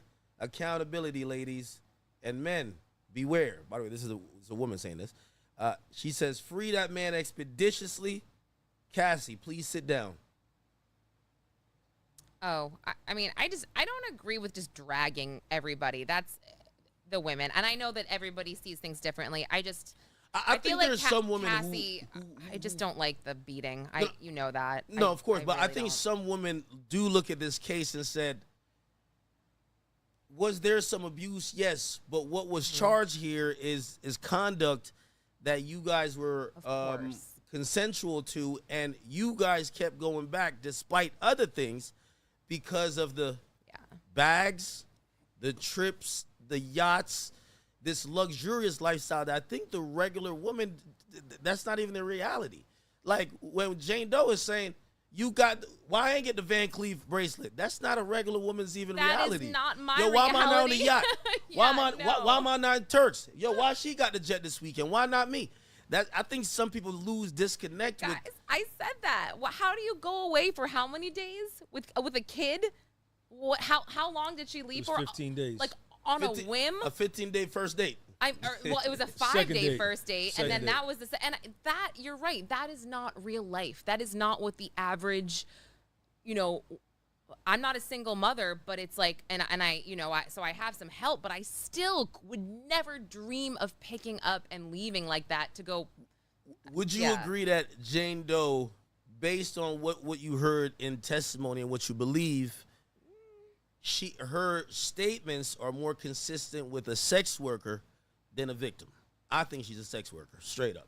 I think I don't believe one victim bone in her body. Can you be a gold digger? Do you have to be a sex worker? I mean, well, if again, it'd be a gold digger, but it seems very transactional for sex. So that's what I'm saying. Oh, sex I see worker. what you mean. I see what Right? you mean. Like I think all these women were gold diggers. Like they wouldn't be doing all this stuff and enduring half of this stuff if Diddy didn't have the gold. You know what I mean? They're all gold diggers to some extent. Even the assistants.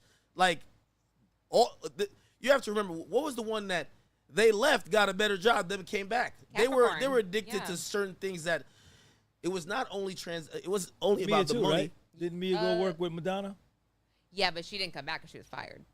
She was fired from Madonna? No, she was fired from Diddy, and she was suicidal. She said. She was trying to come back. She was trying to come back. She was trying to come back. But Capricorn Clark came back. Yes, exactly. So I think a lot of those people enjoyed being next to the heat, the limelight, the fame, the money. So again, for Jane, that's why I asked you. I'm like, obviously, and that's really a hard determination to make because maybe at heart she is a true victim, but based on what I saw in that trial, based on the transcripts and everything, it kind of looked like she's a standard sex worker, man. Like, I see them on Instagram all the time. Like, they're just glorified escorts. Like, seriously, they're glorified escorts. She's like a bottle girl out of Starlets, Like, did you follow? I'm just curious. I didn't really follow her before, but I did look at her Instagram after. And what is it? She's just an Instagram OnlyFans model? Like, I don't even know what she does. I'm genuinely curious. I used to do a podcast with Joe Budden. Joe Budden told me something one time, and I told him it was flat out lying. He said, academics, you look at some of these beautiful chicks on the gram, he said, I could tell you all their price. And I was like, what are you talking about? These chicks ain't selling it like this. They'd be like, listen, they all got a price. I don't care how beautiful they are. He said, listen, if they've ever worked bowel service, if you're wondering how they got whatever, they got a price. It's kind of a, now you can't just hit them in a DM and say, hey, I'm paying you this, but yeah, it's an understood thing. You see them with this rapper here. When he comes to town, he gets her for the weekend. It's an understood type of thing when I realized that's Daphne Joy. By the way, can we say her name? I don't know if we can say her name. I don't know what you're talking about. I'm not gonna say it yet. Well, allegedly, the person who was Jane Doe was also tied to Peter Nygaard. Ew. Right. Yes. That's what? the one. Yeah. She was one of his. She dated him exes. for a while. Ew. Wait, the old dude that. Yes. Yeah. He's a billionaire or something like that. This is why they said Ye showed up and said, yo, listen. Nygaard? She was with Nygaard. She was down there she went to Vegas with Floyd Money Mayweather. She was following around with Miss Jackson before Nelly got her. Wait, what? Yeah. Bruno, it's not Bruno Mars. What's that guy's name again? They know who I'm talking about. Wait, she is no. I mean, I knew, They're looking at her. Let me not say the name. They're looking at her baby daddy to say, how did you take her serious? She been running around. Yeah. What? She been again because we don't really know. He needs to watch his mouth then, because I'm sorry, like, he's the one that had a child with her, and he's the one talking. He all was this in love shit with her. about. He was I'm just on the saying, beach like, taking photos of her doing the most, kissing her every 25 seconds. Her baby daddy was? Yeah, you don't see those photos. I don't remember this at all. I really Jason don't remember Derulo this. was with her. Go look at her dating history. The first, when she was 19, she was a model, and she was linked to the whole Peter Nygaard scandal. And then, so the Peter Nygaard's mistress, who they call the Ghislaine Maxwell of that situation, was her best friends. They would all go on trips together, and it was rumored that they would have her in these sex trysts and all that type of bullshit that we're doing. Remember, that woman in that particular case, she actually didn't get indicted, and she just kind of moved on with it. Vaguely remember. She bounces over to Vegas. She starts hanging around the harem of Floyd. But basically, a lot of people believe that she's, in a roundabout way, she's never left that lifestyle. So when she pops up at Bear's party, it's like, you know what type of time? This is her MO. Well, you know what's crazy, And he sent her $9,000 up front. What's crazy is that, do you remember her first day on the stand? She actually is explaining how she met Diddy and it was on a girls' trip that he paid for because he was hooking up with one of her other friends. He was already dating her. Yes, so who was the other friend? And she stabbed her friend in the back. Who's and the other friend? Gave Diddy her number by the bathroom. I don't know. Do we know girl. this other friend? Who? So the other girl ended up getting married to a dude. Remember they went to Europe? Like a month later. So I'm like, who are these women? Yeah. Like, who are these women? Wait. Jane's friend, right? So she testified that she met Diddy because she was on a girls' trip with her friends that he paid for in Miami because he was dating one of her other friends. And you're just like, man, this Is guy. she backdoored her friend? Right. She backdoored her friend. Right. Who is this friend? I want to know. Like, and then she said, because she said, oh, my friend got married anyway, so that, that's a free penis. Like, she hopped on immediately. That opened up the door for her. Immediately. Yeah. But I don't think she told the friend.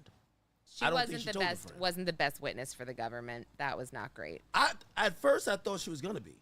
Because I thought it showed a very transactional. I thought the Cassie thing, you could chalk it up to love, toxicity.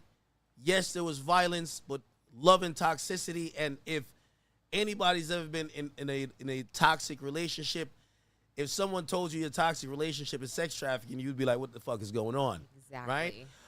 But with this one, when I first started listening to this before The Cross, I said, well, Jane might fit the bill for sex trafficking. She seems like a sex worker, right? However, there is an idea, if we want to believe that one could be in financial despair and require a $10,000 a month apartment, and she feels like she has to keep having sex or doing freak offs for the allowance to keep the roof over her head, because that is part of like sex trafficking.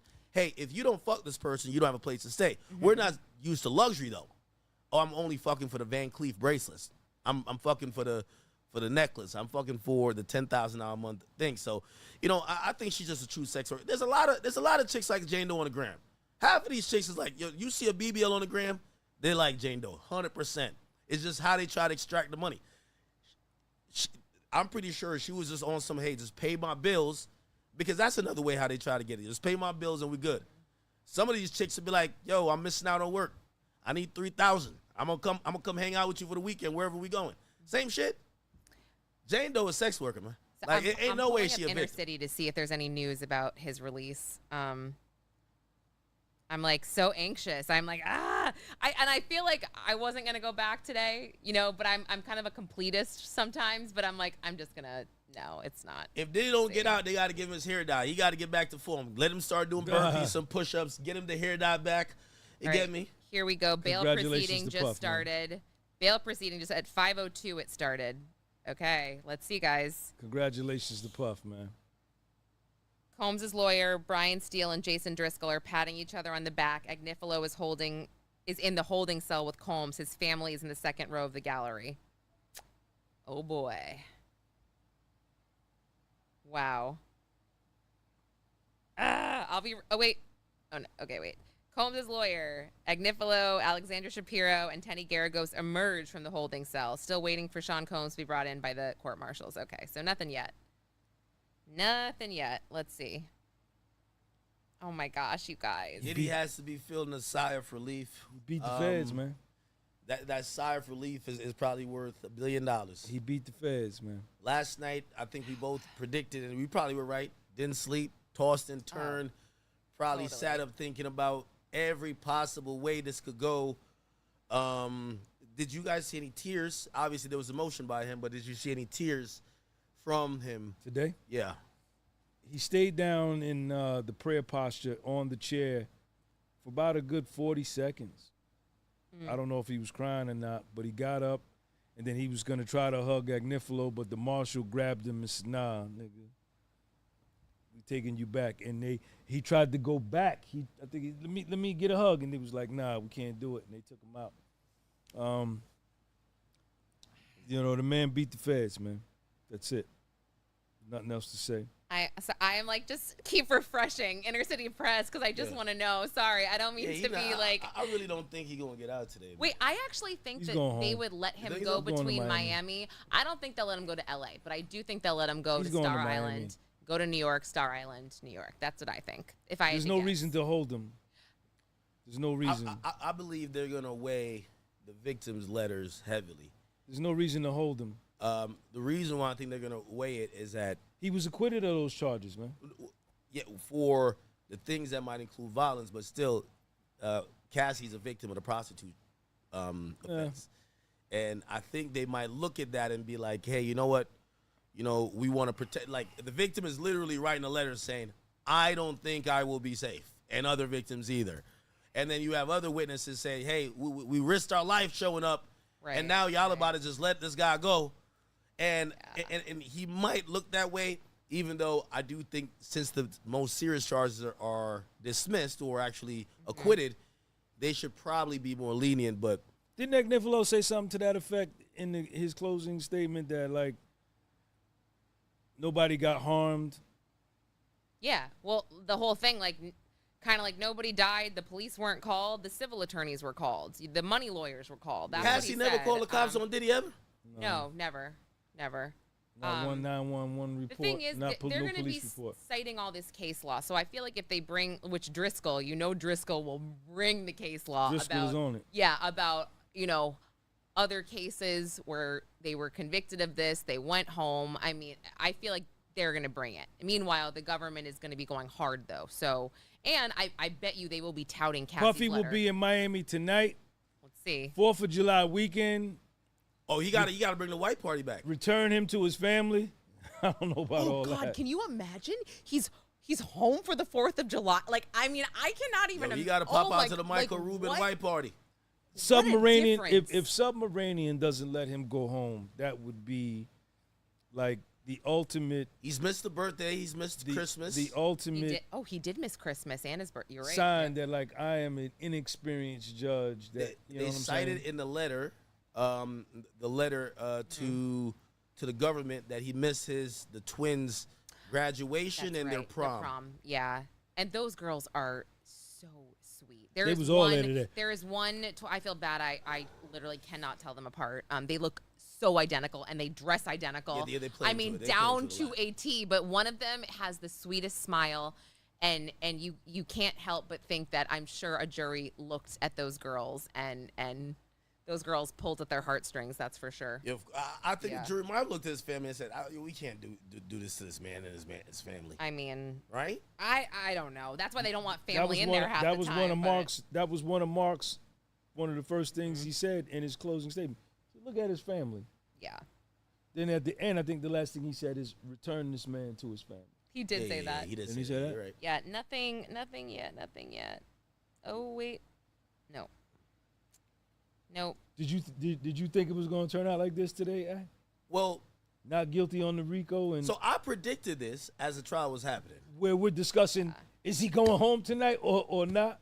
I did say I do believe he's going to get bail pending sentencing or bail pending appeal, because he's going to appeal these two charges anyway. Like Alexander Shapiro is going to. He's going to get all over that Mann Act, right? And they're going to have 4 or 5 more. Even if, let's say, for whatever reason, which I think would be exorbitant, he gets 2 years, right? In addition to what he already served. So say it was 3, right? I believe that they're going to file an appeal, and then they're going to immediately ask for bail upon a pending appeal. So he's going to get either bail pending sentencing, bail pending appeal. There's going to be a lot more tries at the apple. You remember when he had to give up his hope of trying to get bail? I think this is renewed in a lot of different ways. But I predicted that this was going to be outcome. I didn't think that was going to be the outcome yesterday, given the body language and what the judge's instructions were, and how the AUSAs seemed like they were agreeing with, okay, yeah, tell him that technicality. Like, yo, if you pass the joint, that's intent to distribute. I said, okay, they're about to put this man in jail on a couple of technicalities. I thought they convicted him, man. This one lawyer, they convicted said they're waiting for the judge right now. Diddy has been brought in. He's sitting at the table. They're waiting on the judge. But this one lawyer I follow on Twitter, it's Lawyered Up One. I like this account. Says one aspect of this case to think about is if Diddy goes home today, he may not serve any more jail time. While on release, he can lobby the president to commute his sentence to time served. Just saying.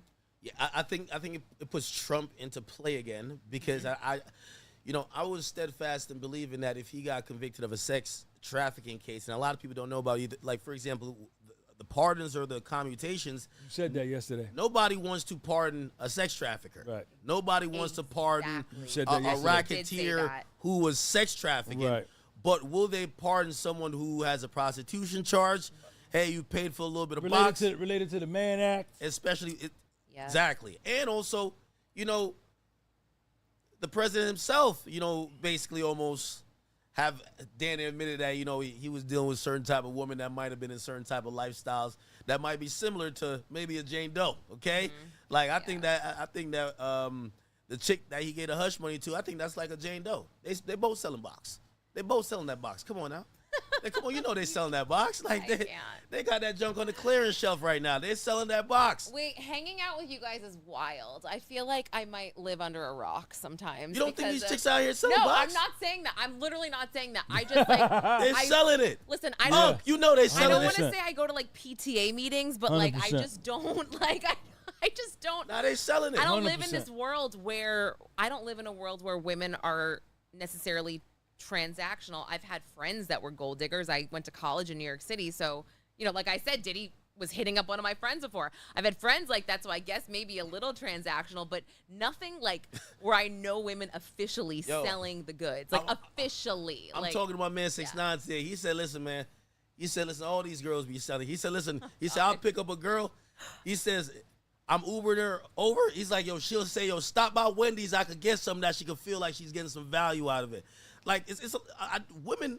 There is a culture of women. Wendy's is the value. No. Sorry, I'm like sorry. Wait, I mean, what's he's being a the little bit value? facetious here, but it's saying that a lot of women they're not looking at sex as something that is just a mutual exchange. They're looking at it as this is how I extract value, some way, somehow. I got to get a bag. Take me on. Well, you know, let me not try to out anyone's age here, but like still. These days, these bitches is saying, I'm sorry for the B word, but still, they'll be like, yo, take me on a trip. Yo, you want to, that's the whole meme. Don't just slide in my DM. Wait, whose age are you not trying to out? Oh, no, I'm just Are saying. you not trying to out my age? I don't know, both of y'all. Oh, well, Yeah. wait, what? Do you think I'm that old? No, I'm saying that I don't know if y'all know this type of culture. The chicks that I'm seeing on the gram, they all post the same caption from Justin LeBoy. Don't just slide in my DM. Take me on a trip. It's time to go to Turks. You first date in Turks. Okay, actually, I did. That's how these chicks are coming. So I talked to this guy that was single the other day, and he Chad, actually. tell me if I'm lying. He That's said- how they coming. he They said selling dating it is one way or the hard. other. He said girls want to go on dates now, and they want to go on trips, or they want to go. And I'm like, wait, a trip for Chanel a first me, date? please. That's how they're crazy. talking. Oh, hi. I love it. Chat, am I lying? Chanel me, please. Like, you see, again, I'm not saying it's every girl. So I'm not saying it's every girl. And a lot of regular women, I got a lot did of. just hear this from somebody, which is funny, but I just can't imagine being stuck with someone that I don't like on a trip for a first date. That's stupid. Like, am I wrong? Like, thank God I don't date It's because about the money for these girls. Oh, I see. Let me tell you, it's a lot. My whole point is that these days, a lot of women are trying to extract value the way they can. So when I see Jane Doe, there's a lot of Jane Does.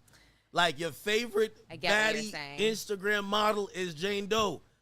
I know a chick, she got one dude paying for the BMW. She got another dude who just gets her gifts. She got a nice watch. She has another dude that handles the insurance. What do you think they're doing it for? When they go on vacations, you never see the guy. They take a million pictures. You don't know who brought them there.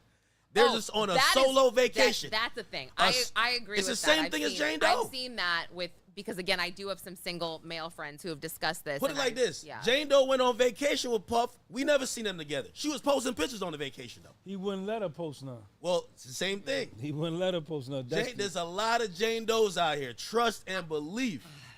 Yeah, I know you're right. I'm hearing bail denied. Could you confirm this? What? Oh shit. Oh no, that's gonna be drama. Okay, let's see. Somebody said kitty cat costs a boiled bag and an eighth of za. Bail is denied. Yeah. Bail is denied. I told you he's a give and take guy. I've read the parties' submissions and others. The jury convicted the defendants of count 3 and 5 for the following reasons. Bail is denied. Oh boy. I wonder what more is going to be said. It's because Cassie wrote that letter. The victims and then the witnesses said, why did we show up here to testify? He got to protect his court. They're saying if you let him walk out of here, you have just endangered anybody who wants to walk up in your court to testify against a high-powered person. Why would the judge laugh, though? Like, I'm telling you, the way he was acting this morning, he was like... He's probably a little bit starstruck. He was joking with Diddy, and he was like, Mr. Combs, I can see you really want to leave MDC. You know what I mean? Like, why even... You don't want to go back to MDC. Yeah, why even fuck around like that? Why bother with him, getting him excited like that, I guess, and giving him that false hope that... Yeah. Because I swear, he seemed like really jovial. Like he was going to give it to him. He seemed like it. I'm surprised. I believe it's the letters. We'll see. Did he orally say why? I'm pretty sure he'll write up a order on it. But let me see. I really believe the witness is saying we are in fear. Why do we show up to court if this was going to happen? And then Cassie, her lawyer, saying, well, why did I do? Basically saying I'm a victim, and he's convicted of a offense that I'm a victim for. If you let him out on bail, wow, I'm pissed off. I'm just shocked. Again, I'm shocked only because he didn't sound like that in court. In court, he sounded like that's the same thing he did with the juror number 6. I mean, well, so that I guess I understand to a degree because he went back to the voir dire, but I'm telling you, like, you just had to see it. It just seemed like he was connecting with him on this personal level that... Agnifilo. No, the judge and Diddy. Like, I was like, it seemed like he was... He probably was caught up in the moment, too, though. Caught up in the moment. This is probably euphoric. He's watching... This is probably... I mean, you guys are probably like... Bad move, man. Watching that visually, that's a one-of-one experience, you know? Bad move, man. Yeah, I think if... He didn't say, give me a second to think about it and submit them letters. Then all of a sudden, I don't know if Douglas Wigner was in court. Clearly, Cassie wasn't. He was in court today. Okay. He's been in court every day for... Was Deontay Nash in court? I didn't see him. Okay, well, other people submitted letters. No, I didn't see him. I think if he was going off the moment, I think he would have said, could you tell me right now why I shouldn't let him go? And if he'd be like, oh, well, da-da-da-da. He's like, listen, how can we prevent flight risk? I'm not going to consider danger to the community. Most of those charges were included in the RICO or those. They went through all of that. Everything you're saying. I'm going to let him go, but I think the letters.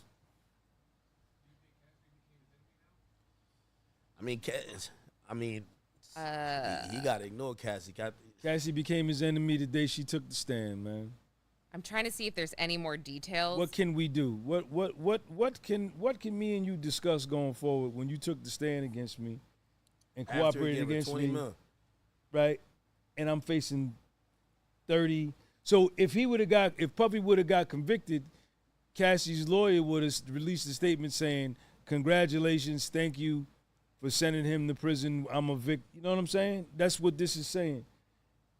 I mean, I wonder if they'll expedite though his sentencing now. If she was, I'm sure that Agnifilo and them are gonna be making some phone calls. It's bad. Let me see what he says. Jeez, yeah, I'm sure he wants that. I mean, because sometimes sentencing isn't for like 6 months, so that's kind of wild. I wonder. I mean, at the end of the day, I know it's not the best of the best situation, but this is close to it though for him. The point is this. But at least he beat him. He still beat him. It's highly unlikely that this year, next time, he'll be incarcerated. I don't even think he'll be incarcerated when it comes to Christmas. Do you want to hear more what the judge said? He said, even if the defendant was solely required to show that he is not a danger to the community, he could not meet that burden.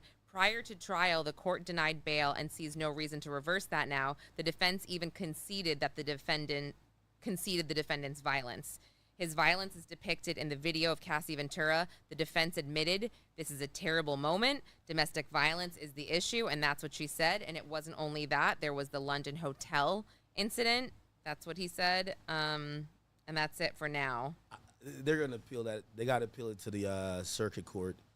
I don't think that video should be used. That video isn't even any evidence that goes towards the charges he got convicted of. That video is... Well, I would say that video is their second largest piece of evidence besides the baby oil. And you know what I mean? It goes to other charges. Exactly. Yes, exactly. And the charges he got acquitted of. So it's like, if if you try to charge me for gun possession and then you say I'm acquitted of having the gun, you can't then just bring it back up and be like, but we thought he had a gun. I thought you said I'm acquitted. So Well, again, you're right in this case that this is not an assault case. This is a trafficking case. So it is interesting that the judge is bringing this up, right? Like it's only interesting because when it comes to bail, it's so discretionary. Yeah. They don't necessarily have to use things that completely directly connect. But I think on appeal, he'll probably get a bail. He'll come with a better bail package, and I think the circuit court's going to do it. And also, I expect by the next week they're going to send in a letter to elect to appeal the 2 convictions, and then by less than a month, I think Shapiro, Driscoll, they're going to submit their brief, their appellate brief, and then also submit a motion for bail pending appeal.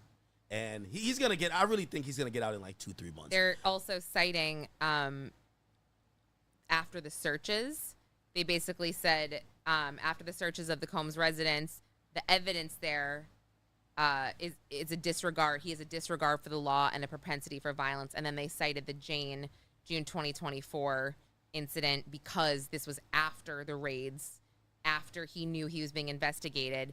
And I think what will bite him in the ass, and I knew this is coming, or I feel like this is coming, is when he got arrested at the Park Hyatt Hotel. He had drugs and $9K in cash, and I think they're going to say, well, and they did say, the government said, Mr. Agnifilo, you said your client came to New York in anticipation of being arrested, so why would he have drugs on him? No, he didn't come. No, but I'm saying that's what the government said. He didn't come in anticipation of being arrested. He came to self-surrender. But they arrested him. They executed the arrest for the specific reason to get a media spectacle so that they could deny him bail. Because if they allowed him to self-surrender, then that would imply that he's harmless, that he came on his own accord. But they arrested him so that they could, I think his attorneys even said communication stopped when they were trying to figure out, hey, should we just turn ourselves in? Agnifilo and they said that. all of a sudden they ran in, so it was... Shapiro said it too. Yeah, it was one of those. It's all good. It's all good. You know, he goes back, he sits down in MDC, he feels better, he could sleep tonight, does his 300 push-ups a day, you understand, starts planning his strategy. The biggest of the hurdles has been conquered. Do these days go by? You were talking about when you had gotten convicted, and you said before the conviction or the sentencing, actually, you were going through it after the sentencing, knowing what you knew. You said the worst part was not knowing. Do you think that now that he knows he probably has a max of like maybe a year, do you think he's going to sleep better? Do you think he's going to handle his time better? 100%. He's relieved. His blood pressure is down. The depression is lifted. He'll go to sleep. He'll now he can talk on the phone, and he can talk with his daughters, and they both know, and he knows I will be home soon. It's not 20 years. It's not 15. It's not 30. He'll work out 2 times a day, and he will look at his life and look at this federal case as like stepping in gum in the middle of July at 90 degrees.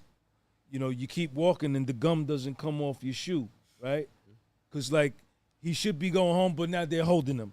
So now he's got to file an appeal into this, you know, and this will just add to, I hope, his self-reflection and, you know, to look at what Cassie is doing, to look at what Cassie allowed her lawyer to do. And she can't say, I didn't tell my lawyer to send that letter.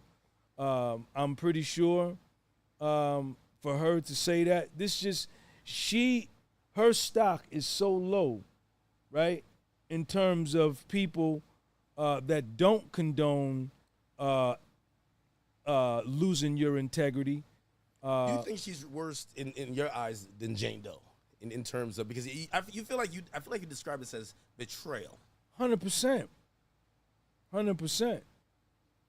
100%. You don't get on the stand and testify against your friend, man, if that's somebody that you love or that showed you love, right? You don't do that, right? No matter what.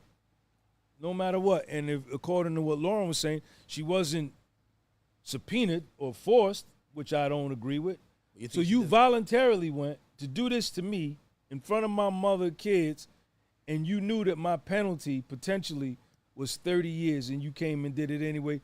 Me and you can't go half on a pack of gum for the rest of our life if you put up 26 cents and you should show you give me 24 cents.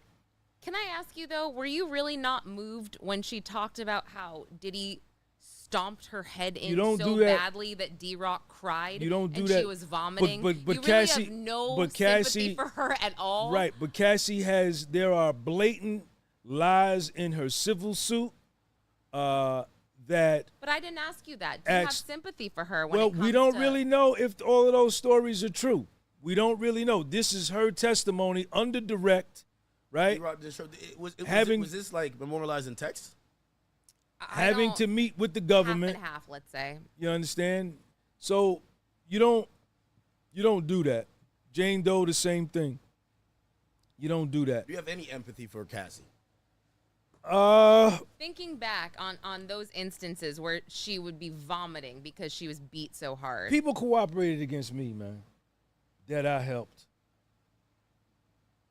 My son's mother cooperated against me.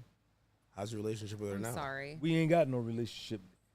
She was my secretary. And she stole custody of little Sean from me, helped the feds cooperate against me, send me to prison. I had done everything. She was dating a guy at the time. I had about 6 or 7 girlfriends, but I had a main girl. My main girl did her hair. I was fucking both of them at the same time. Did they know? Yeah, they knew. Oh shit! It's like Jane Doe and Gina. So you help them. You go against me and your son, right?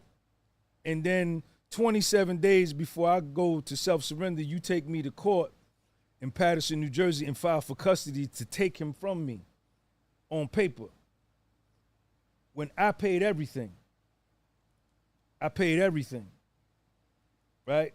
I took you to the emergency room. I carried you downstairs. I took you to the emergency room. I bought you I bought everything. I sent you and your kids. I paid round trip tickets for you and your kids to go to Dominican Republic. Paid you while you was there. All the shit I did, and this is what I get. And then you steal custody from me?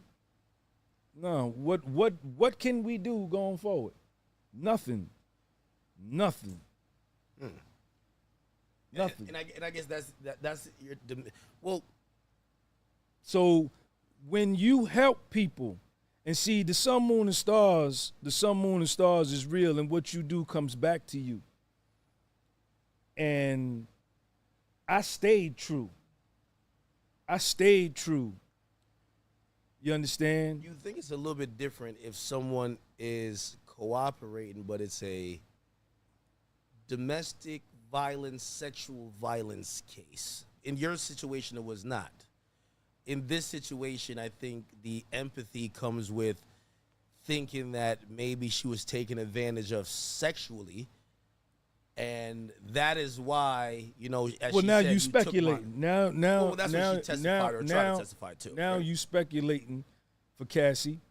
My mother was a victim of domestic violence. I watched it in my house, so I'm not, dissing women and saying that what Puff did to her was all right. He's guilty of assault, 1,000%. But you understand, you got your $20 million out of him or whatever, and you still on this, you know what I'm saying? But listen, what you put out into the universe come back to you. And everything that was done to me, and when I got ready to get released, Sean's mother wanted me to see if you could come. You want to get released here to my house? I said, hell no. For what? And what was done to me Was she trying to ask got for done to forgiveness? her. What got done to me got done to her. What do you mean? Worse than what got done to me. What do you mean by that? What goes around comes around. What happened to her? Just what goes around comes around. Wait, you can't just say that. Give me a hint. Is she in prison? What goes around comes around. What you do. You think that Cassie's what karma you do comes is back to you. due to? Why are you not bite her? asking him more? Aren't you curious? Well, I mean, I don't it's family understand. How do you business. just? I know how that go. I know how that go. It could. Should I not ask you? You can ask me whatever you want to ask me. Is she in prison? Is she in the ground? Well, I literally, I don't understand. The sun, moon, and stars is real. And you don't play. Can I get a Red Bull, please? Oh, yeah, water Red Bull. You don't play around with kids, and you don't play around with old people. Right? You don't do that. And people that get down with you like 4 flat tires when the times is good, you got to get down with them when the times is bad. You don't. You don't do that. I was left for dead, kid. Did you ever think about forgiving her? Maybe she felt she had no option. She made her own decision, but she felt she had no option. You ever thought about? Nah, I hold grudges. I hold grudges. I'm a Pisces man, and I never forget. No, I'm good, thank you. I mean, I do need something. I need the more details. No, I will respect it, but I will be thinking. I hold grudges. I will be thinking about I'm it. a very sensitive man, and if you fuck with me, I never forget, and I believe in revenge. Do you believe that Cassie karma is to come, or do you think she already got it? Just keep living. Keep on living, and watch what happens. Puffy won. Cassie, Puffy won. Puffy won. There was no asset forfeiture. His daughters are there. Everybody is there. And let me tell you something.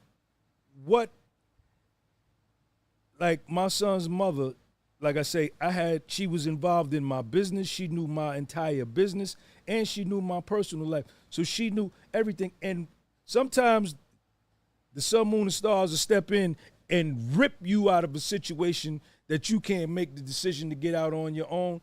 And he rescued me by sending me to prison because it got everybody away from me.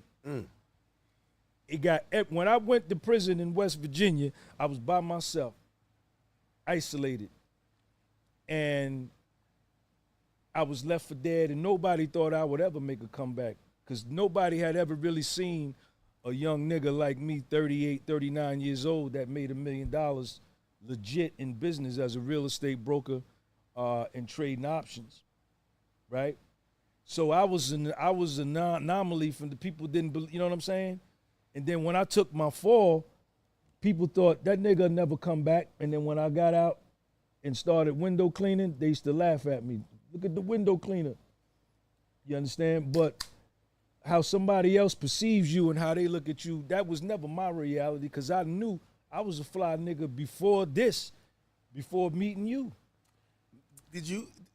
So I listened to Bradford Cohen. He made a great point, and his point was, he says what he hopes for Diddy is that Diddy takes stock and he looks around and he realizes all the people that showed up to the party, all the friends that he helped out with jobs, opportunities, gave careers. He says, now one of the artist friends showed up to that damn trial except Ye. Not one of them. Not one. Not one of them said. Nobody came to court with me. He said all of them came, they ate the free food, they drank the free liquor. But when it was all said and done, it was just Kanye his West family there and one person. Charlucci and Kanye West.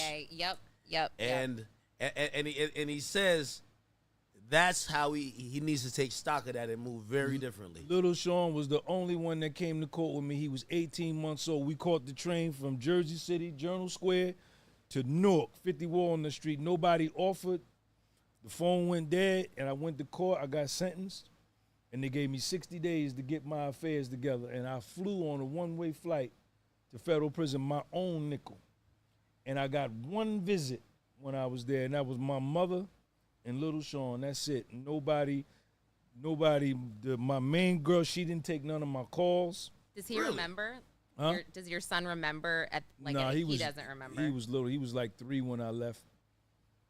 The main chick stopped answering. As soon as I got there, I called her. She didn't pick up the phone. My mother gave Little Sean's mother $800 a month for 15 months, $11,000 for child care for Sean. She took Sean, put her on her tax return, got the earned income credit, sent me $50 the whole time I was in the joint. And when I got out, 2 months later, she got evicted for non-payment of rent. And I started fighting for custody for them right there. And she said, you could come get released to my house. I said, bitch, I'll never come over there.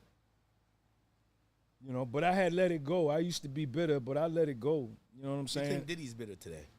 Nah, I don't think he's bitter. I think he's heartbroken.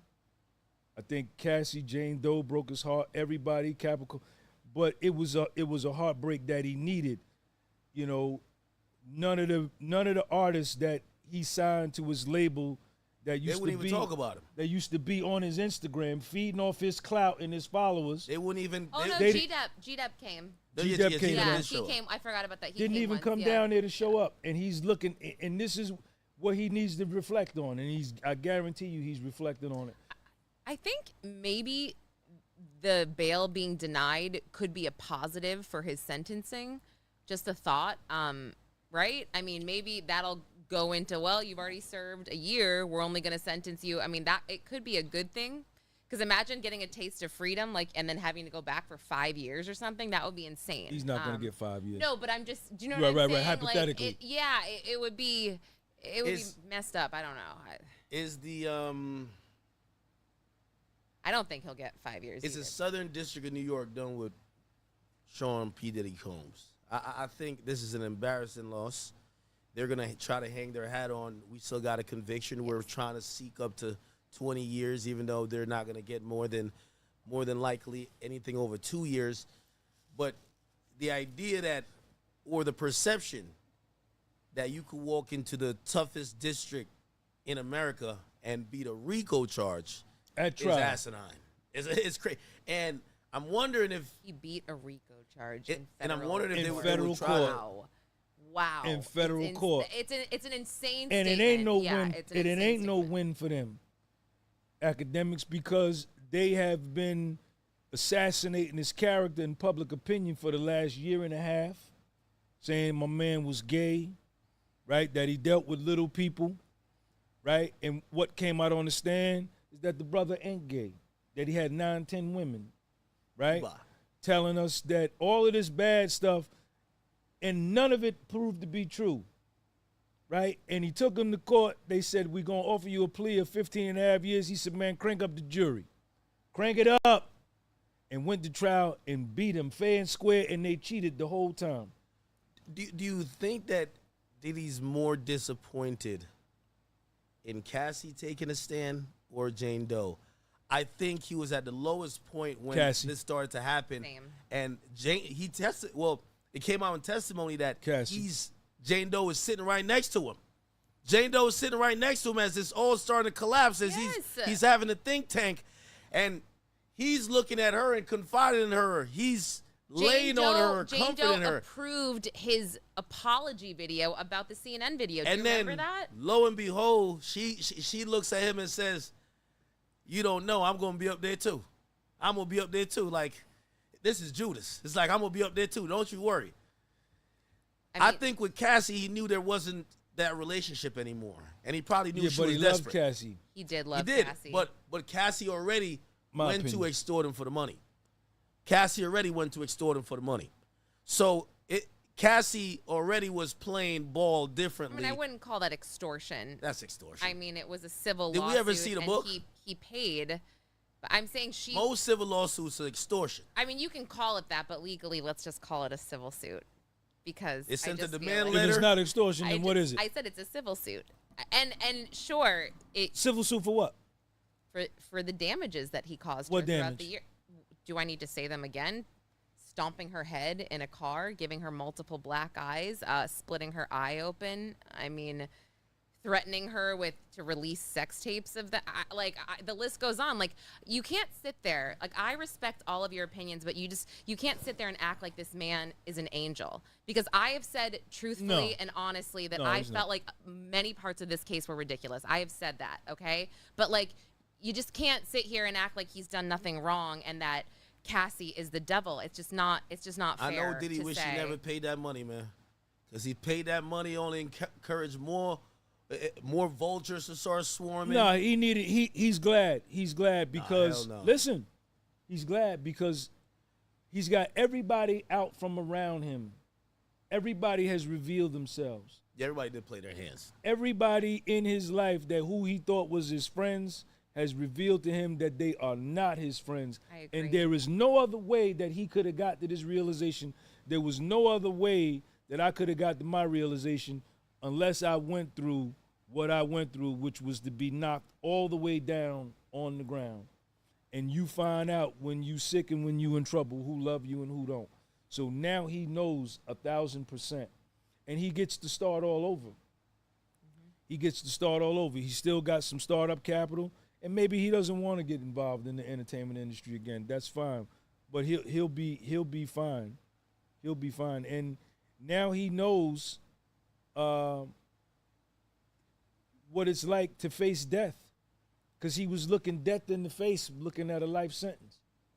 And they were going to send him probably to a maximum security prison, a USP, where you got to take showers with your boots on, right? And have a nigga watch your bunk while you take a nap. He wasn't going to probably go to no low, not with them charges. So he won. He won. And 100% he won. Of course he did. I mean, yes, he's the winner. This is his day. Granted, denied bail or not. Oh, look, thank you for the 100. Sorry. No, that's really nice. Yeah. And you know, you know, he has a new blackboard with a brand new box of chalk, and he gets to write all over again what he wants to do. And he's only got one true friend in the world, and that's Kanye West. That's his only true friend. If you didn't come down there and this nigga did features and executive produce your albums in the 90s when your career was dying, if he didn't break you as an artist and introduce you to the world, your first 2 albums were critically acclaimed and now you starring in movies, you did not come down and check on your friend when he needed you. Because sometimes, that's why I went into 26. I went into 26 one time because I wanted the nigga to see me. And I wanted to make eye contact with him. Because sometimes that's all you need is for a motherfucker to say, damn, that nigga came. And that fills your cup up one more day. But when you don't show up, there's nothing you can explain to me after that. Niggas was trying to explain to me, yeah, Sean, man, I heard you was in, man, I was going to send you something, man, but I didn't. I said, man, you could have went online. You knew that I was in prison. The gossip committee told you. You could have went online. Found my registration number. Lauren, you could have went online, found my registration number, and sent me $4 so I could get me a pack of tuna fish. You didn't do that. You could have wrote me a letter and said, man, how do I get in touch with Sean's mother, so I could take him to Burger King and get him a Happy Meal for $3.84? Do you know how that would have made me feel? But nobody said nothing. But now they see me with you. Yo, Sean, can we collab? Yo, nigga, can I get on your platform? No. Damn. No. Isn't that funny? Everybody wants to be with you when you're on top, but nobody sticks with you when you're on the bottom. Hey, by the way, Eli, thank you for the 20. Says, yo, Unc, I got to show you much love, man. You've been through a lot, and you a real OG. It's you a real one for putting these 2 great reporters on. Shout out to Lauren. They are the reporters for the real one. Much love to you all. I'm telling you. That's the side I don't think people have realized. Nigga. When you sitting, when you laying, you sleeping. I'm flying to Africa. I fly back. I fly to Egypt. I stay 3 weeks. I fly back. I look up Sudan. I fly back to Sudan. I fly to Brazil. I'm flying all over the world. I'm buying $3,000 Hickey Freeman suits. This is one of them, custom-made suits. I'm standing up there, the dude sewing the suit on me. I got American Express. I'm smoking cigars at Club Macanudo on Park Avenue. And then I get reduced to a prison bunk in a mat like this. 5 pair of drawers, 5 pair of socks, 3 pair of pants, 3 shirts, 2 long sleeve, 1 short sleeve. And you go to commissary once a week and get some stale-ass commissary. And you sit back and you reflect, like, what happened, right? And you come back from that. You come back from that. That is what is the black soil and the water and the seed to start your comeback process, like the phoenix destroys himself on the pyre. Then from his own ashes, he makes himself anew and he rises to live again. Do you think, as you said, you believe there are so many people who lied on him and betrayed, so you think karma's coming back for all of them? I don't know what's coming back. Puffy won. And a lot of them are saying now, they didn't think the nigga was going to win. I didn't think he was going to win. You didn't think he was going to win. Yesterday I didn't. Nobody thought he was going to beat the feds at trial. And he beat him. Now everybody's saying Jane Doe is like, oh, man, Capricorn, oh, this nigga won. Oh. And I can't ask him to help me buy a light bulb to put in the bathroom. And this nigga would have did anything for me. Now I can't ask him for nothing. And Puff needed this. He needed this to see. Do you think they were using him then? 100%. Niggas use you. They use me. And I ain't nowhere near you. They gonna start using Lauren. I don't think anyone will use me, but They gonna start. Let your shit keep growing. Watch what happens. I mean, I just have to say, like, I did cover this from an unbiased perspective, but talking to my family members and my husband in private, I came home a lot of days and I was like, so again, I had to sit there and remind myself I was at a federal trial because the government, David James was on the stand and you got him saying, oh, Diddy was mean to me. He got in my face and he yelled at me. And you're like, wait, is this forced labor? I don't know what we're talking about now. We're at a federal trial and this guy is saying his boss It's like there was a charge for him being an asshole. Well, it was just so weird where I was just like, can we move on because you're wasting all of our time? It's funny because like, some of them also in the same breath says, like when on cross, it'd be like, was he a good motivator? Was he this? Was he that? They were like, yes. He got the best version out of me. George Kaplan and Jonathan Perez, Puffy will fuck with them. And David James, though. David James said it too. Well, David James was a little shaky. But Diddy gave him a nod on the way out, and David James gave him a nod. Like, what did he testify to? Who? The guns and the Suge Knight thing. Okay. That was his whole thing. And he bought an 8-ball. He said he bought an 8-ball that's right. bought an 8-ball for Puff. That's what he said. A lot of his shit was a little shaky. He took one of Diddy's MDMA pills. I felt like they wanted Brandon Paul to say, "Nah, Diddy told me to bring them drugs," and he said, "I was cleaning up. I seen him. I took him. Yeah. No one told me to do nothing. I took him." Yes. And they said, one time you tried the drugs. Why'd you try the drugs? I think they want him to say, what Diddy told me I had to do. He said, nah. Loyalty. I wanted to show I was down with the squad. I could do whatever. And same with staying up for 3 days. He took remember? the ultimate accountability. And I think one thing that was glaring is that the majority of the people there didn't take accountability. I couldn't do this because of this. I couldn't do that because of that. It wasn't, I made that decision. I thought it would be better for my career. I did that. I thought I could get closer to the boss.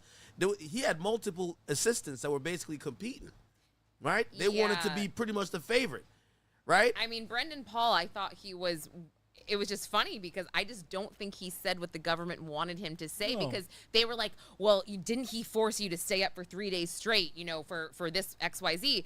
Like, how did that make you feel? And he's like, I was kind of young. We were working on an album. And so he said, I was fine.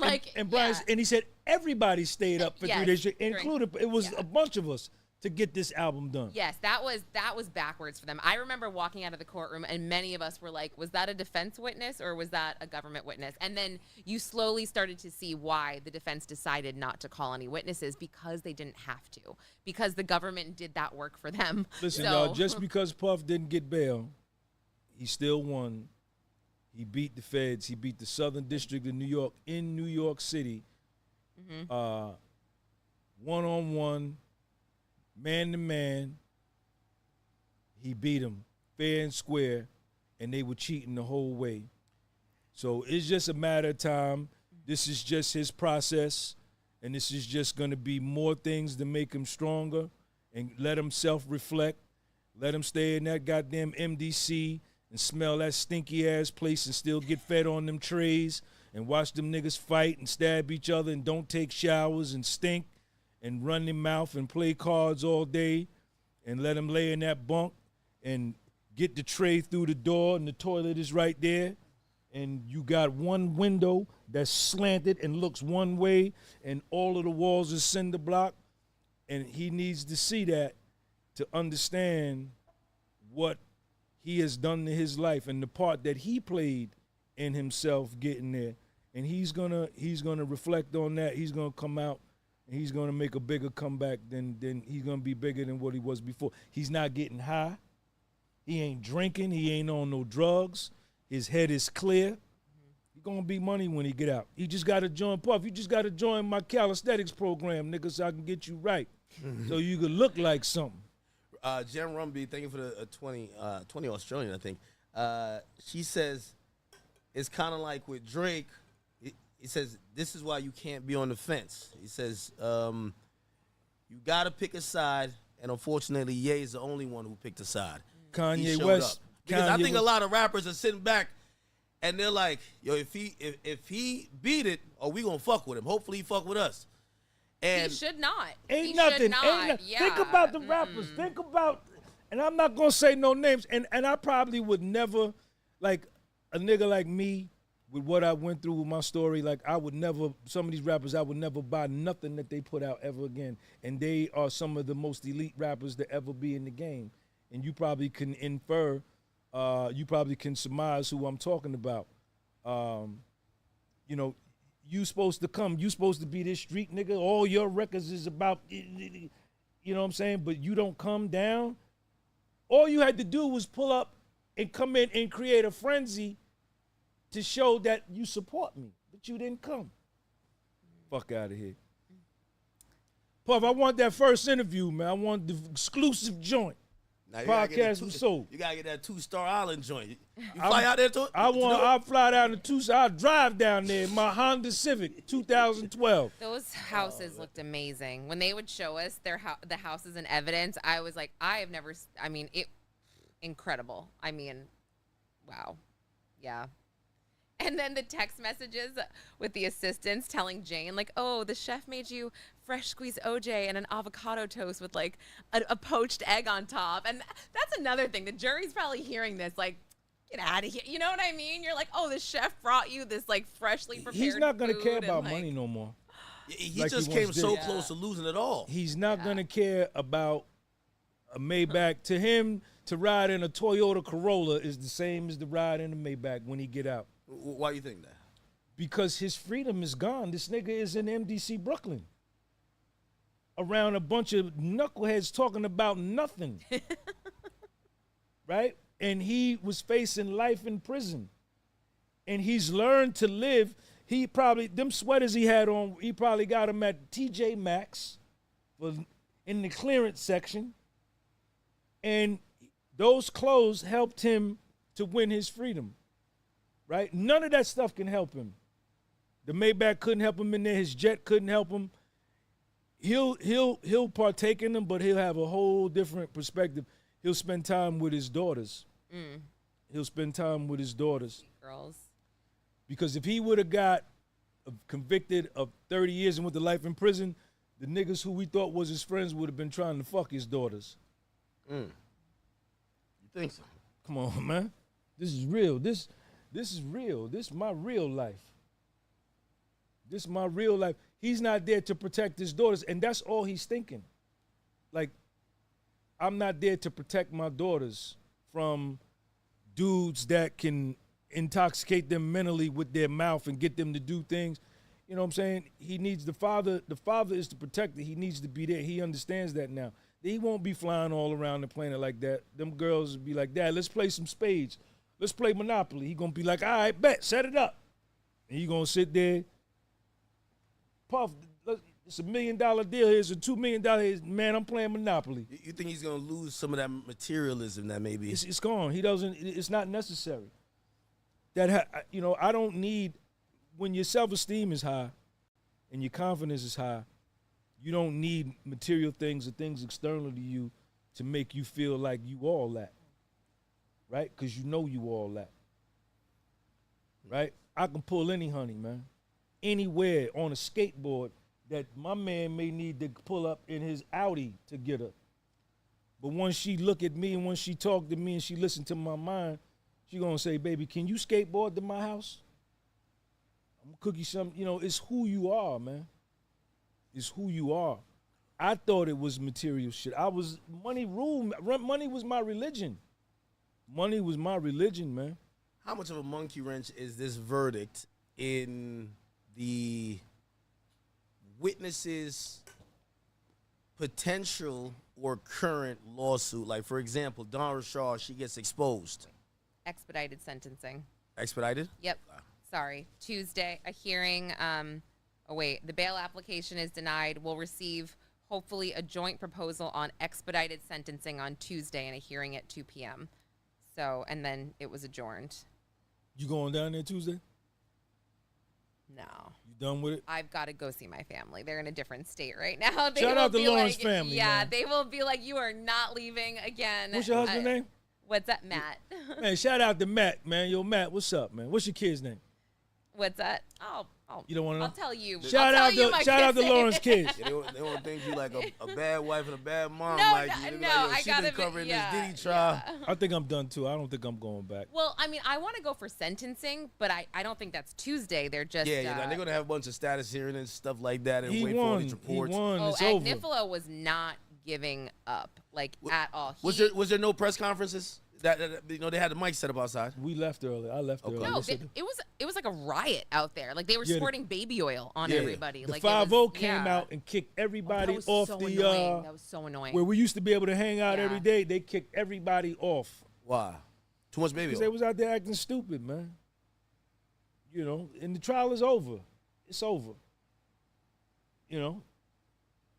KO. I'm reading this. Mark Agnifilo said his children are here. His 2 daughters, they're in the middle of the second row. They no longer have a living mother. Here, the user of prostitution services, he's been convicted under the Mann Act. He was acquitted of violence for sex trafficking. Let him out. That's what he's saying.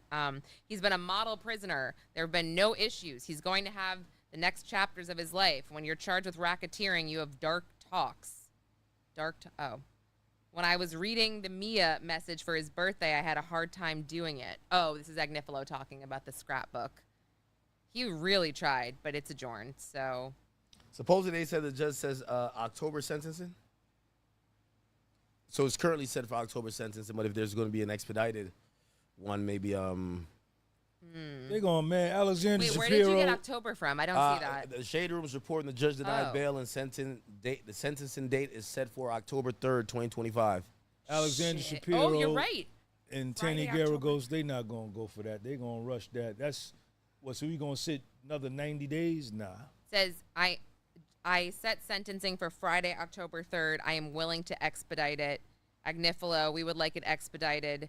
Judge, we will need an expedited pre-sentencing form from probation, but I'll be available. So that's what the Tuesday hearing is for. Yeah. Yeah, they got to do his PSI. Oh, yeah. Wow. Got to do a PSI. Puffy didn't rat.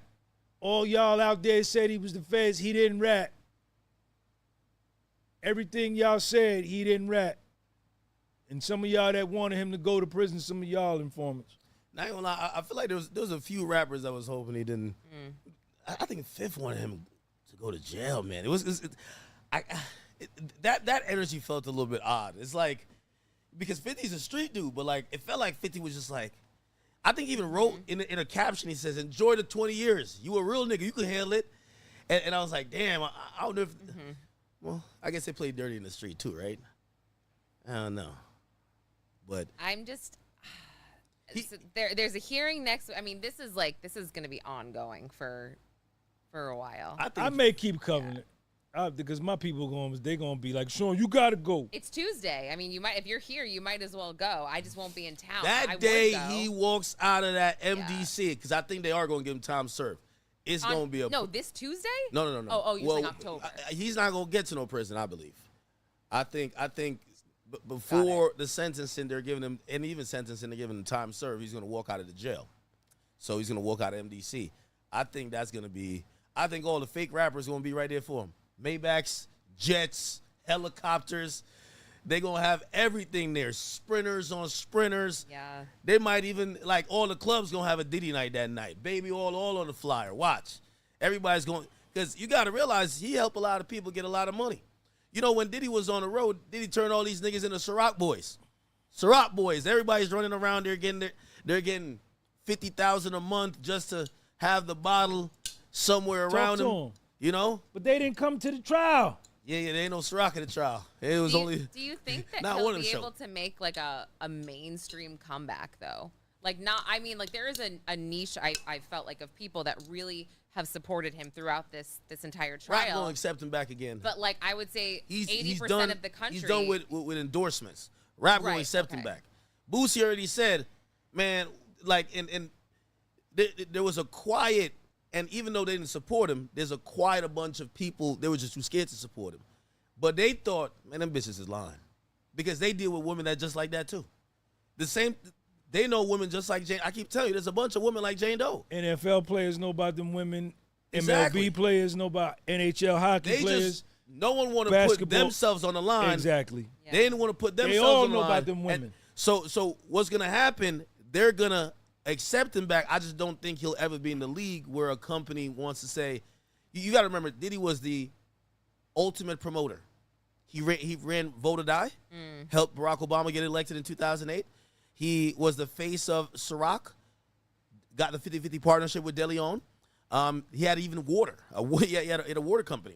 Yeah. So, I don't think any of those companies want to brand anything with him anymore. Yeah. And I think musically, I think he's going to have a little salty taste in his mouth, from trying to do music with some of these fake-ass motherfuckers That's anymore. what I was thinking. And I also just feel like 80% of the country, they just read the headlines, and they're not going to... Culturally, he'll always be a legend. You think so? He'll always be a legend. Yeah. I just don't think certain type of music will go over like it wouldn't if these allegations didn't exist.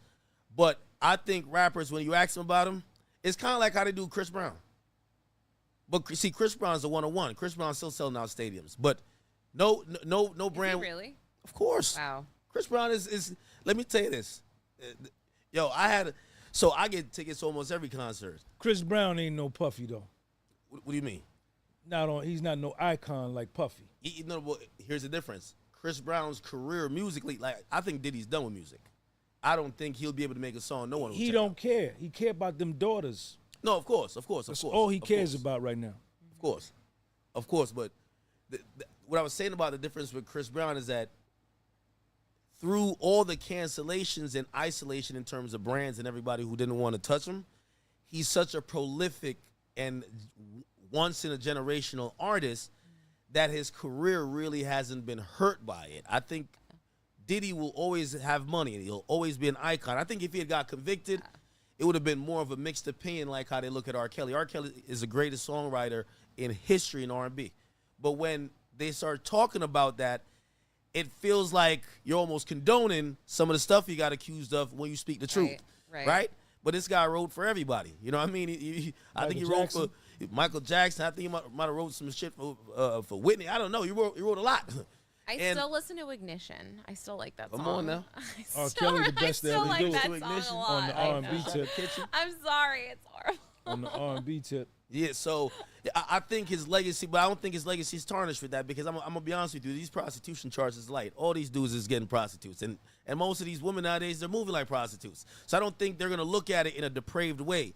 If it was sex trafficking, they would look at him in a, yo, you a real creep, man.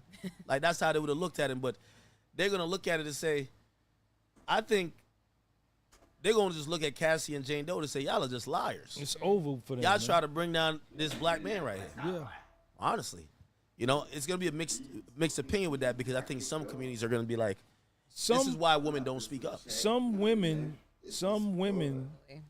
I picked up a lot of women subscribers on my YouTube that are pro Puff that would say to me, Sean, them girls knew what they wanted. They knew what they were getting into. And when Puffy tells Jane Doe, when she testifies on the stand that I fell in love with him, I was instantly, what'd you say? It was instantly in love with him, or They all said this. Yeah. I fell in love with him immediately.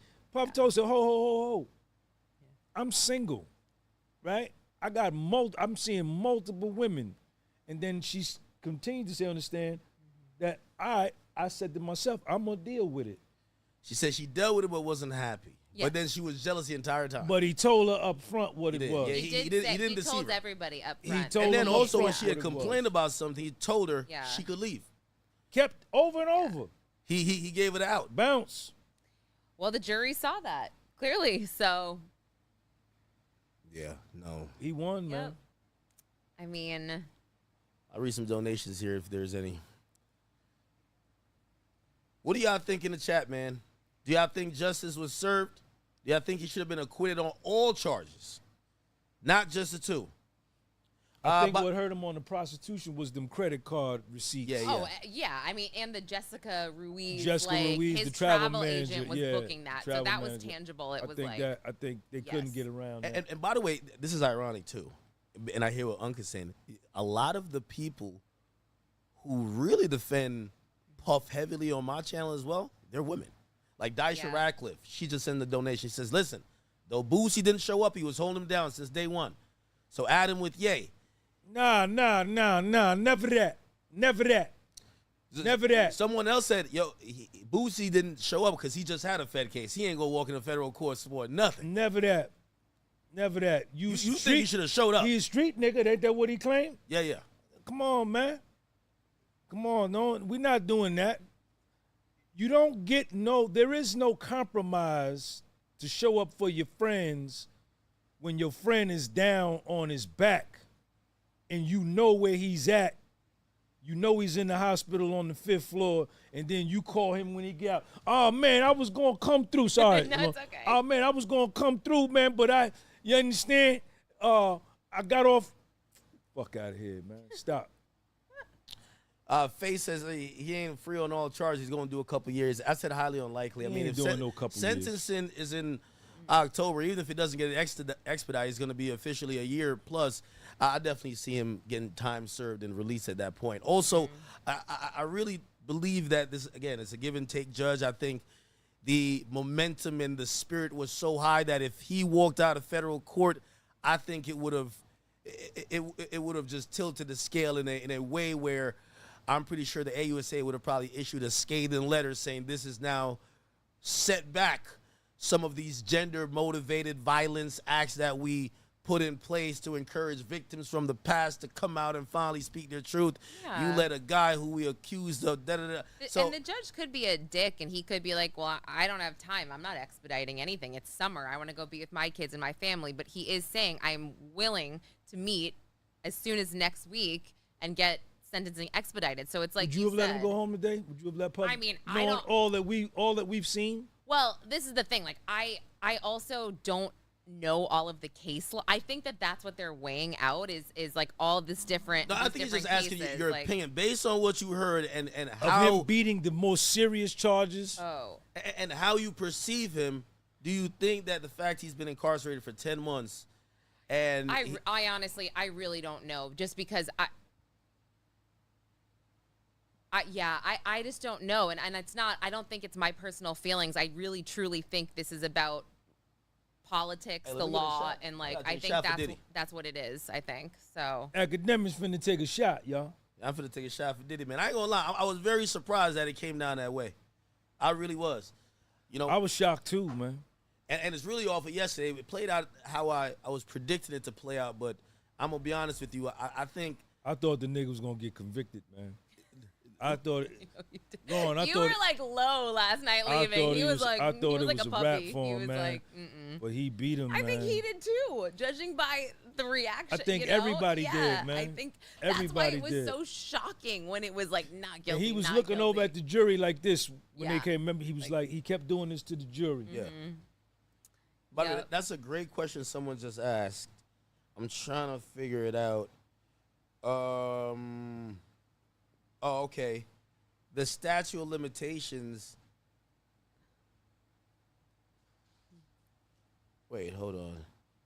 There's not a specific. I'm just Googling it. Do you know if there's a statute of limitations on the Mann Act, so the 2 prostitution acts that he was convicted of? Do you know if there was a statute of limitations on it where if they had not brought it now, maybe they couldn't have brought it then because. Oh, I don't know. Because remember, the RICO, they have the last act has to be in the last 5 years. Is there?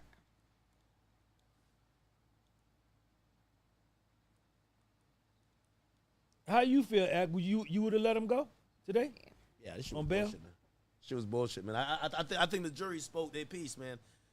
Listen, and you know, I'll be respectful to you know Cassie and Jane Doe, but the jury basically said y'all were hoes, man. Y'all were lying on that man. Y'all did these things willingly, and that's the basis of the case for me.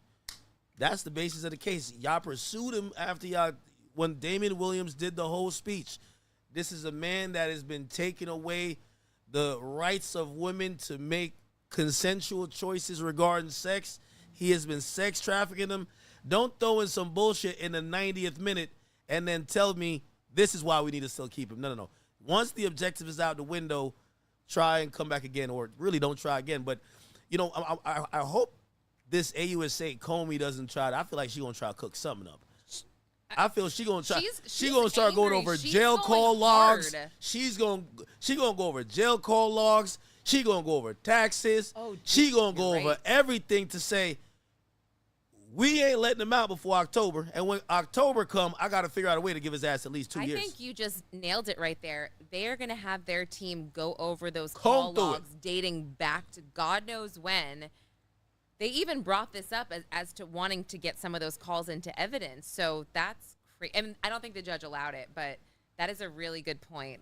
Hopefully for his sake, he didn't say anything or. You know, it was funny, and I talked to the guy who cooperated, which is 6ix9ine. He said, "Listen, let me tell you about the Southern District of New York." And he said, "I told." He said, "When they are not done with you," he says, "they've raided my house 2 times. They found a way to get me locked back up. That's why I was with Diddy, because they gave him parole, and then they found a way to get him back into the system." He says, "When they feel like you've got over on them, they don't just walk away. They find a way." And I'm wondering if that's going to happen, because I think Comey, this is a very embarrassing look for Comey. For all 6 AUSA, Emily Johnson, Slavic, the other 3, this is an embarrassing look. And I just don't think that they just walk away with this. And they gave it their all. They did. But again, But it was a case they couldn't win. I don't think it's an embarrassing look for them. I think it was Damian Johnson. It was Damian Williams. But it was a bad case. It's an embarrassing look for the office that's seen as the toughest office on crime in the land, that one man goes in there and beat a RICO. Right, because you put witnesses on the stand that perjured themselves. Well, again, they're never going to take accountability. They're gonna But try to make that's sure what happened.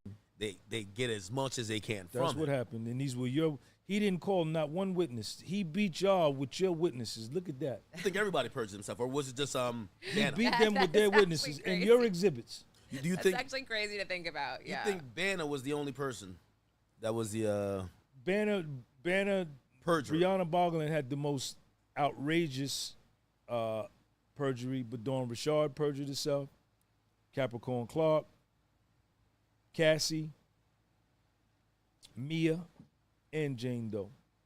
And these were your key witnesses. And 2 of your witnesses, Gina didn't even show up. And victim 5, whoever that was, didn't even show up. So they were given a case that they couldn't win. And I just think that they were outmatched with the legal minds you know, Puffy had the resources. He spared no expense for his freedom. Do you think they go back, they sift through more civil cases, try to come up with maybe 2 or 3 more witnesses and say, let's go back at this motherfucker No, again? too much money. Or do you believe Too much money, and it's to retry him again on what? No, it's on other charges for other victims? no. I doubt it. I doubt it. Unless he f's up majorly, like he's got to be really careful because they are going to be watching him. I don't think anybody's going to win any of those civil suits either. Oh yeah, I wonder Bono. if any of those will go to trial. Like, what do you think about that? Like, Well, the fact that he won his, yeah. you know, and Or if the he'll only try to convictions, settle. the only convictions was Jane Doe and Cassie. Dawn Richard's case is going to go out the window. Mia's case is going to go out the window. And Breonna Boland's case is going to go out the window. My opinion. I could be wrong. Well, here's the thing. It's just so much easier to get a conviction in civil court. You could get a win in civil court.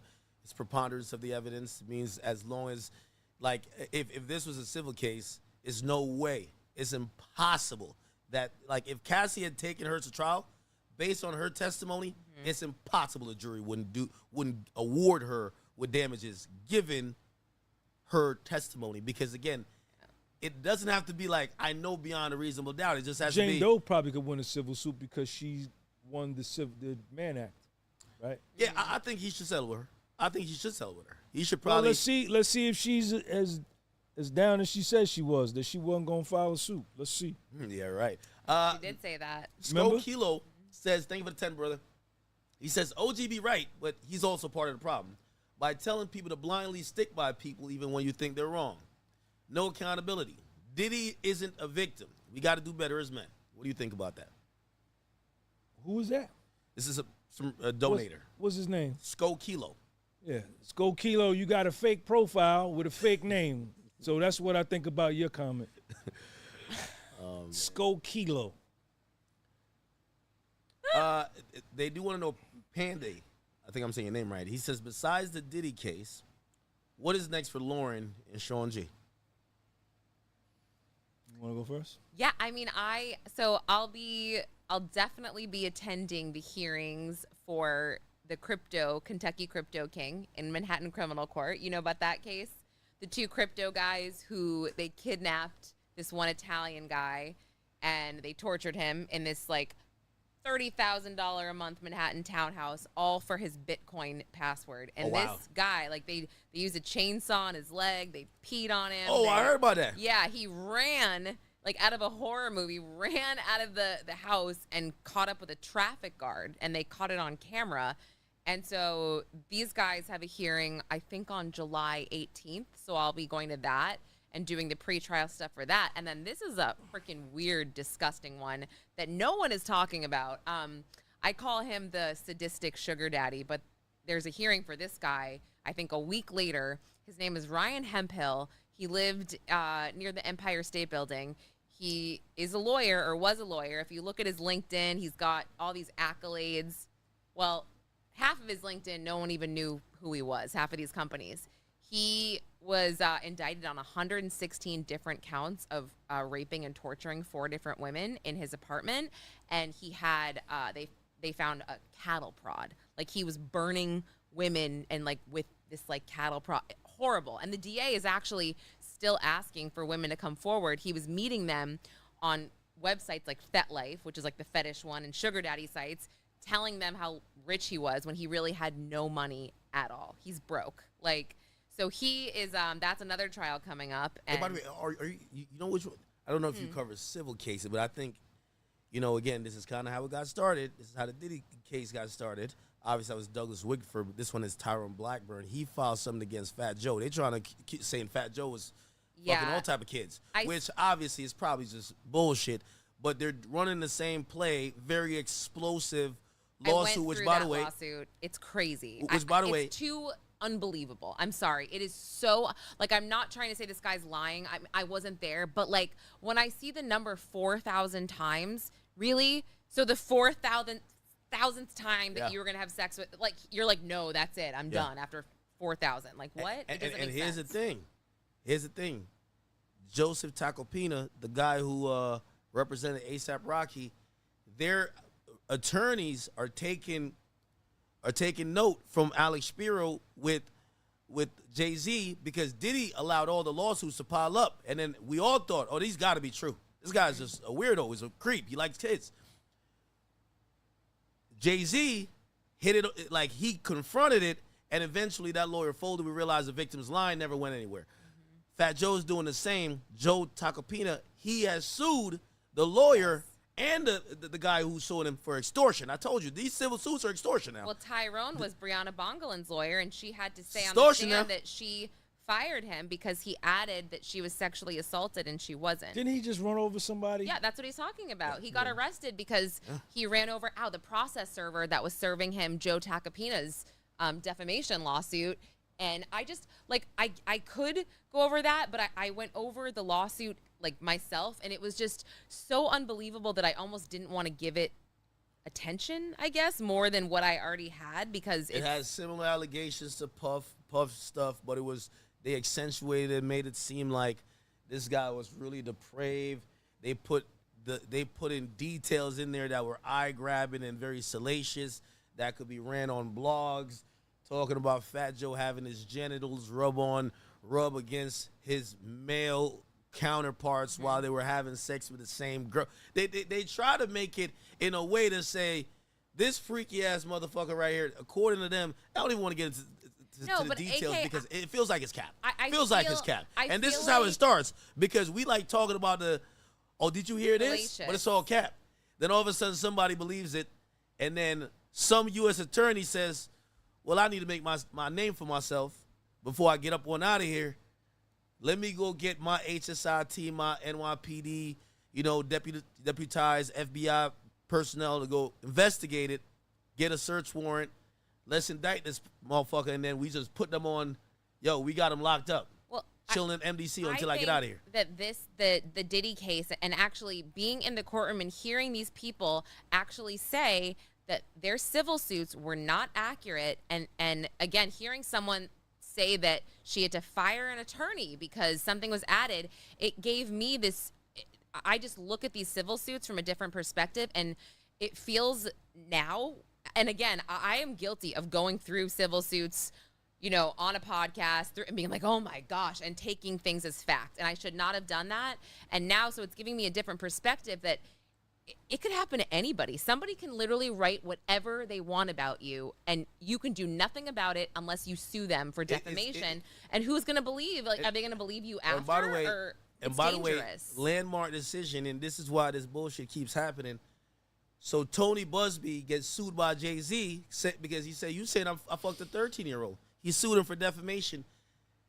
Motion to dismiss by Tony Busby gets granted. They dismiss it. They say, they basically legalize, if you make salacious acts and file it in court, it can't be defamation, because the mere notion it could be defamation silences victims. Well, you have to prove that it's defamation in court, which is the shitty part, and that's what I'm trying to say. They haven't even started the case. They threw it out. Right, they said it's silencing victims, and that's the problem. So he didn't even have a chance to prove that it was defamation, which is a scary thought, on his end, because Alex Spiro did an incredible job of putting together this binder as to why this didn't happen. Everything she said, this band did not perform the night of the VMAs or whatever it was, because they were in Germany at the time. Like, none of it made sense. It was the stupidest thing why they didn't do it.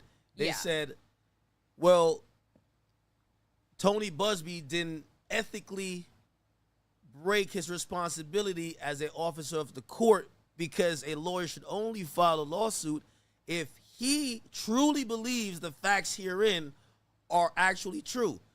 Here's the thing. He hired an investigator to validate the claims. The investigator told him yes, so he filed the lawsuit. The investigator never put a declaration in the docket, which means that's hearsay. It's a bunch of legalese and bullshit. No, it's crazy. Let me ask you a question. It really is crazy. So now when you just coming off of what you said, anybody can file these lawsuits. Yeah. We see them popping up on everybody. Where do you think this whole movement of believe all women stands, especially now after we've seen this case where if we listen, there's 100 lawsuits against Puff. A lot of people got on the stand, maybe either weren't all telling the truth, or if you listen to Unc, they lied.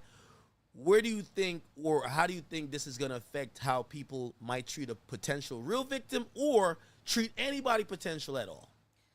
I mean, I think that the believe all women thing, I think that dissipated a long time ago. At this point, I think you should listen to everybody. If they come forward and they have something to say and they say that, listen to them, of course.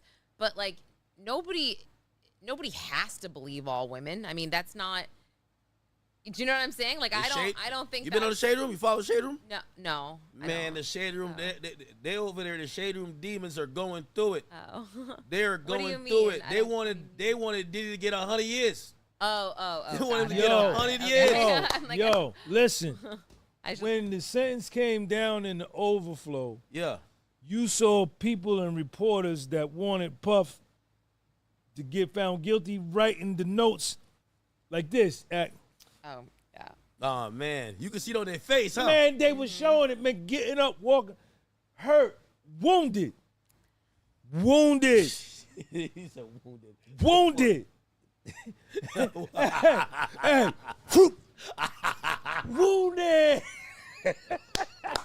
Hey, they all said you was wrong. They were saying now Unc too biased. Man, listen, when I went up there to the courtroom the first days, week, man. Oh, you said when you seen Cassie testify, you said you heard enough. Man, but it you was still over, went. man. They stopped. Some people stopped talking to me, man.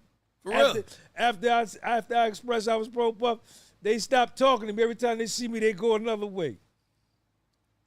When I first got there. Shout out to somebody said, not your Uncle Ruckus. He says, it ain't over yet for Diddy. They might try to do the Keefy D on his ass. They might try to drop a bomb about some old shit.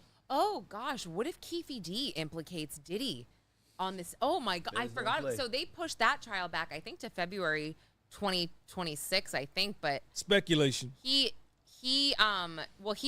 said that whatchamacallit, that law enforcement broke a proffer, but they say that he broke the proffer first. He did it on Vlad. He did it on the couch. Yeah. Multiple times. He just needs to shut up, though. Just stop talking. Here's the thing, though. He was getting like 5 bands in an interview.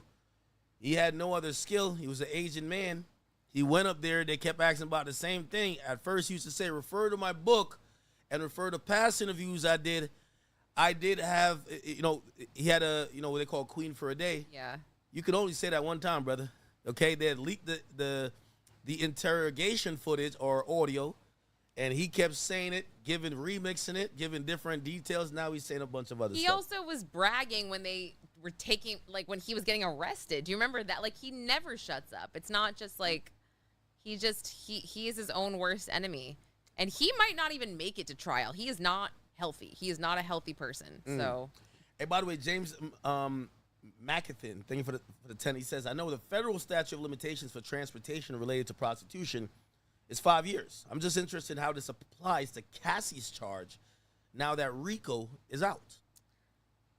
I don't know. I wish I had the the legal sentencing background guidelines to 5 years? understand all of that. The charge, the statute of limitation on that charge is 5 years. That's interesting.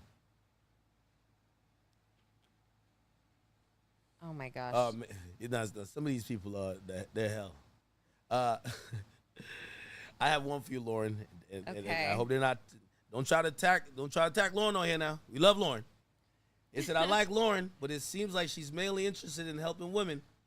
She says, does she think Cardi B should be on trial for admitting she used to drug men and set them up with transsexual women?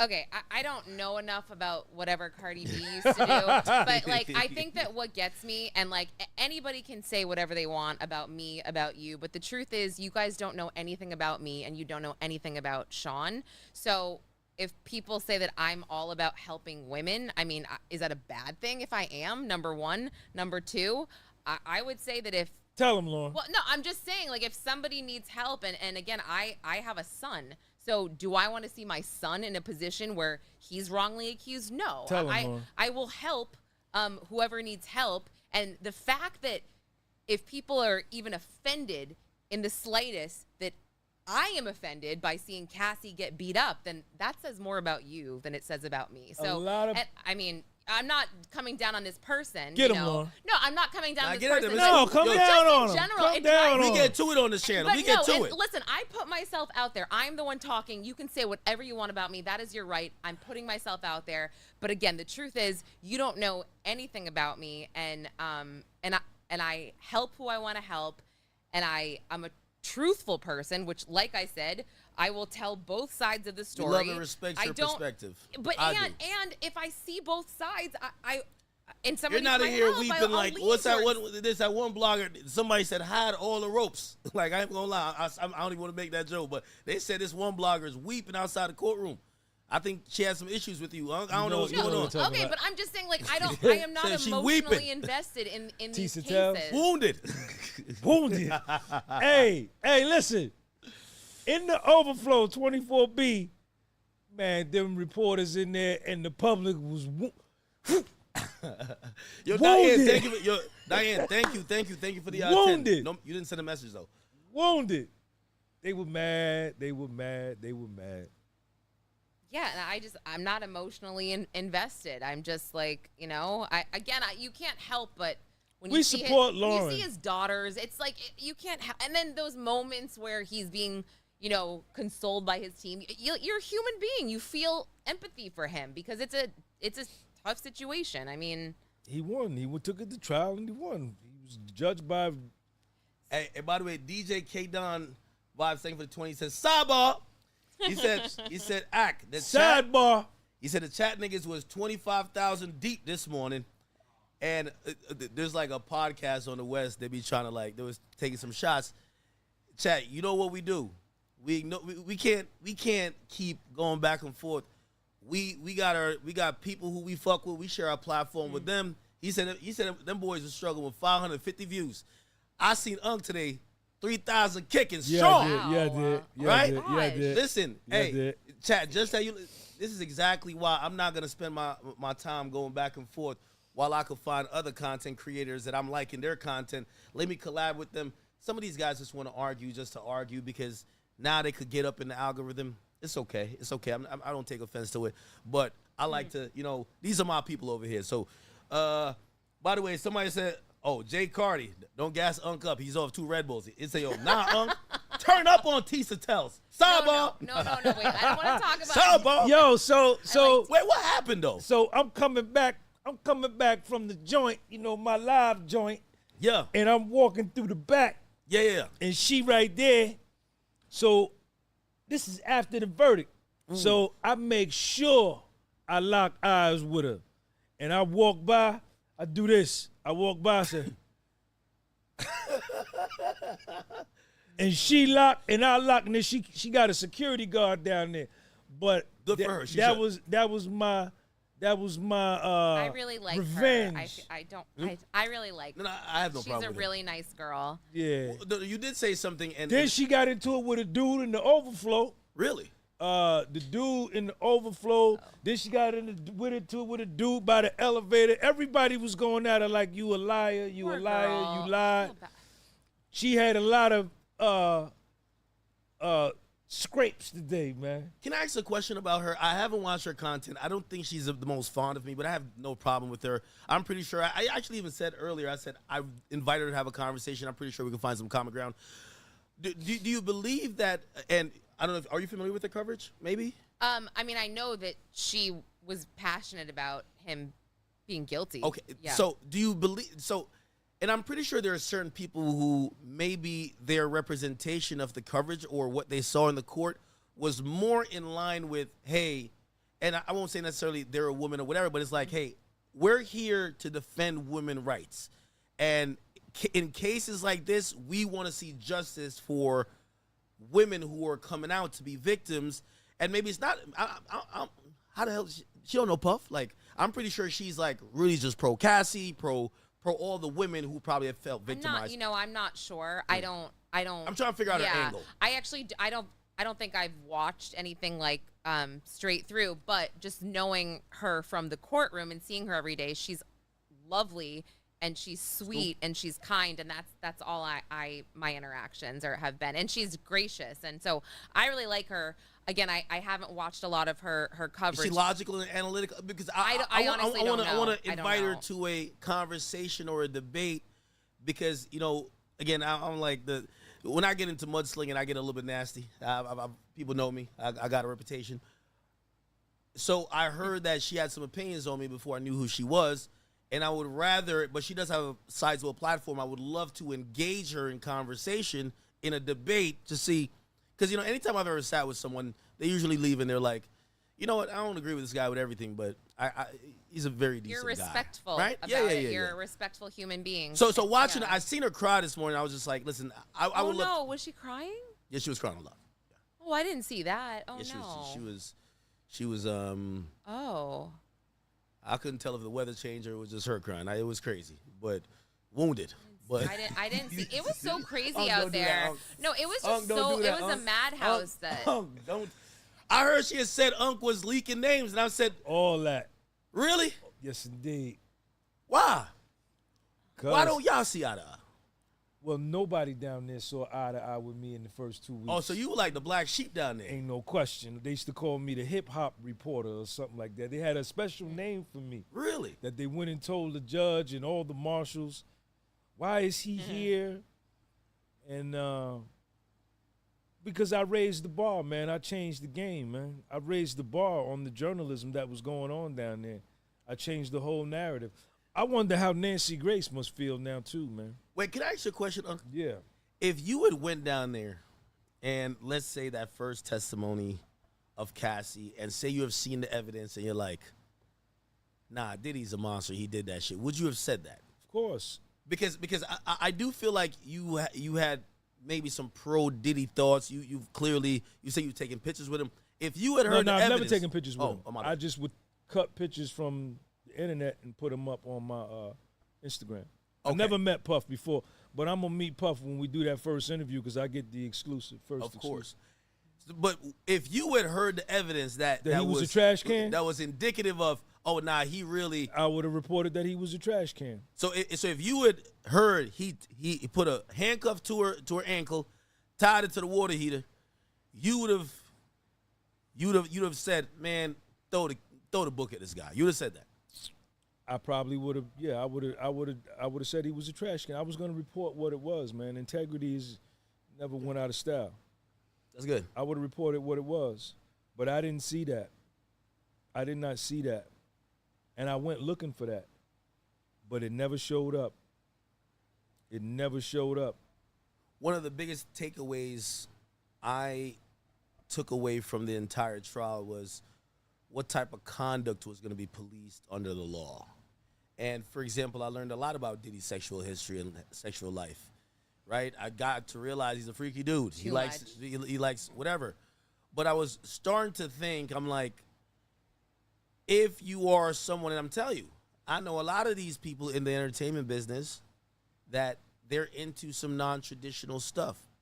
It could be group sex. It could be whatever, but I've never heard those things to be non-consensual. Mm-hmm. But if you told the public who are usually in monogamous relationship that this rapper, this ball player, after he won his NBA title, he ain't go to Disney World. He hit Turks. Mm-hmm. And when he hit that junk on the yacht, it was crazy.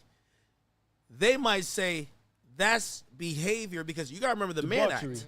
Yeah, the Mann Act, they listed a few things that it was trying to prevent. One of the things that actually says debauchery in the actual Mann Act.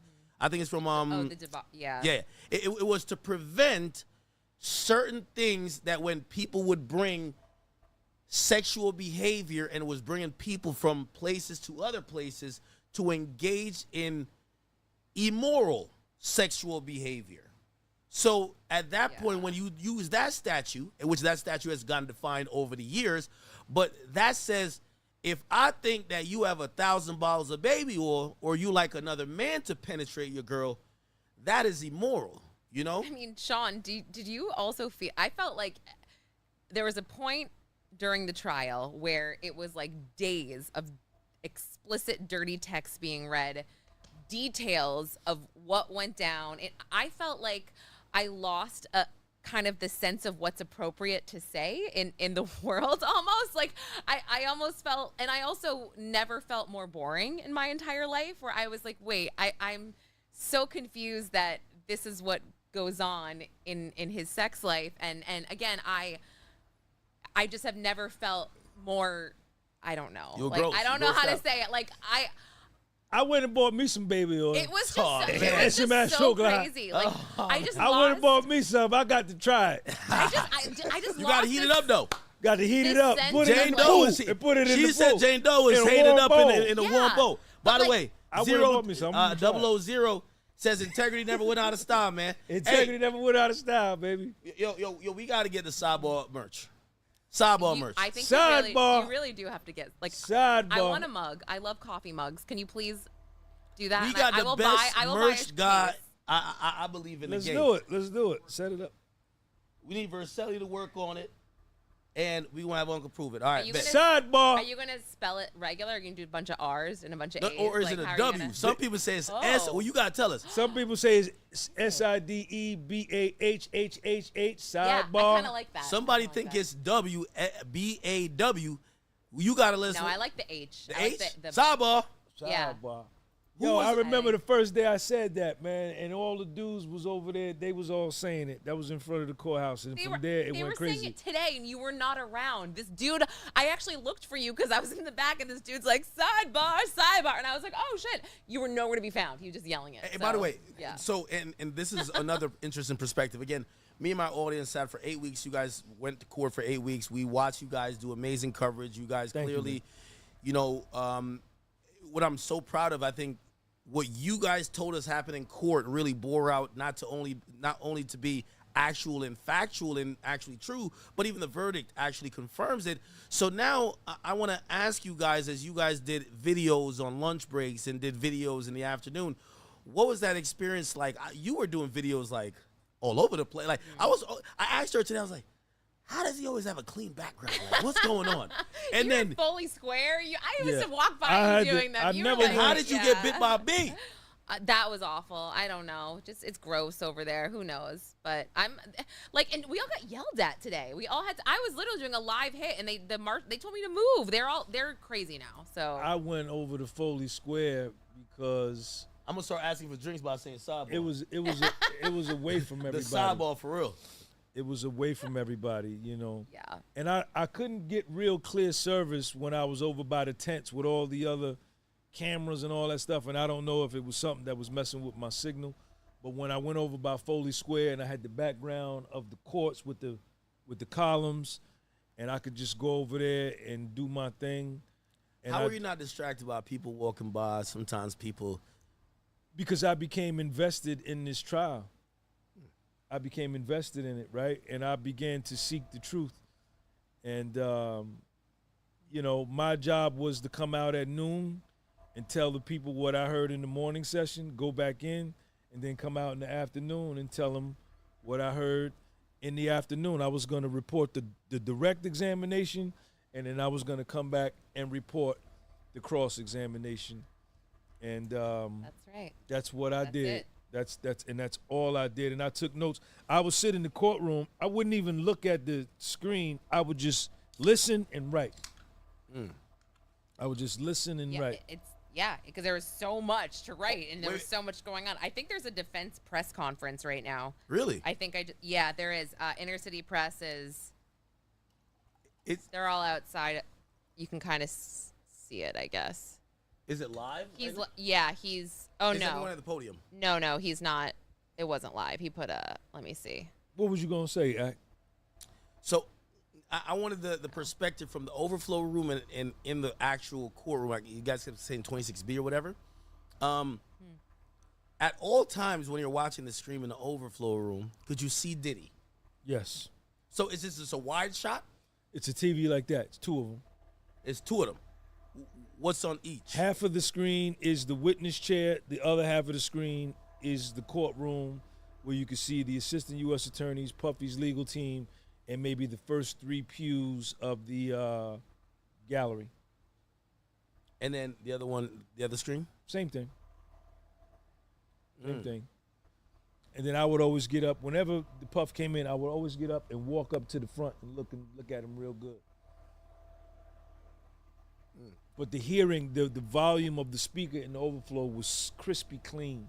Really? And when I went in 26B, I went in one time, and the marshals in 26B, they'll throw you out of there for the slightest little thing. They were very, very serious in there.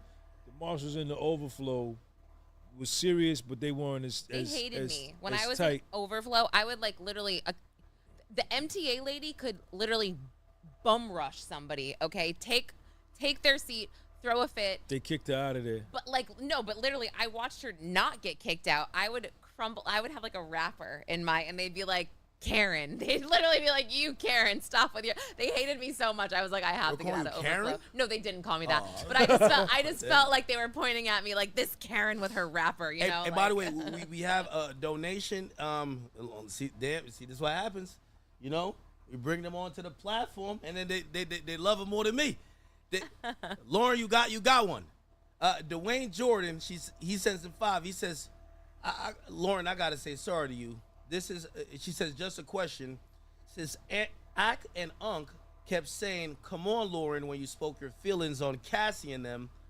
Well, I don't know what the question is, but he says, I'm all for women, and I'm a girl dad. So it looks like he's supporting you. He's just saying, you know, I guess he's asking maybe how you feel or whatever. No, I think that conversations aren't really interesting if everybody agrees. So I think it's nice. I no think one's they're very insulting each other. Like, you're not like, you fucking idiot. You know, no one's like, no one's being like, it's not like that. So, I mean, I just think it would be so boring if we were all sitting here and we're like, yes, I totally agree on that and I agree on this. And no. After yesterday's pod, let me tell you this. When I first did Everyday Struggle, it was the show that kind of like brought me a little bit, way more mainstream exposure. I realized that the need for difference of opinion. You know, I was on YouTube for years. And I was given my opinion, and the people who flocked to me mostly had the same opinion. But there was always some people who tuned in and was just like, I don't agree with that, but there was never a voice to represent them. When I sat with Joe Budden and we did a debate show, I would realize even some of the people who liked me, they liked when I was challenged. So yesterday, even at the times where we were challenging each other, I realized that's what makes for great programming, because as much as we might not agree on certain things, and it's not even a lot, honestly, those people who want that debate. retort, They want a healthy debate. They want to hear it. They want a healthy debate. And that's why, you know, I said to you after, I was like, I loved every response you did.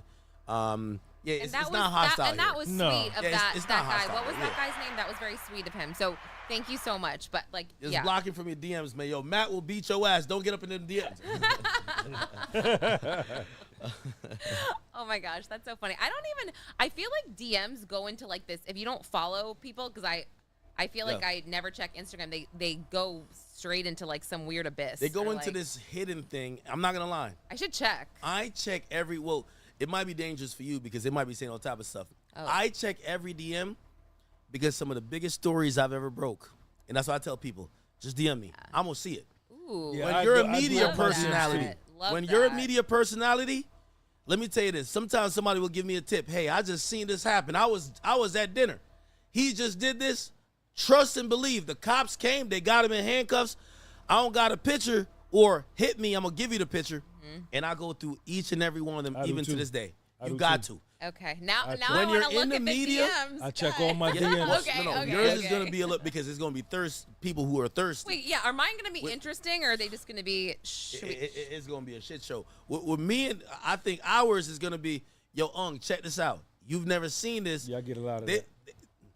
Trust me. That's why I tell, if you're a viewer of all of us, you don't know the service you're providing, because we can't clone ourselves. We can't be everywhere. We're all independent content creators, but we got to compete with CNN. Long Crime's got a whole control room. I didn't even know that. Like, you know, first of all, I heard him say today, they said, because they did pass me on viewership when I was at the crib, and I was leading. Which one is Law and Crime? That's the big platform who's been covering the case, and Yeah. for the most part throughout the whole trial, I was the number one. Yeah. They definitely passed me today, but here's the thing. They have a whole control team. They have someone in the courtroom, outside the courtroom, earpieces. They're a news organization. They're a straight up like media conglomerate. Yeah, And- you can't. I mean, And yeah. here's the thing. Just like you, and just like Lauren, one man in a one woman army. And here's the reality behind it. We a lot of times we're only strong as our audience. This is why I say when they were sending super chats to you, there's nothing bigger than the chat. They tell me everything. They put me on the stuff. Yo, go look into this real quick. This is about to break. This just happened. And I'm pretty sure you get it, right? Absolutely. Absolutely. I check all of my DMs. I get a lot of requests. Now I'm checking them. Sorry. I now check, I'm like, I check all of my DMs. And I think mainstream media has to compete with us now. I don't even think they're in the lead anymore. Oh. You know, especially because they're not telling the truth. Someone said, "Can you spend a weekend with me, please?" Yeah. Yeah, you're gonna get a lot of that. It's a stranger. Hold on, I kind of want to look at him just to make a decision. You know, I'm just kidding. I'm just kidding. Let's see. But private. Just to be able to, we can set up, we can go live like that. We can, you know, they can't compete. They can't compete with us. Excuse me, Lauren. No, you're good. Let me tell you this, and again, and I had people saying, Sean, I don't go to I wait on you. Let me tell you this. Let me tell you this. 2017, I get brought to Complex. That's when I did that show. To where? Complex, right? Okay. It was in Times Square, big building. Now the MLB headquarters is in that building we were at. And I went in there, and they had 2 floors. They had 400 employees. And they brought me in, and no one knew what I kind of looked like because I used to do voiceovers. I didn't show my face. And they said, how many people do you have work for you? I had 0, but I'm in this big building talking to all these executives. I lied. I said, I got 4.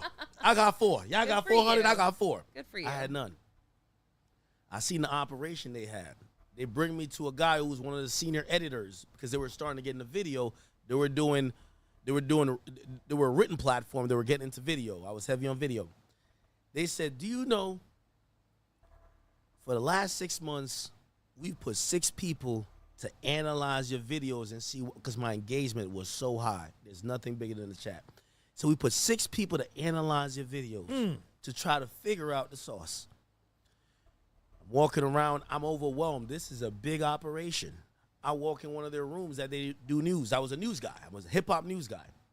Teleprompters, this, that, light. The best cameras man could find. I realized after the very first day why they could never compete. They were trying to study my videos thinking I was doing something that a corporate company could emulate. What they could never emulate was my authenticity.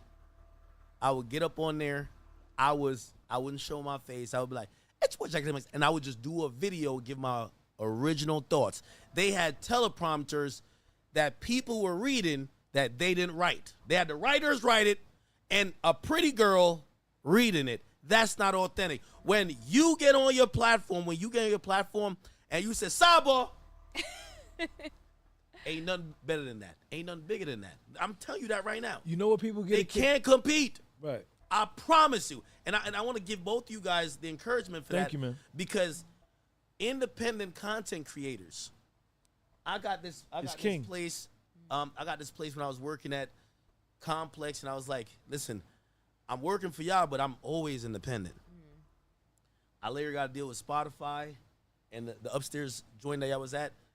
I built that out too, and I said, you know what? I realized no matter even if I might look corporate, the reason why we have 25,000 people in the chat, when I woke up probably 15 minutes before, I ain't shower until I had to come here.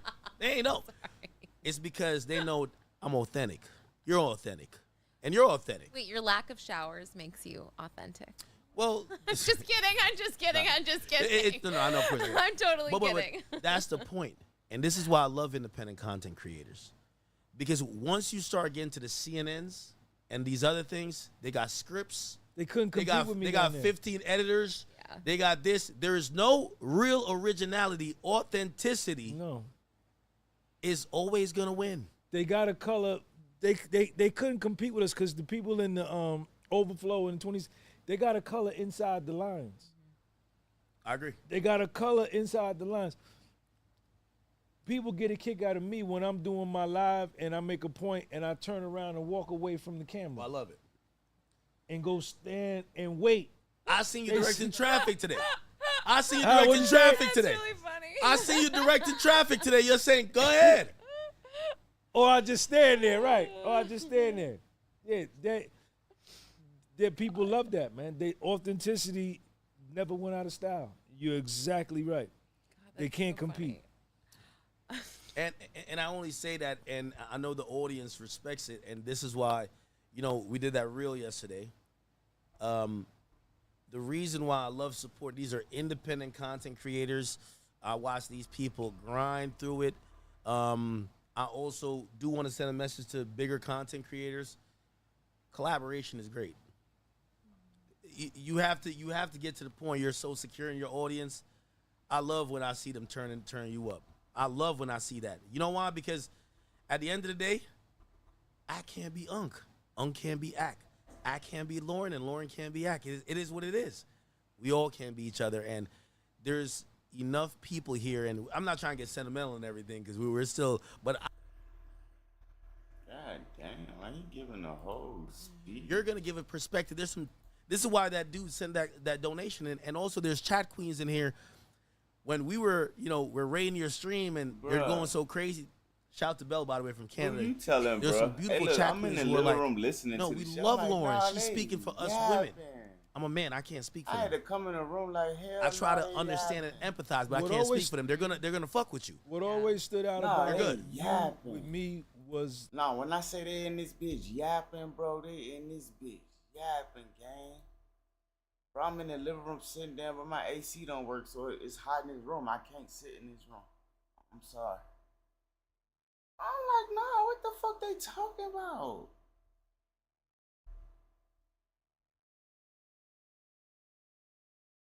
He said, tired of they voice, bro. I swear to God, bro.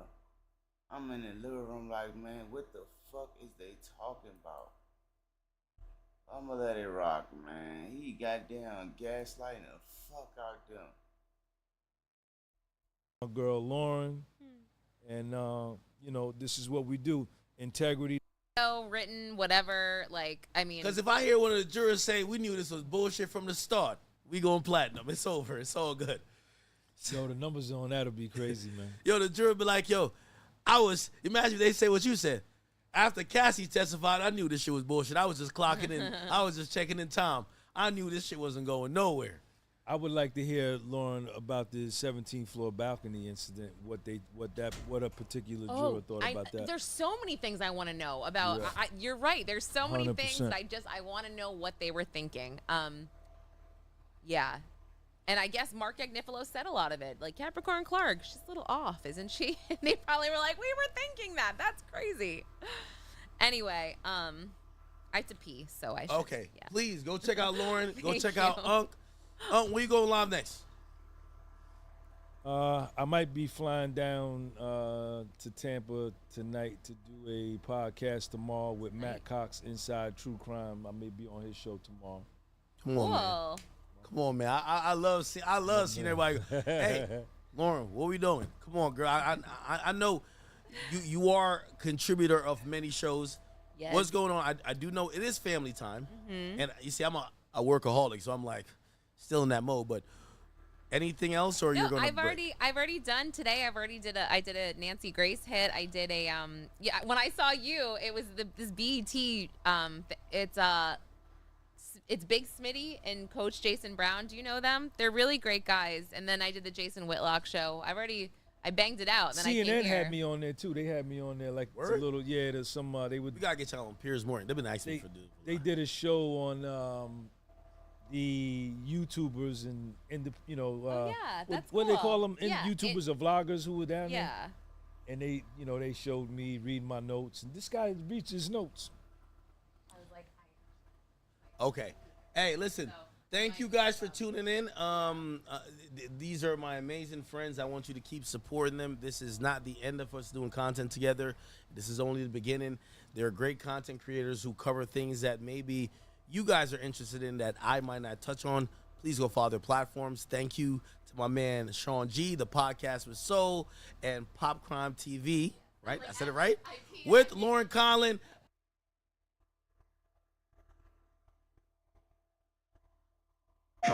I've been alone this whole time. You're wrong. You will never, ever be alone. For the sake of the future, we must all come together. PlayStation.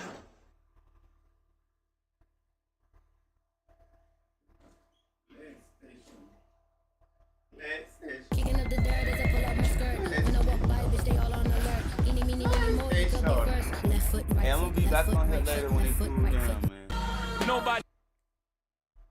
I owe y'all a long stream. I'm gonna come back on here, hit another 8, man. Let me let this sun go down and shit, man. I gotta get right. It's 4 o'clock. I'll be back at 8. No matter how I feel, I'll be back at 8. I just know the sun gonna be down. It's like, it's too hot. I can't do it, man. I'm out my shirt. It's crazy. I'm talking about I order some food on the way, man. I can't even sit in the room and eat this shit. But I'm gonna be back. Let the sun go down, man. I'm talking about when that bitch down. I'll be back like at 8 o'clock, man. Like 3 hours and 30 minutes. Y'all stay blessed, man.